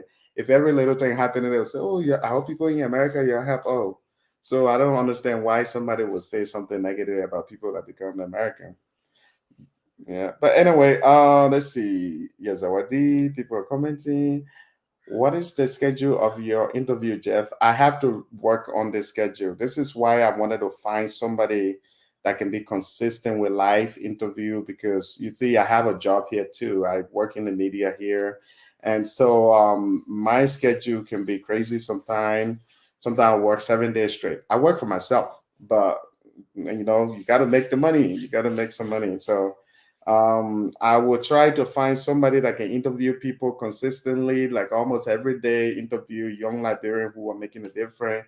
It could be a politician, somebody who think he has good dream of making a difference in Liberia. I don't care who, soccer player, musician, everybody. I want to shine spotlights on them, but I need to find somebody that will be consistent with that, and let's see what happened. I will try to find that person soon.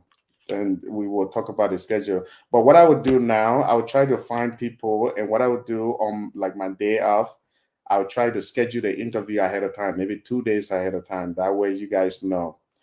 Let's see.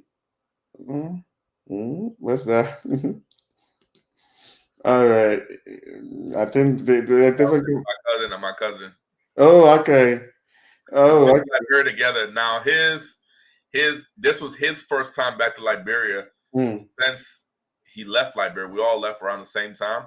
So mm-hmm, even though I went last year for the first time, this was his first time. And you know, like that's a second example about the person near you, the person nearest closest to you. mm-hmm. Um, however they feel about that, that's how you're gonna feel. So Yeah, because I went with him, he loved it. He like he knows I'm like, okay, the country got this issue, that issue, that issue, but this is what I'm trying to achieve. yeah, And he like, yes, he's down. Anything I need, let's do it. Let's get it done. yeah. So he's seen that I was about positivity. So Mm. like I said, I went this time. When I say I'm going back to Liberia, everybody want to come with me. Oh, Oh wait, wow. where you going? Everybody want to come with me because they know I'm not just like, oh I hate this. Oh look at this people that. Nah, I don't want to go with nobody like that. I'm looking at things like, hey, look, you see this right here? This is a great solution for this problem. Boom, let's write it down in a notebook. Or let's take pictures of it. Let's do this. Let's do that.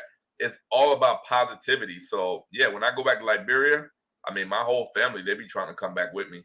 They be trying to come with me. I mean, Yeah. so I went to Um, white boy Melvin and my cousin. yeah, that's funny. So there's this the person asking question, what encouragement you can give to like the young Liberian in building Liberia? What encouragement can you give them? I mean, the best encouragement is visuals. Look on your screen right now. Look on your screen. Mm, This is a result of like-minded Liberians coming together to do things like this. So if somebody, I wish there was more channels showing stuff like this because this is what we really see or need to see. I mean, I think this is the best motivator. This is the best encouragement. Just coming and sharing these videos with you guys. We went on the ground. We seen what we had to do. We bought our land. We're fixing our road. We're taking our own destiny into our own hands. In the mm, next 5 years, we will be residing in paradise, literally paradise. This place is beautiful. We're gonna have our own personal beach. You know, people gonna be building their own nice houses. It's gonna be modern. mm, Nobody coming there to build zinc. So when I'm driving through the neighborhood to get to my house, I don't have to worry about seeing all these other messed up houses made out of zinc. So we're gonna keep things very clean. Um, so the best motivator is to tune in the channels like Liberian TV, Emma's channel, yeah. and a couple of others that he showcases.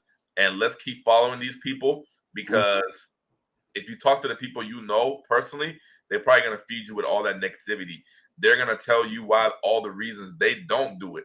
yeah. So you don't want to hear that. You already know all the reasons. It's the same Yeah. reasons going around and around. It's the same thing. I Come on think we channels.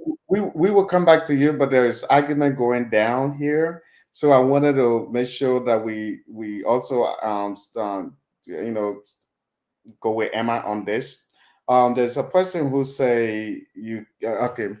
There's a Quincy. Quincy say you cannot be because somebody say I'm British, a Liberian up here. The person say I'm British Liberian. Um, you are right. I am British Liberian. And then Quincy down here, he says something about you can be British Liberia. You have to choose which side you want to be. Well, you see, one of the things, maybe you are in Liberia, so you don't understand that. But at the end of the day, we are Liberian. We are choosing Liberia. That's why we are doing things in Liberia more than we are doing them in the United States or Great British. So at the end of the day, we are choosing side. However, legally, in order for us to do what we are doing in Liberia, we have to make the money here. We have to stay here. You cannot trust me. You can stay here, but if you do something, just little thing, you could see yourself going back. And how can you do that? In order for you to be safe, you have to have the proper document that will protect you. And that's the main reason people become citizens in other countries. But choosing side, we are choosing side. That's why we are doing things. People like Stefan, he could say, you know what, I have a job in America. I'm living good life here. Why should I go to Liberia and take risk and spend money there? But he is choosing side to do things more in Liberia than he is doing in the US. Are you building any road in the US here? Are you building any houses in the US here, Stefan? No, in the U.S. we don't build our house; we just buy our house. Yeah, no, what I'm trying to say, you're doing more thing in Liberia than the United States, which means you are Yeah, taking yeah. more. I'm gonna use the United States as a tool. All Yeah, right, I'm never gonna leave the United States 100% yeah, because there's things United States has that I yeah, can use as a tool to build yeah, Liberia. yeah. So I'm gonna always keep my credit good, always keep my business credit good. I'm always gonna be looking for the bank money. Hmm. I'm always gonna be trying to look for investment properties to build equity and all those good things. But the end of the day, the goal is to bring it back home to Liberia. And if I don't know England, I've been to England once. I was much younger, but in America, here, I mean, if you're not from here, if you're from Africa and you come to America, no matter what passport you own, Yeah, those people they don't see you as American. they So don't I'm see you pretty like that. sure it's the same way in Yeah, England. They know it doesn't matter if I show American passport. If yeah, I'm African, yeah, and one way they tell you they're different in America is probably different in Europe. Like they can see a person like Jefferson, dark skinned person. They're yeah, gonna tell him you're not black, you yeah, African. They yeah, label you, they split yeah, you yeah. A because lot of times, black yeah, means African American. So yeah, even though your skin is very dark, they're yeah, gonna tell you you're not black, you're yeah, African. So yeah, you can hold whatever passport you want, but that doesn't mean that people accept you as one of theirs. yeah. Yeah. Anyway, I'm gonna keep. I think there was this thing that was going on, so I just wanted us to address that because it seems that this guy is saying that I think he may be one of those guys that don't believe in the dual citizenship thing. So what? But that's the Huh? topic we was just talking about. Yeah, Um, whether you believe in dual citizenship or not, we need to start. We need to stop creating a divide amongst each other. If a yeah, Liberian goes to England to get UK passport, we shouldn't tell that person because you got UK passport, you're not Liberian. That's the very same thing that keeps that country down. Because guess what? The person goes to UK and say, "Oh, you say I'm not Liberian? Okay, I'll just stay here in UK." Now that's money that could have been coming back to Liberia. That's now not going to come to Liberia. So we need to stop separating each other. It doesn't yeah, matter if the person go to UK or America, or Australia. They're doing so to create opportunities. And what we want to do is motivate them to bring those resources back home. We don't want to tell them that, no, you left Liberia, you're not Liberian, because at yeah. the end of the day, that doesn't encourage them to want to come back and build Liberia. Yeah, but one thing I want to ask Quincy though, I know everybody have the. I'm not angry with you. I'm not saying what you're saying is wrong, but everybody has the right to give their opinion. But one thing I want to ask you, whenever you are, I don't know, maybe you are in Liberia, but whenever you ask your family member in England or USA, and these family member, let's just say for example they are American, when they try to help you, do you first tell them choose side first before you help me? Because I mean, you don't ask them that. Do you know how they get the money that they are sending you? They got that money because they are American. They are getting certain benefit. That's how they were able to save that money to send it to you. So you have to see all of these things. That hey, this is I don't know. You guys need to look into the dual citizenship thing to educate yourself because the more you look into it, you will understand why people do these things. Um, anyway, I don't know whether we should continue that conversation because today it's about investment. It's about investment, and I'm so excited to see someone like Stefan doing these things. This is the man who came here, became citizen, but he is doing something even bigger than somebody who may be on the ground. So at the end of the day, if you are once like you are once I don't know, there's a saying you are once a Liberian, you will always be a Liberian. I think something like that. So the guy is always going to be a Liberian no matter what. And that's the example he's showing by all these things they are building back home. This is the perfect example. Anyway, do you have anything else you want to say? We've been doing this for a long now, and Yeah, it's time for me to get some food to eat. me Yeah, too. man, I just want to say I appreciate you having me on your platform. I appreciate the conversation. I hope we can do it again, and this time I'll have all my videos in a file ready to go. So anytime you guys see my thumbnail on here, we're about to do a live. Just I'm sure you can expect or know what to expect Yeah, based on this live. So I'll keep you guys informed and keep you guys updated on any progress we make on this road. We should be done with this road in within the next 2 weeks. So next time I come, I'll have a lot more to show, and hopefully by that time we break ground on our resort project. And I also, like, any information I get as far as the water systems and things like that, I'll be coming on to share with you guys.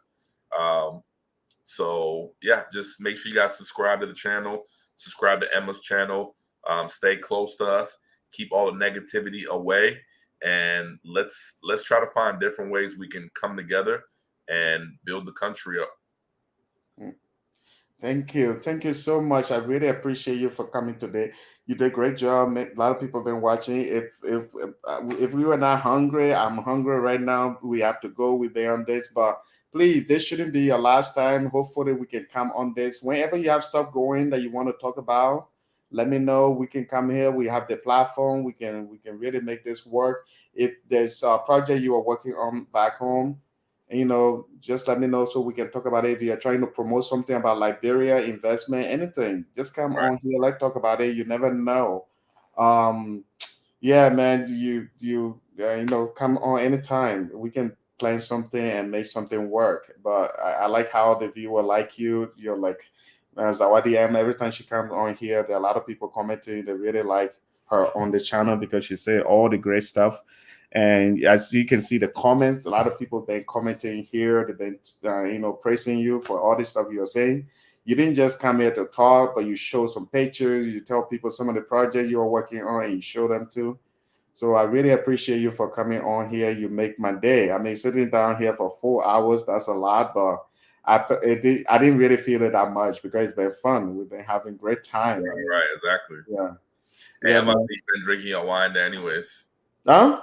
I must say you were drinking your wine anyways. I was thinking, you say your grape juice. That girl that will kill me. That's why she said she want to charge me because I'm drinking like expensive wine. So she want to get some money out of me. Yeah. The place is not done yet. You already preparing your invoice for me. But yeah, we would love to have everybody out there at that area when we're done. We want to do a grand opening. I want to throw the biggest party that Brewerville has ever seen. I want Liberian TV Network out there. Oh, trust me. All the cameras out. I want everybody to see what life can be like in Liberia if you just set it up, if you plan your future right. So that's what we're gonna be doing. And we can't wait to share that with you guys, and we can't wait to have you guys out there with us. The best part, the best reward is to share this experience with other Liberians, to share this with people who have been in the diaspora for so long, never thought they were going back, and bring them back home and share these experiences with them. At the end of the day, that's the best reward. And even those feelings, money can't even get you. So that's what we're striving towards. And we want everybody to be a part of this progress, this journey. We want to share it with you. So make sure you guys tuned in, and let's keep it positive, and let's build Liberia. Yeah. Thank you, everybody. I really appreciate you guys. Yeah, Stefan, you can go. I just want to promote our friends Awadi M channel quick before I go. For sure. Yeah, man. Thanks again for having me. Emma, everybody else, I'll see you guys. Jefferson, take care, man. Appreciate it again. Thank you. All right, man. Later. All right, bye. All right, so our friend Zawadi M, who've been commenting the whole day, this is her channel. You guys subscribe her channel. go eat and drink more wine. I'm not drinking more wine. What are you talking about? You have been promoting your channel. I'm still hungry about promoting your channel. You wanna run your mommy, eh?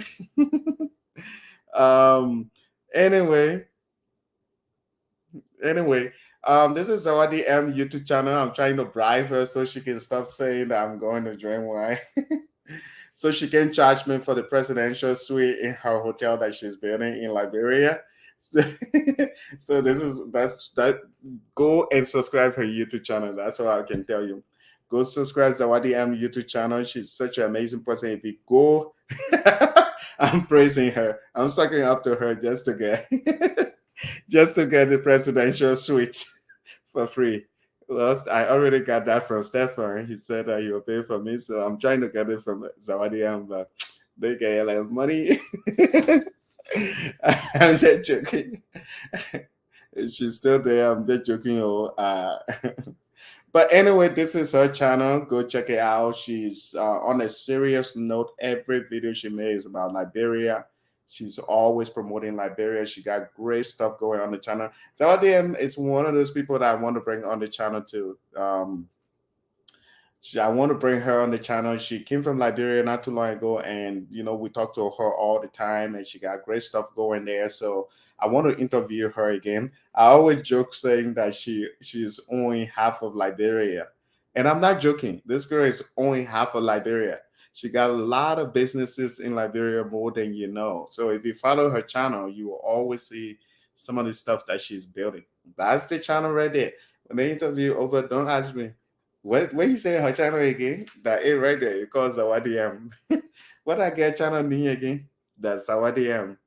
Please go write it down.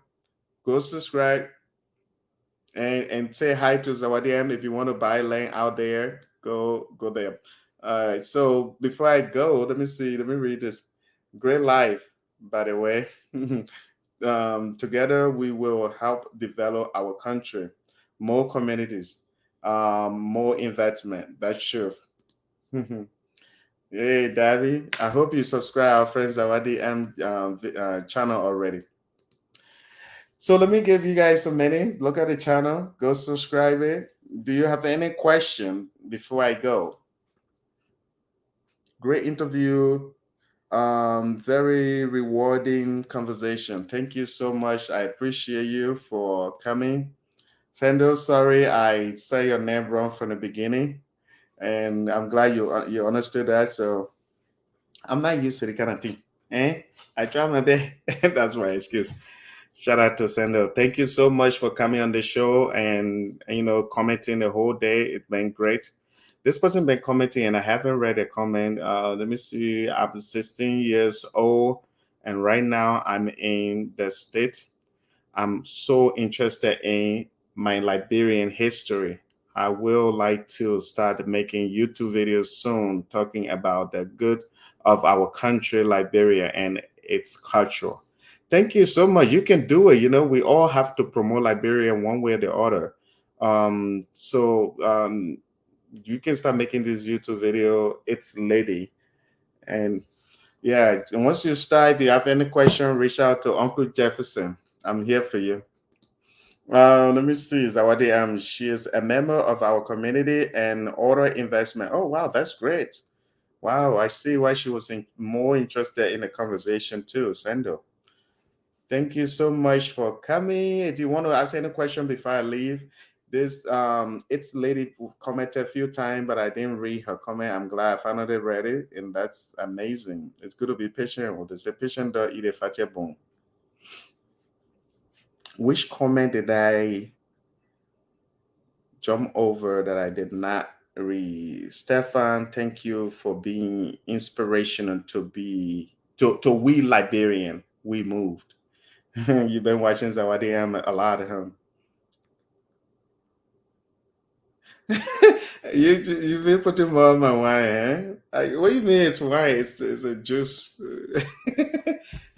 French wine. Actually, I went to the party, one of my Liberian. I went to a party at the Liberian Independent Day party, and one of my Liberian fans gave me that. So I just wanted to try it, giving a bottle of wine, and I just wanted to try it. So yeah, you caught me. That's why every time I'll switch Sapphire, just Sapphire, or I'll just switch his video, and then I'll take a sip because I know I was afraid that somebody else will see me drinking it, and there will be something issue about it, and it's finally it happened. I can mail some to you. But anyway, yeah, it's lady. You are welcome. Just do it. Do the YouTube video, start a channel, and you can always get footage. Even if you're not in Liberia, you can get footage online. That's good. Wow, she's planning third community. Wow, I told you you were only have a Liberia. Anyway, I'm leaving to myself. I just want to say thank you to everyone that been watching today. I really appreciate you guys for everything, for sitting here. We are almost 25,000 subscribers. Just in case you don't know, we are almost 25,000 subscribers. And once we reach 25,000 subscribers, I will make a special video thanking everybody for subscribing our channel. So to all of you that are watching, if you haven't subscribed our YouTube channel, Liberian TV Network, go subscribe. We are almost 25,000 subscribers. I want to reach that 25,000 subscribers. It's a big deal. A few years ago when I started the channel, I never thought we will be in this position. So thank you again for watching. I do appreciate you a lot. Please, if you have any comments or anything to ask, you can email anything about building something in Liberia. Emails go to Zawadi M channel, like I was just showing. Subscribe her channel, or you can comment on her video. She'll reach out to you. If you want to ask Liberian TV anything, email us liberiantv@gmail.com. liberiantv@gmail. Sometimes people try to email me Liberian TV Network at Gmail, but it's Liberian TV at Gmail. When I created it at the time, I created it as Liberian TV at Gmail. So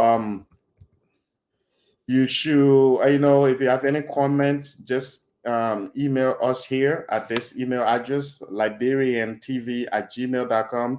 If you're a nonprofit organization in Liberia and you're doing a great job out there, email me and let us know so we can do a live show talking about your stuff. If you're a business who want to partner with us, email me too. Tell me that you want to partner with us. We are looking for people to sponsor our channel, partner with us. I think that's the terminology people use.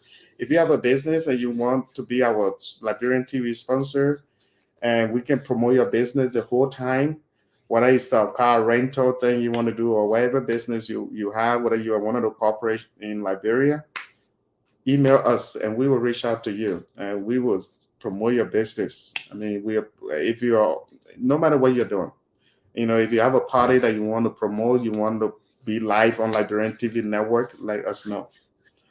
All right. Thank you, everybody. I've been sitting here for more than 4 hours. Who does that? Thank you. I hope you have a great day. Bye-bye.